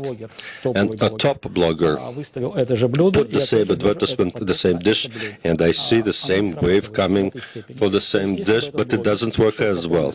Had the blogger been the same cost that I do it, that would not pay off. If just a friend who's doing that for me, like Dima, advertise some of my cuisine, that's fine. So you don't believe in the efficiency of bloggers. I believe that they're bloggers, but only for their own audience, not for my business. I don't think that's not how it should be like. When Dmitry advertises sporting clothes, his audience would buy it, and they would buy in Volgograd, Kaliningrad, and St. Petersburg. When he advertises my restaurant in Moscow, only a couple of people may visit my restaurants. So when it goes into the regions, that's no way that they would come to Moscow to visit the restaurant. And when we started it, in 2 months, it so happened, there were very many bloggers visiting our restaurants. Everybody knew about our restaurant, and it was great. Everybody knew about our restaurants. But that was good, but we didn't pay for it, and that was good on this condition. That's why we earned. Had we had to pay the bloggers what they normally charge, that wouldn't pay off. But there's a barter possibility. Let's be clear about that. It's 300,000 that Dmitry takes for advertisement. What kind of barter can I offer him at that price? Now we're kind of detracted from the subject. Well, when we come to your restaurant, we pay for the bill and do advertisement. I never visited Sergei's restaurant. That is a big mistake. Okay, I have another question. There are many schools, training. You have a school. What kind of school? What is it? Is it a separate business that you're having? It's our own information product where we train people turn money in Instagram, because Instagram, every month, a new profession is born there. If you follow that profession and advertise it, which is not good, of course, but you should be abreast of the times, and the more professions you invent, the more you can earn, and more people will be able to earn in our countries. Well, actually, you can call it Instagram, inventing professions every month. Is it interesting how many people you have in the audience? We had 20 days training, and our trainees now earn up to 150,000 per month. How many trainees did you have? Several thousand people for 20 days. How much does it cost to do this training? It's no secret. We can earn. It's $2,999. Do many bloggers do such training? Well, among the top ones, yes. It's a new trend. One blogger, how many students can they take? You know the tendencies. Up to 10,000 people. So 3,000 multiplied by 10,000. From 3 to 9,000. So it's very serious income, isn't it? Sergey, sorry, but that took a lot of effort to create that, and a lot of time, a lot of money. We put our souls in it so that people can earn money after going through the training. They pay 3,000, then they earn money themselves. So you have advertisement as a source of income and now training as a source of income. And bloggers don't want to take advertisement any longer as a result, because we have our own products, while Dmitry has his own course, expert course. And now we decide how much to charge for advertisement on your account. So this other business could be more profitable, 100%. Universities did not suggest partnership. Well, we're a university of our own. So, well, official universities don't know then what kind of market is that and how much money is there. Right. We do train, but we're non-existent organization. We're non-existent players on the market, the bloggers. Officially, we're non-existent, and we're training people in professions that do not exist. It's like we're non-existent. Well, but we're not training bloggers. There are no schools training bloggers. You cannot train in that profession. You can train an actor. You can train writers, copywriters, but not bloggers. But that's for the personnel providing services to the blogosphere, story makers, targetologists, marketing people, but you cannot train blogging. We discussed that with Dmitry. Blogging is about charisma and internal drive. You want to open your soul to a huge amount of people. For most of the people, this cannot be done. You should go away from your previous life and you start a new life. Yes, we train in stories makers, the targetologists, the designers of layouts, etc. We tell you about millions of rubles in earnings, but some people say we don't want to pay taxes. We do. It's only 6%. Well, 10,000 students multiplied by 9,000 rubles. I do the multiplication job here. I roughly now understand what kind of income, what kind of numbers that you have as your income. But well, official universities can go to us for as long as we are official, but we're not. Of course, we want to get out of the shadow. There should be regulation of the business. But we also need censorship or ethics, at least. We're saying there's no regulation of this market. It's huge numbers in income, huge amounts. You are registered as sole proprietors and nothing, and that's it. And once you reach a certain number, and what you're talking, it's a huge number. It's not sole proprietorship, official business. You should then go into the gray area or move to a different taxation system, theoretically. So you are flying freely, and nobody is paying attention, nobody looks at that. Well, we are regulated. There is a tax system, and all the services that we offer are described in the tax classifications. We sign contracts as individuals or as self-employed people or as entrepreneurs. We act as advertisers. We offer advertising videos with an agreed length. We are just like any other advertiser.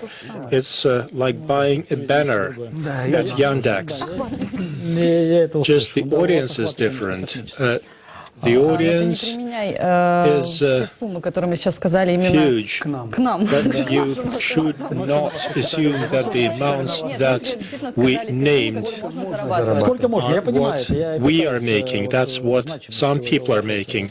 I'm trying to make sense of it all, and I'm trying to understand the scale. The next question. There are no specific laws for bloggers.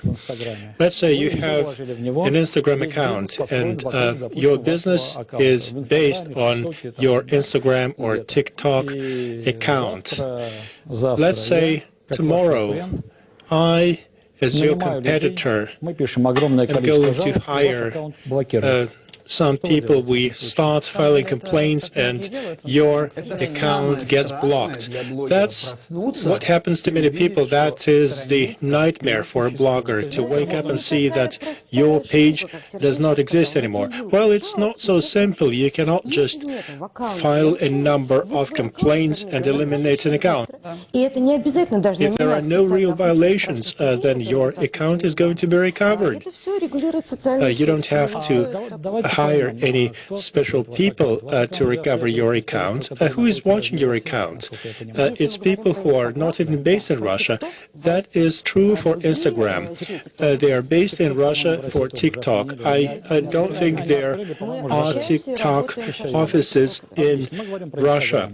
Well, we're talking about Instagram. At Facebook, we see that when there is misunderstanding of words, of language, if you talk about Ukraine, if you talk about war, your account may be blocked. Many people who are not Russians may make a mistake, and someone who means wrong can push the right buttons and get your account eliminated. Our accounts have been eliminated 3 times. It was because of some contests, it was because of some money-related issues, but then they were recovered. But theoretically, they may not end up being deleted completely.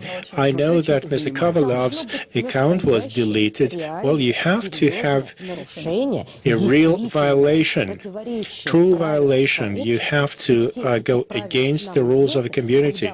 We know those rules when we sign up, when we create an account. We sign a contract. You are using President Trump's example. There are rules and there are violations. So there is no account any longer. You cannot encourage people to riot. Some people are allowed, some people are not allowed. That won't work this way. Nobody can do that. Nobody's allowed to promote such stuff. Well, the people who are in control are somewhere outside of Russia. They are in England. No, they are in America. If there is a dispute, then there are moderators out there who will come to a decision. So the bottom line is your account can be deleted, and you cannot argue against that. You can make a complaint.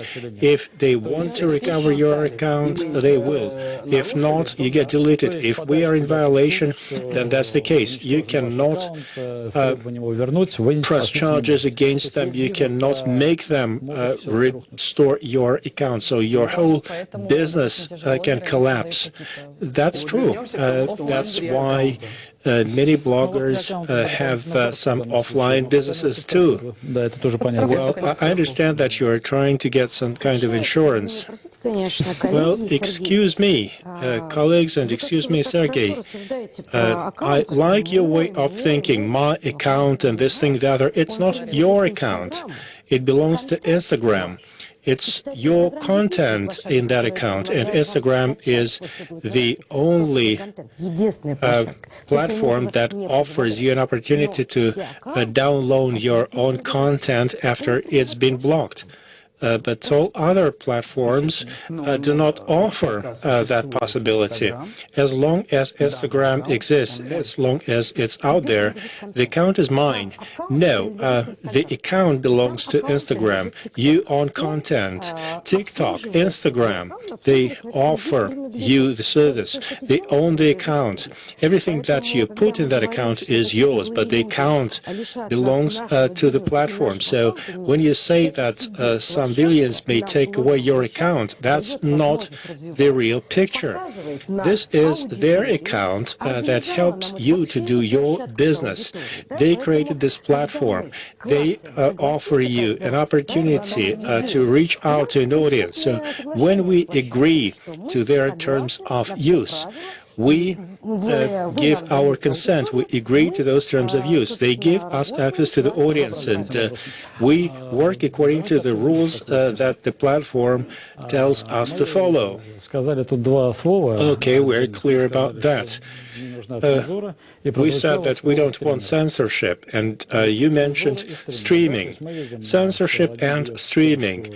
We have seen some people beating up a girl. We also have seen girls dying in front of an audience, and then they try to bring her back to life. And a lot of young people are watching that, and some people are paying streamers to do their tricks. And the ugly thing is that there's a lot of young children that are watching that, and there's a lot of streaming out there. That business is growing, and they are an example that many people follow. They don't have that many subscribers as you do, but there are quite a lot. Are you sure? Are you confident that we don't need censorship? Are you sure that children should be allowed to do that? I feel sorry for streamers. There are some good streamers. Well, we're talking about bad streamers. I have not heard anything about good streamers. This is one category of content. They have their on-air shows. They do their stuff. We have a lot of different reality shows on TV, and they show all kinds of stuff. Yes, indeed, we hear quite a bit about censorship. It's about following the rules. Once you have posted your story, once you have posted your video, it is going to be reviewed by moderators. And there is a problem there. There are no instruments. There are no tools that would allow a system to immediately be aware of what is happening. I know that streamers continue to do their stuff. Maybe there are fewer victims, but streamers still are not blocked. I know that this guy that you referred to just changed the venue, changed the platform. There are lots of them out there. They continue to shoot all that trash, and there is the demand. Well, once there is demand, there is going to be some supply for it. Well, then again, maybe we need censorship. It's about ethics. Censorship is a difficult thing. How can you moderate my life? How can you censor my personal life or my colleagues' lives? This is my personal view of the world. So we're going to let children watch some people beating up young girls, throwing them off the balcony. We are talking about the norms of ethics in personal blogs. So how do you want to settle this problem? Censorship is about prohibiting things. There are norms of ethics. That's a different story. Well, what do you want to do? Do you want to ask those streamers not to post their stuff? I do not know those streamers, but there's probably plenty of ways to address these problems. Right now, they are not addressed at all. How can you censor a streamer? How can you stop a streamer? There is no mechanism out there to stop them. Okay, Dmitry, what do you think about it? Это серьезный вопрос. This is a serious matter. В первую очередь надо блокировать. First of all, they have to get blocked. Their accounts have to be blocked. То есть, наверное, мы предполагаем, что должен какой-то там российский Probably there's got to be an office in Russia that should have the right to block this. Well, maybe they should be fined. Maybe they should be put in jail. Well, we are parents. We have a small child, and of course I want to limit my child's access to this. We have no control over this. When they show this tragic stuff, it has to be prohibited. Well, there are some positive streamers, but we're talking about the negative stuff, about the bad stuff. So there's got to be an authority that should have control over this, someone with the right to stop this, to block this. Well, to fix this, there is no mechanism for that. So there's got to be an authority, there's got to be a body. Well, those streamers can pay a fine today, then they are going to switch to a different platform and they would continue to do the same stuff. Well, we have laws, we have a penal code. Make an addition to it. Well, there is another negative thing when bloggers would have a contract and they would talk or write negatively about some company. I had a conversation with one restaurant owner. He had a problem with a blogger. A blogger came to his restaurant and he ordered a meal and he shot worms in that meal, and that all went on air. They intentionally tried to destroy that restaurant. Of course, it's impossible to have worms in that meal that he ordered, but the video was aired and the restaurant suffered huge losses because of that. How can you stop that? What can be done about it? How can that be prevented or fixed? No way. There is no way. That's what I'm saying. I keep talking about ethics. When we work, there are things that we just don't do because they're wrong. That's beautiful. I can show you the blogger that did this. Try to change that person through norms of ethics. Well, we are developing norms of ethics. Well, I come to a restaurant. I don't like the meal. I have the right to talk about it. Well, it's like coming to a thief and telling him, do not steal.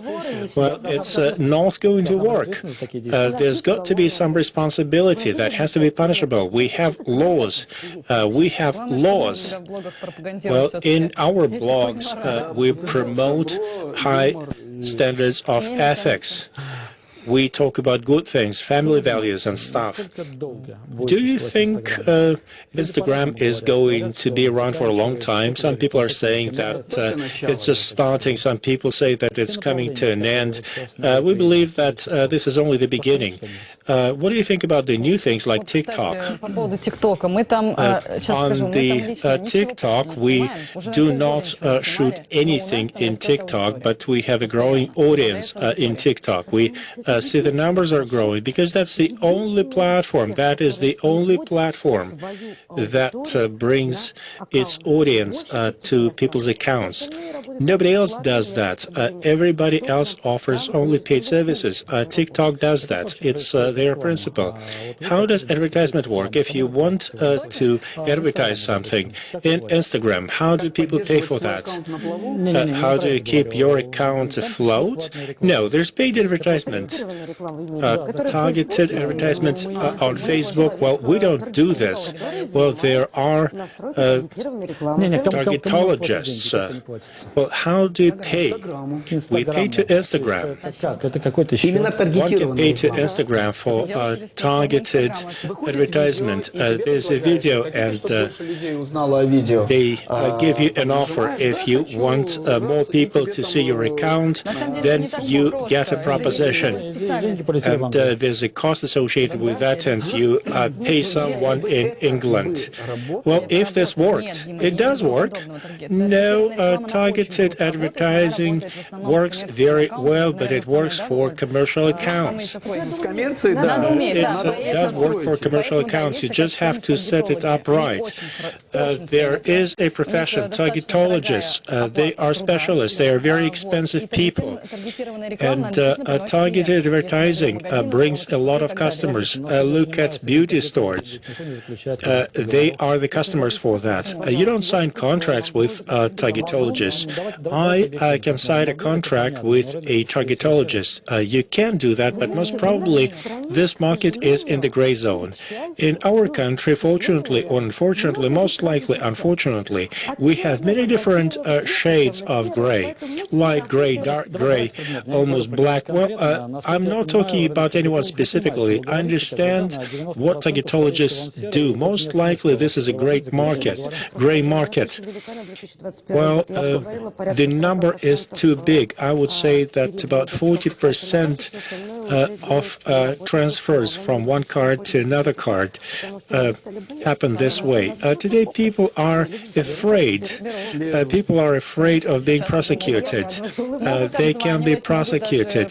They make calls. They can block our accounts. They can start auditing our accounts. Well, that's when the money goes to your accounts.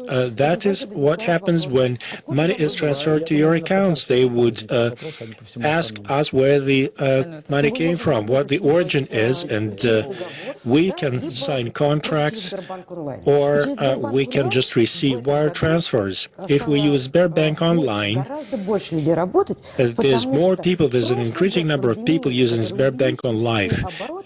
Last year, we have seen much higher turnovers. We were told that this was not safe to not pay taxes. In blogging, there are a lot of specialists that support us, and the numbers are not very significant for bloggers. You have a school, you have online classes, you probably have employees. How many people do you employ? 11. We have 11 employees. Well, that's quite a lot. It's a business. Yes, it's a business. It's a company that is helping us to generate content, and we are helping these people to make money. So bloggers are not people that use their simple iPhone to shoot their content. That's how we started. We started everything from scratch, from nothing. I did the videos, and Awa would format it and do other functions. Do you still have that division? Yes, we still have the division of responsibilities. Each of us does his or her job. Those 11 people that work for you, they may learn to do what you are doing and become your competition. No, they may not like to be bloggers. They are fine with what they're doing. In the school that you have several thousand students. They have learned from you, and now they are working. You educated those people. We gave them knowledge. You trained them to be professionals. How much are they making on average? Well, that depends on what they do. 20 to 150,000 after 20 days of studying. Instagram needs assistance. So you train assistants, copywriting specialists, assistants for bloggers. Let's say you have an account at Instagram, and you need someone to support that account. You need someone to process pictures. You need someone to work with mail. You don't have the time to do all that, so you can hire someone for a specific amount. You know how much time this person is going to be spending. You can hire one person who will do one thing. You can hire another person to perform other functions, and then you have freed up your time. It works in the same fashion on Instagram. We just outsource some functions on Instagram, and that frees up our time. So you train assistants. Story making is another thing that we teach.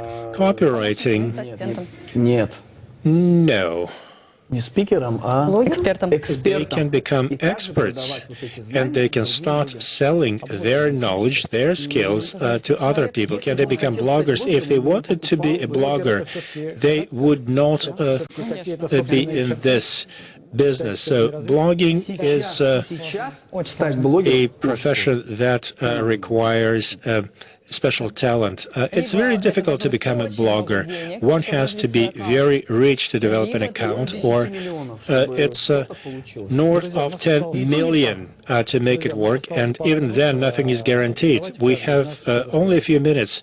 Do you have any last comments that you want to make, Olga? What would be your advice? I don't have advice. I just want that this year, we should be recognized as market participants, and I hope that we use ethics. We work according to the norms of ethics. I am a moderator, and maybe I shouldn't be saying this, but I think it is utopian. I want every person to find his place in life and his thing in life. Once that happens, this person is going to become a happy person. Do you recommend to people to become bloggers? I cannot recommend that. It's up to everyone to decide what a person wants to become, and I encourage everyone to find his thing in life. Your success story would encourage people to become bloggers. I hope that our profession, although it's not recognized as a profession, to get recognized. I hope people understand that bloggers are not people who just make pictures, shoot videos. We are hardworking people. Many people do not have any idea how influential blogging is. I hope that our profession is recognized as a profession. This was a very interesting conversation indeed, very useful. Thank you.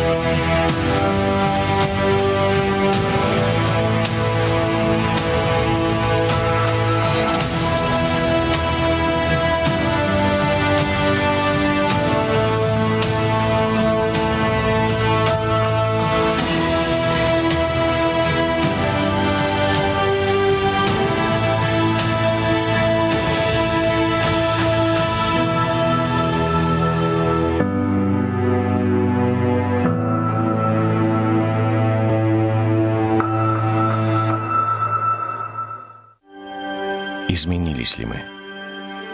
Стали другими или остались собой? Принимая время, место, обстоятельства. Главное не остановиться сегодня, чтобы стать сильнее завтра. И знать, мы вместе. И это все меняет. Ваш «Газпромбанк».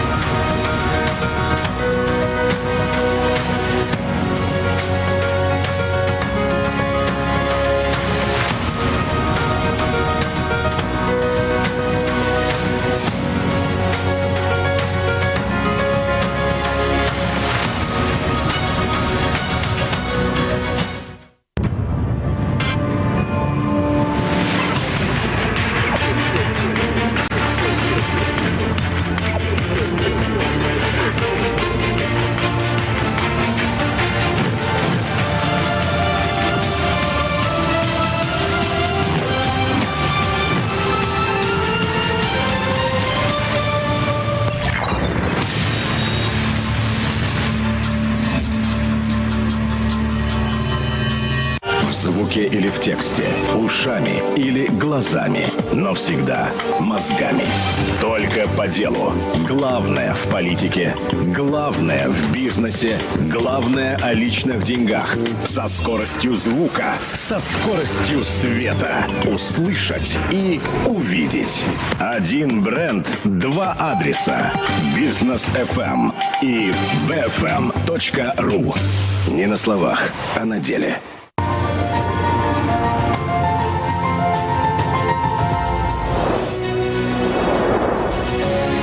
В Российской академии народного хозяйства и государственной службы при президенте Российской Федерации проходит Гайдаровский форум, который в начале года традиционно задает вектор общественной и научной дискуссии. Здесь собираются известные эксперты, представители органов власти, общественные и политические деятели, предприниматели из разных стран мира.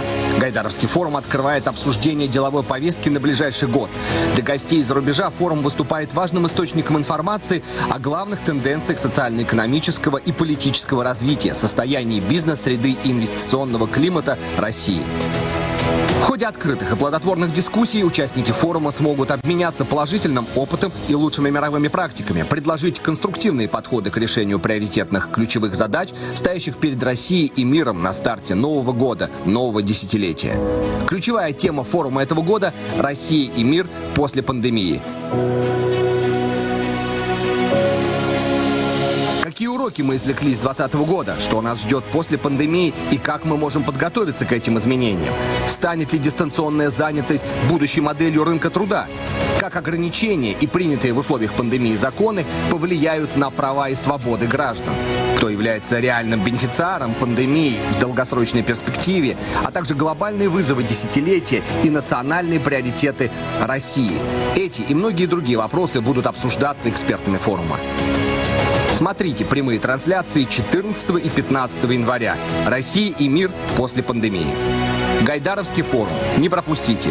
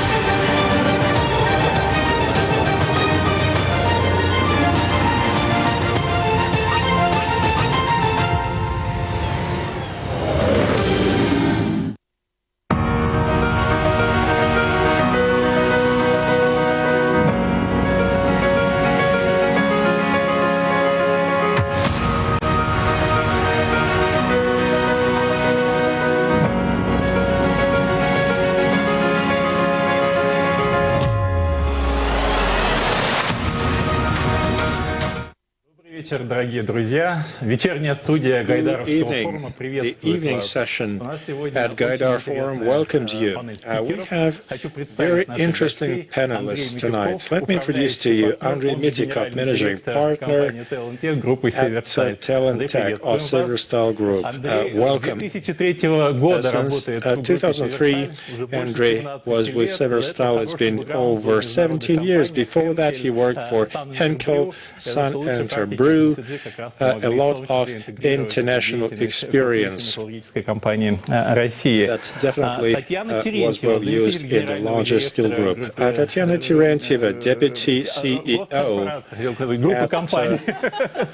at State Corporation Rosatom.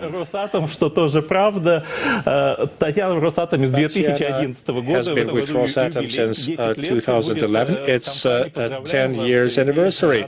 Our congratulations. We are happy to have you with us. Svetlana Nikolashina, our guest. This is the first time that we work in this kind of studio. Svetlana is a Deputy CEO for Human Resources at OMK.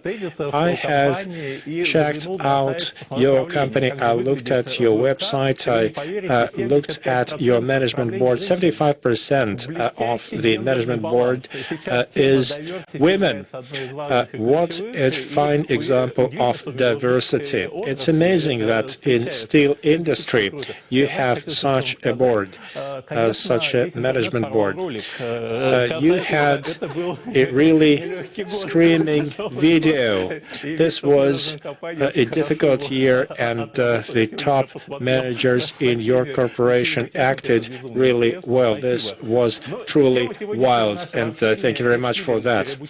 We are here to talk about educating and training of our human resources, the new skills, new practices that we should use, what is happening, what is going on, and how that impacts HR strategies. Let's hear what the best HRs are doing, what are the challenges that we are facing, what should we look at to be compliant with sustainable development goals. There are a lot of companies out there that have failed in the task of retraining their people. There's a lot of problems, a lot of dilemmas.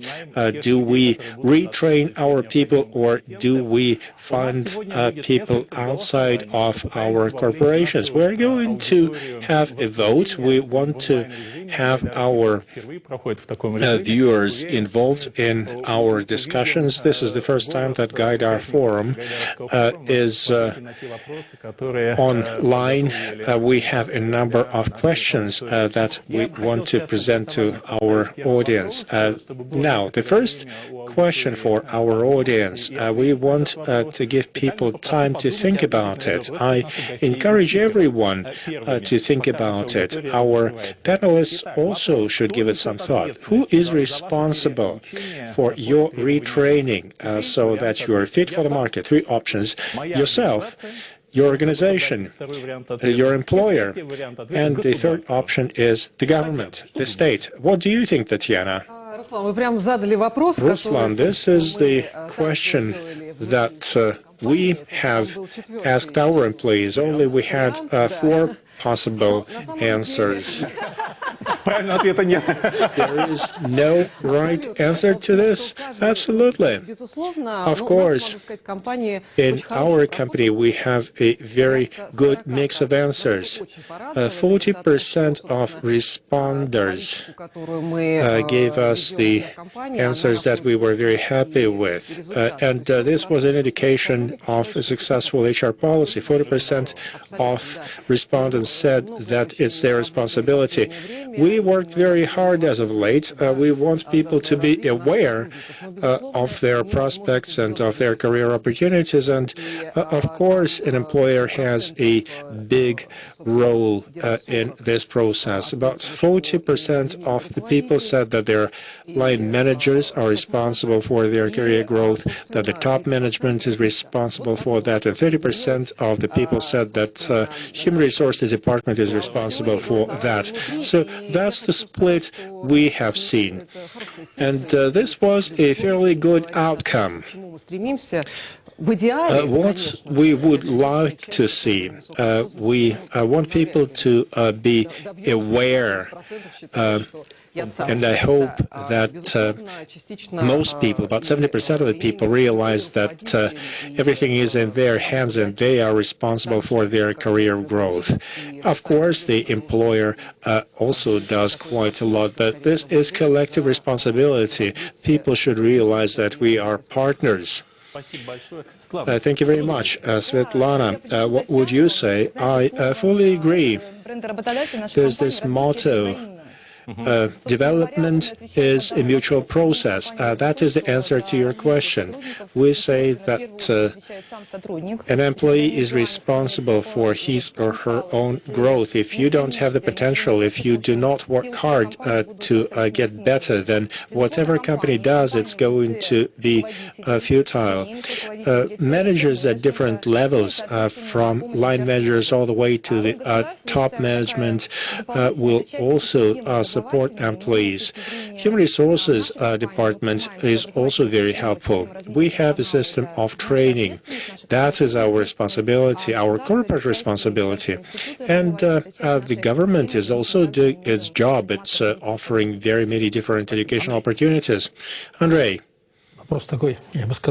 this is a trick question. Who is responsible?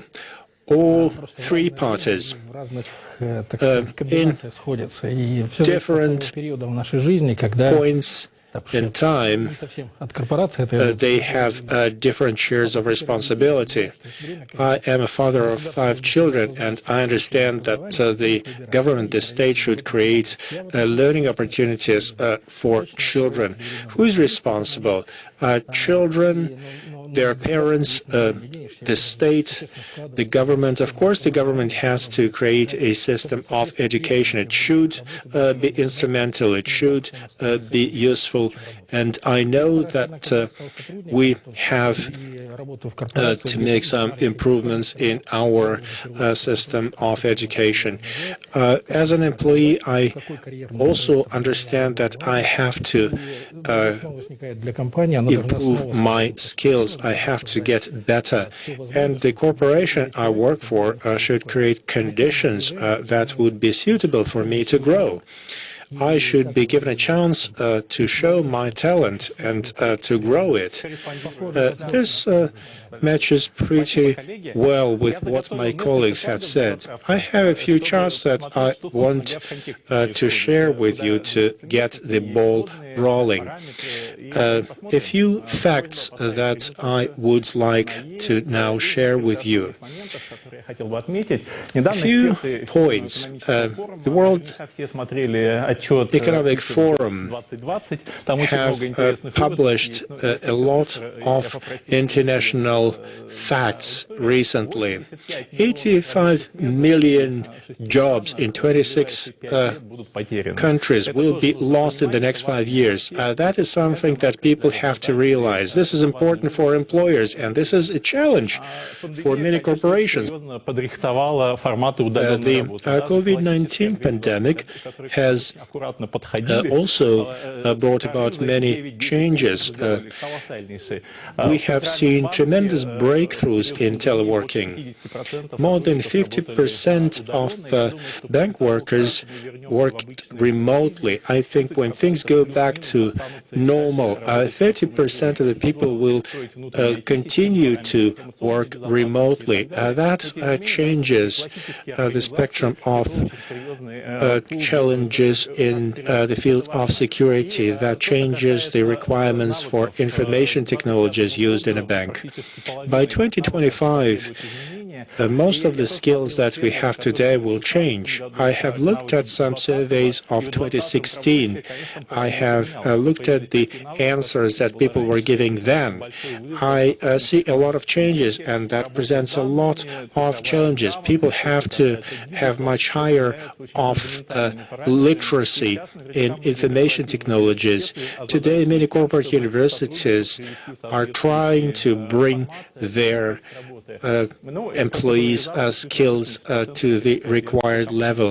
And of course, everybody is facing the process of digital transformation. Very many companies are reviewing their business strategies. The pandemic has demonstrated how fragile the world is, and HR should have a different strategy. There will be a lot of new requirements, a lot of new demands and needs. As of economic parameters, they're also very interesting. There's a lot of inefficiencies in corporations around the world. This inefficiency reduces the global GDP by about 6%. We have to change that. We have to introduce new formats, and this should translate into huge economic effect. There are some interesting facts, like what CEOs think about today, what's on top of their agenda. Very many people believe that their jobs would become irrelevant and they would be out of job. Many people realize that they have to continuously retrain their personnel.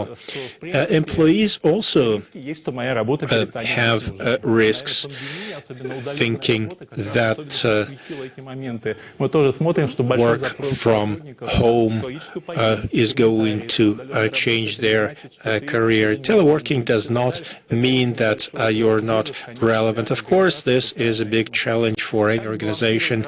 It's difficult to control this. What is the work-life balance? Many people who started working from home now work 24/7. There is no borderline between work and private life any longer for very many people. 83% of the people believe that retraining, getting new skills is their own responsibility, which is a very good response. It's important that organizations should let their employees know what is relevant, what is needed, and what kind of skills people are expected to have. What do HR managers think about?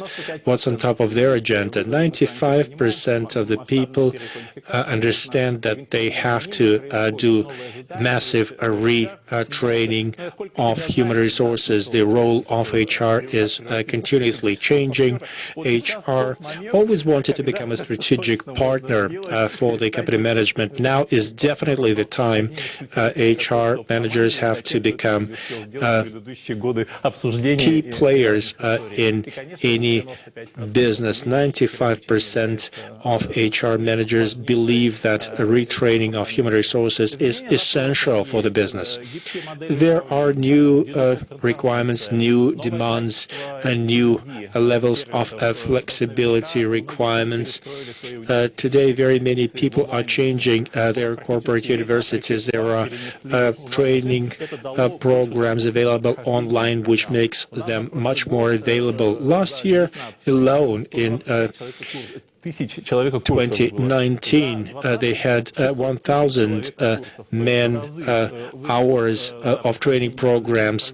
That number has been increased by orders of magnitude. We see that employees are willing to learn new skills. We also see new challenges associated with the new generations joining the workforce. We see that life expectancy is growing. People do not want to retire early, and that also changes the business of many corporations. That changes the functions of HR departments. That raises a lot of social concerns that have to be looked into. And the last point that has to do with the scope of challenges that we are facing. We have a corporate university in the central bank. It is headed by Andrei Efonin, who used to work for Rosatom. We have the best people. So we looked at the transition of the corporate university to the role of a partner. together in our business. 2020 was a very interesting year.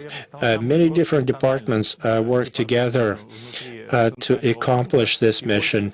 Corporate University has brought together efforts of very many people. We have been able to come up with many interesting success stories. In 2020, we have re-evaluated many hard skills that are essential for us. This is an important part of our business. Soft skills are important, but you cannot focus on them alone. Let me tell you about a few examples. In 2018, we started reviewing the efficiency of many of our departments in different parts of the country. We looked at the macroeconomic parameters. We had new requirements for our experts. We wanted to have better vision of the regional business. We wanted to have better communication with the people at locations.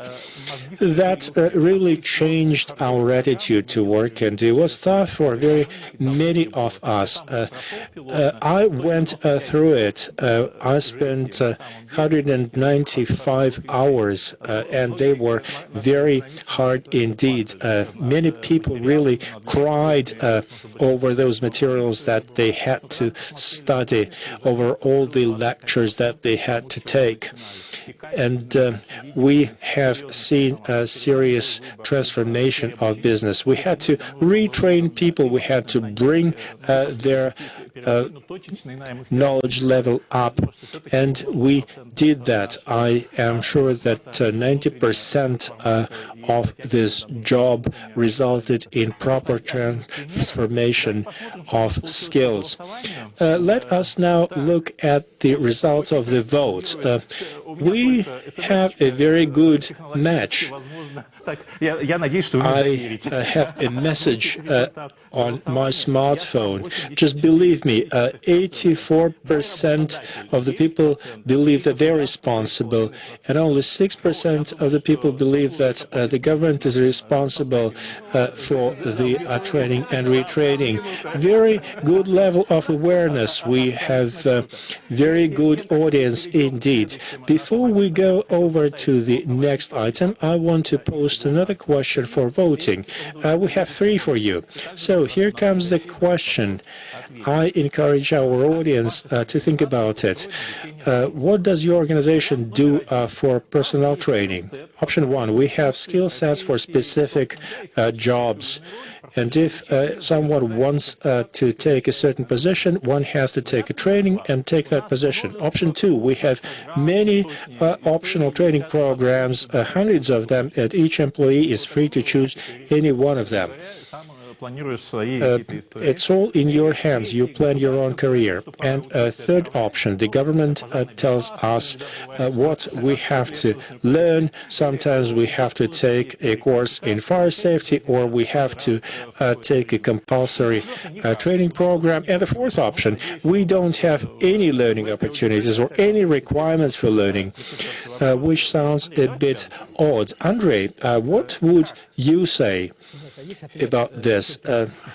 Do you have an option to include all the first 3 answers in one? One has to understand that in our case, you're looking at a very large company. Each business is unique. That's understandable.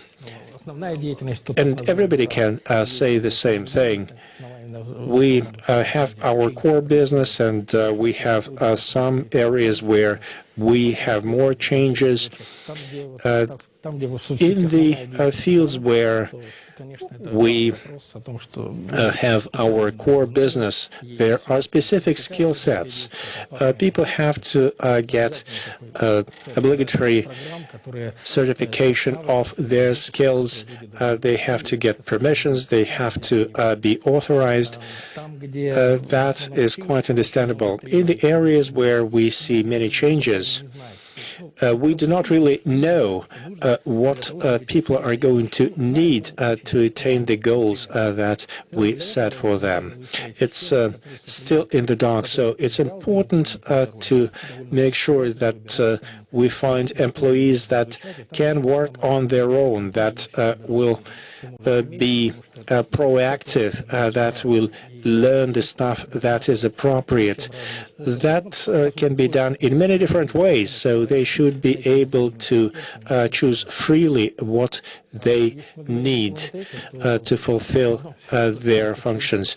We are creating a lot of new stuff. We experiment a lot. We have a system of human resources management that helps to grow people's talents. We try to give people an opportunity to improve their skills in the areas which are needed, which are most relevant. That's what we see in our organization. It's similar to what Andrei has just described. We have a similar set of tasks. Probably we should leave time for more exciting questions. I agree that that's how it works. I can say that we also have a similar approach. Of course, we have our own differences, and we add new formats, especially last year was very impressive. We have some skills that are unique in the areas where one would never expect. We participate in various contests, and we do that quite successfully. We hosted a professional contest in a digital format. If you told me that we would do that a few years ago, I would not believe that, but we did. We had this Atom Skills contest. This was a beautiful program, and very many people participated in that. We had a lot of experts. This was just outstanding. A lot of learning opportunities, wonderful classes, many interesting teams. We hosted that contest. We had a methodology developed for that. And this was not only for Rosatom. We opened our doors for many different companies. Euras company, Rostech company participated. In that sense, the pandemic changed the approaches. Well, a lack of skills and resources, you cannot tackle that single-handedly. Well, we partner a lot with Andrei, and it's only within partnerships that you can address these serious tasks, lack of good competences. Well, you can, of course, compete in salaries, giving more and more to the best people, but nobody is going to win in that situation. Therefore, many big corporations now assume responsibility to train personnel for the market as a whole. Everybody is going to win from that, and this is a part of social responsibility of big corporates. Last year, well, we used a new model, person-centric policy, and creating environment, a special environment for our people. We want to create that environment so that people can fully tap their capabilities, and in that sense, we become partners of our employees, to make sure they have this opportunity. And we did that, and we created those opportunities for them to refine their skills. Wow, if we change their skills, but we change the environment, nothing would happen. Like learning a language. You go into a proper environment and it becomes much easier for you. In terms of the economy and the drive for change in many corporations, that was very important. It's opened entirely new opportunities for us, and people started behaving differently with all the fear and concerns they had with the pandemic. But also they felt new opportunities. People who had not been strategic partners had that opportunity to become partners of the company. And while we're a big company with international construction sites, so 300 people go on a single shift and back, it requires a lot of teamwork to overcome all those challenges. We had digital clubs with our top team, asking ourselves what helped us in performing on all those obligations. Well, the first answer was good teamwork. The pandemic and all digital results in the fact that you can only achieve big targets if you perform as a team. And last year it was continuous change. With Iran also there, actually. Okay, thank you. I know you have a few slides you wanted to share with us. Yes? Я вот, собственно, да, предложила, собственно, посмотреть немножко по-другому на процесс. Well, I wanted to give you a slightly different picture of the process, like change environment and processes rather than change or replace people. What my colleagues told us, it was about that. Это невозможно, да? Понятно, будут все какие-то точечные вливания, новые приходят. You hire people and the new people, the Z generation coming to the workplace, you have to think differently in that way. But we're in a continuous process of transformation of Rosatom over the past 10 years. We completely changed in our policies, in our HR policies, and our approach. Well, let's have a look at the slides. Well, there are some numbers there.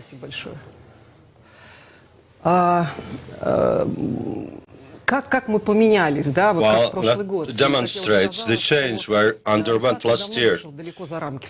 Rosatom is long outside the nuclear business. Nuclear medicine, composite materials added to our portfolio. We have environmental projects, additives. It's much more than simply in the nuclear industry and nuclear technology. So what we have to do, or had to do quite a while ago, well, we also operate in more than 30 countries of the world. We have the biggest portfolio in terms of building nuclear power plants. So we understand the challenge we now have in terms of personnel. We will need more than 70,000 new employees, and it's outside the blue-collar workers, it's engineers. Where are you going to get those? Вынуждены, безусловно, создавать среду. As a result, we have to create this environment to handle all those volumes. Clearly, we have partners. That doesn't mean we hire all of those partners, but it's a different type of business, collaboration, partnership. A partnership model of business, something where we excel at our Rosatom right now, we believe. Well, in terms of proper personnel policy, it has changed. We changed other policies. Well, we're now employee-centric. Again, that means creating the environment for them to be able to open up their talents and potential. And the key elements of that environment is, first and foremost, our educational infrastructure. It was created quite a long time ago. It took 10 years or more. The School of Rosatom, universities we partner with, and other academies that we have. It's a big ecosystem. We partner with Roskills, with Talent and Success, the serious school. We have to do it because we're interested in having young talent coming to us. The demand is high, and it's interesting work and right choice. As Andrei has said, in different periods of time, the responsibility is different. At the initial stage, we want to help young people to choose the work they want to do, but then it will change. The new formats, the digital formats, made it possible to cover more than 450,000 people. It's not man courses, it's people who were covered by training, and from high school students to high professionals. And that creates entirely new possibilities 24/7. 18 talks with our tops and experts opens up new skills in people, and that attracts new people. The idea of Rosatom for Rosatom, where every person can act as a teacher or a student, gives additional opportunities to us. Shop window of talent, another project, entrepreneurial culture, and the digital environment as a second element. We moved all the training into digital format. As a result, we organize conferences while removing all the floors. We have floors in the building. Thousands of people participate in conferences. We had conferences on safety, on what we currently do. There are no barriers. You can participate. You can ask questions in the chat or online and get an answer.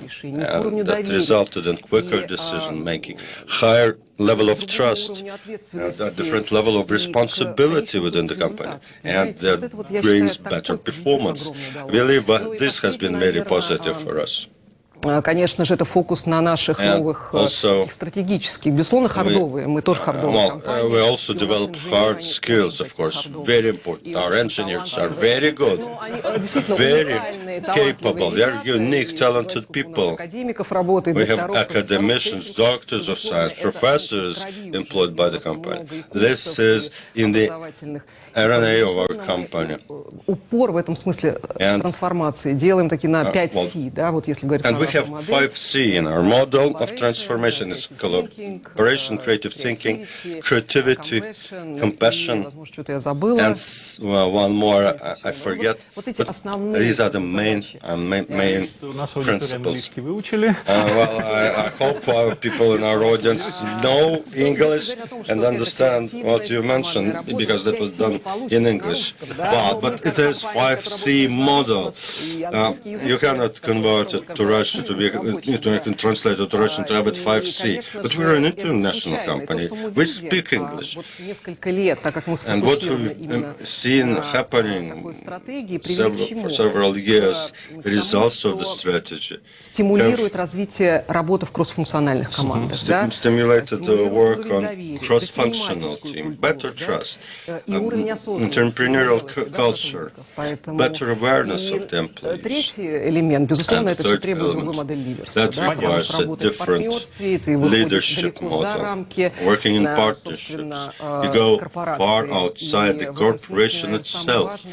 And very important here, a year ago, we formulated our own vision to support the Rosatom strategy. Opening up the potential now is one of the strategic tasks. But, Tatiana, I have also a timekeeper function. Well, I'm almost done. Well, my final point is about leadership. We have 3 roadmaps there. It was not done by HR, it was done by line managers, heads of colleges, universities, municipalities where we operate as a joint project. And people believe in it, it inspires them, and the themes that we have there: sustainable development, open culture, and creating the environment to open up the potential of people. And in December, that is going to be very interesting. It's a conference, Global Impact Conference. You can see a recording that was done in English in 26 countries. We used augmented reality there. Как раз тема партнерства, там была одна из ключевых. The theme of partnership was one of the key ones there, although the title of the conference was about sustainable development. And within that conference, we created an expert council. Corporate Mission Talent, то есть названием, что миссия корпоративные таланты, где, собственно, основа создания базы лучших практик по развитию человеческих ресурсов корпораций и действительно по созданию механизмов по расчету индекса человеческой личности, потому что политика человеческой. Я закончила. On employee centricity. Okay. You will need me to improve my skills in timekeeping, because we may be short of time right now. Инженеры, если это группа, конечно же. And the engineer, it's not only engineers when I mentioned 70,000 people. We now have the results of the vote. 22% said there we have a skill set and people have to be retrained to move up the ladder. 73 say we have a lot of courses, you can make a selection. 19% said the management tells us to do training, and 50% said no, we have no training for employees. So there are such companies, but they are the minority. Хотел бы вам слово дать. Расскажите, как вы эту историю видите, и вот, собственно, какие практики есть. What's your understanding of this? So what stories can you share?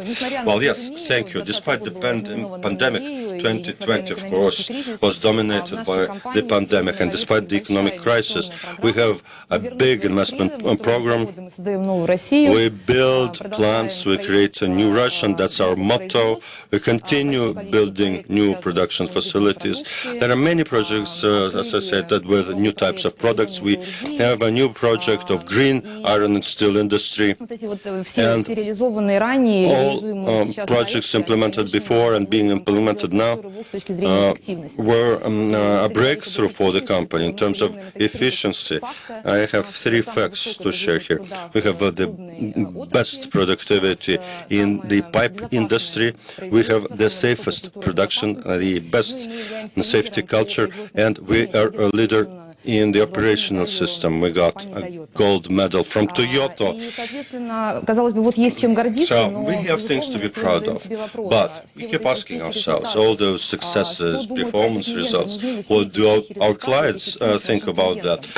What does it give to our clients? Because an efficient company is really so when it has the clients that would stay with the company and want to continue to partnering with that company. Well, last year we rebranded the company. We now have a new motto, the perfection of well-thought-of decisions, and that reflects our philosophy, our policy, and our principles. Now, we emphasize also the efficient partnership, client centricity. We want our clients to see our efficiency, get efficient solutions from us, and become more efficient themselves. So we try to better face our clients in our company. That's a new level of transformation of the company.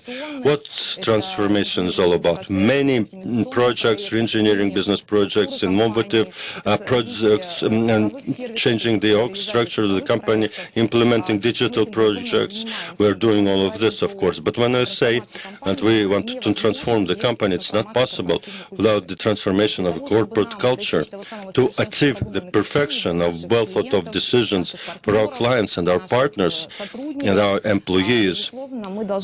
Clearly, we need to add additional quality to our corporate values and corporate culture. And we're talking here about speed, flexibility, and mobility. These are the values that are important for all companies, and as one of the companies, we're implementing these things in the corporate culture of the company.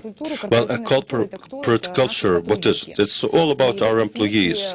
And in that sense, in 2020, well, the numbers of employees increased by 50% to 35,000 people. We have new plants, new factories, are hiring people there, and we are not only train these people, we also have to convert them to our faith and have them share our values. What do we do for that? Basically two things. First of all, we want to involve these people in the implementation of the strategic goals of the company. And the second thing we do is create the environment to make sure those employees have relevant knowledge and skills and competences. Well, involvement is one of the important things. We're proud of it. We have 72% involvement of people. It's on a stably high level. And this year, our traditional survey on involvement, we had some of the questions to know how do our employees, including the engineers and workers, know our values, share our values, and participate in implementing the values. We did have feedback. We know, we see people responding to that. And also, we identified some zones that require additional work. Thank you. As a moderator, I have to make sure that we're on time. Andrei, you have a new role, Turntech. Turntech, a lot of services for many companies in different industries for Sever Group. What do you have right now? Can I share the slides? Можно мне горнило власти немножко? Да. Мы тоже проводим, как технологическая компания, тоже проводим. We are also a technology company. We also do our surveys. We ask our clients. Да, у HR-руководителя HR managers, our clients, what's on their agenda, чем вы занимаетесь и what they're doing, чему научились в 2020 году, на 2021 год. And what do we have on the agenda for 2021? That was our question. О том, что чему же мы научились в 2020 году. The responses show what they learned. This one is about to learn what they learned this year. Effective interaction in remote operation. That was 34%, 31%. But they learned to better adapt to continuous change. Выходит, конечно, руководство, кто-то из офиса уходит в удаленную работу. Now, some people operated in a remote way, but most of the people stay on the job. Того, чему научиться адаптироваться, научиться новому, это огромная часть. Still, they had to adapt, and that was important. They changed the work style. And I'm talking about our clients, Sever Group, there are different companies there. What makes us happy is that 18% learned to take better care of their employees. It's very good. Когда мы вышли из привычного формата работы, when we emerged from out of the normal format of our operation, we suddenly felt that people could be not very comfortable in that new situation. And 18% of the companies that started to think more about that people. That's very good. With our historical mentality, that's great. And there are some small numbers, but makes me happy. One is 4% for be tougher on the employee, be more patient is 6%. Keep in touch, keep abreast of the times is another 6%. Well, 2020 didn't only create problems, but taught us some good things. Now, what strategies do our clients have on their agenda? Well, all three мы когда is начинаем about разбираться о том, что кто же нам нужен, как мы выкручиваемся в when we этой start ситуации. thinking whom do we need, how to resolve our problems, I asked Anna Lvova, HR director of Sever Group. I asked her, what's on the agenda, new skills coming, do we have to change everything in the company? She said, мы бы рады взять, we would have но мы been действительно happy чувствуем to do большой that. разрыв Well, навыков, we которые feel, she said, a great gap причем in во всех the компаниях, skill что в set. горно-металлургической области, что в ритейле, In all the companies, the mining companies, the retail companies, IT-области, other areas of the business везде это чувствуется. of Sever Group, Единственное, что я понимаю, all что на рынке feel нет этих this навыков. problem. And the market does not have anything to offer there. Привлечение лучших специалистов. Ну, это боль. 31% В реальности все с этой болью, что делаем? well, they want to hire the best people from the market, but what we have to do is do that ourselves, improving the skills ourselves. Well, and tech our company and other providers operating on the market справимся, и люди сами хорошо понимают в этом потребность. will be able to do that, to meet that demand. У нас многих базовых не хватает, базовых навыков issue мы that не the можем basic skills, we cannot train people in the basic skills, the hard skills, and they're different in iron and steel and logistics, etc., etc. They're all different. Every company has that demand, and that problem stays with us. It's simply moved to online or mixed format, and our agenda in Talent Tech is to support that format, and that was one more thing, only growing stars within the company. That's a big headache for all of us, who will bring us to that big future, high potentials. Выстраивание такой огромнейшей работы с пониманием о том, что тебе нужно завтра. Knowing what we need in the future, who will help me inside the organization. That's a huge, big issue faced by all companies right now. And all those challenges, of course, for us, a company operating on the market, I mean Talent Tech, well, inspires us to do new things. Андрей, спасибо большое. Thank you, Andrei. Знаете, вот если подводить итоги нашей панели, меняй или меняй. Well, И то, и change or другое replace. So it's both replace and change the people, develop, grow the people, replace the people, and also change your organization. Better organize yourselves. Colleagues, thank you for the discussion. We wanted to cover some more issues like digitalization, etc., but that is an occasion to meet again to discuss these matters, including sustainable development issues. That's what is to be done with the people who will lose their jobs because their skills are no longer needed. Thank you. Now we have some presents to ladies here. Татьяна, спасибо большое. Светлана, спасибо большое. Thank you, Svetlana and Tatiana.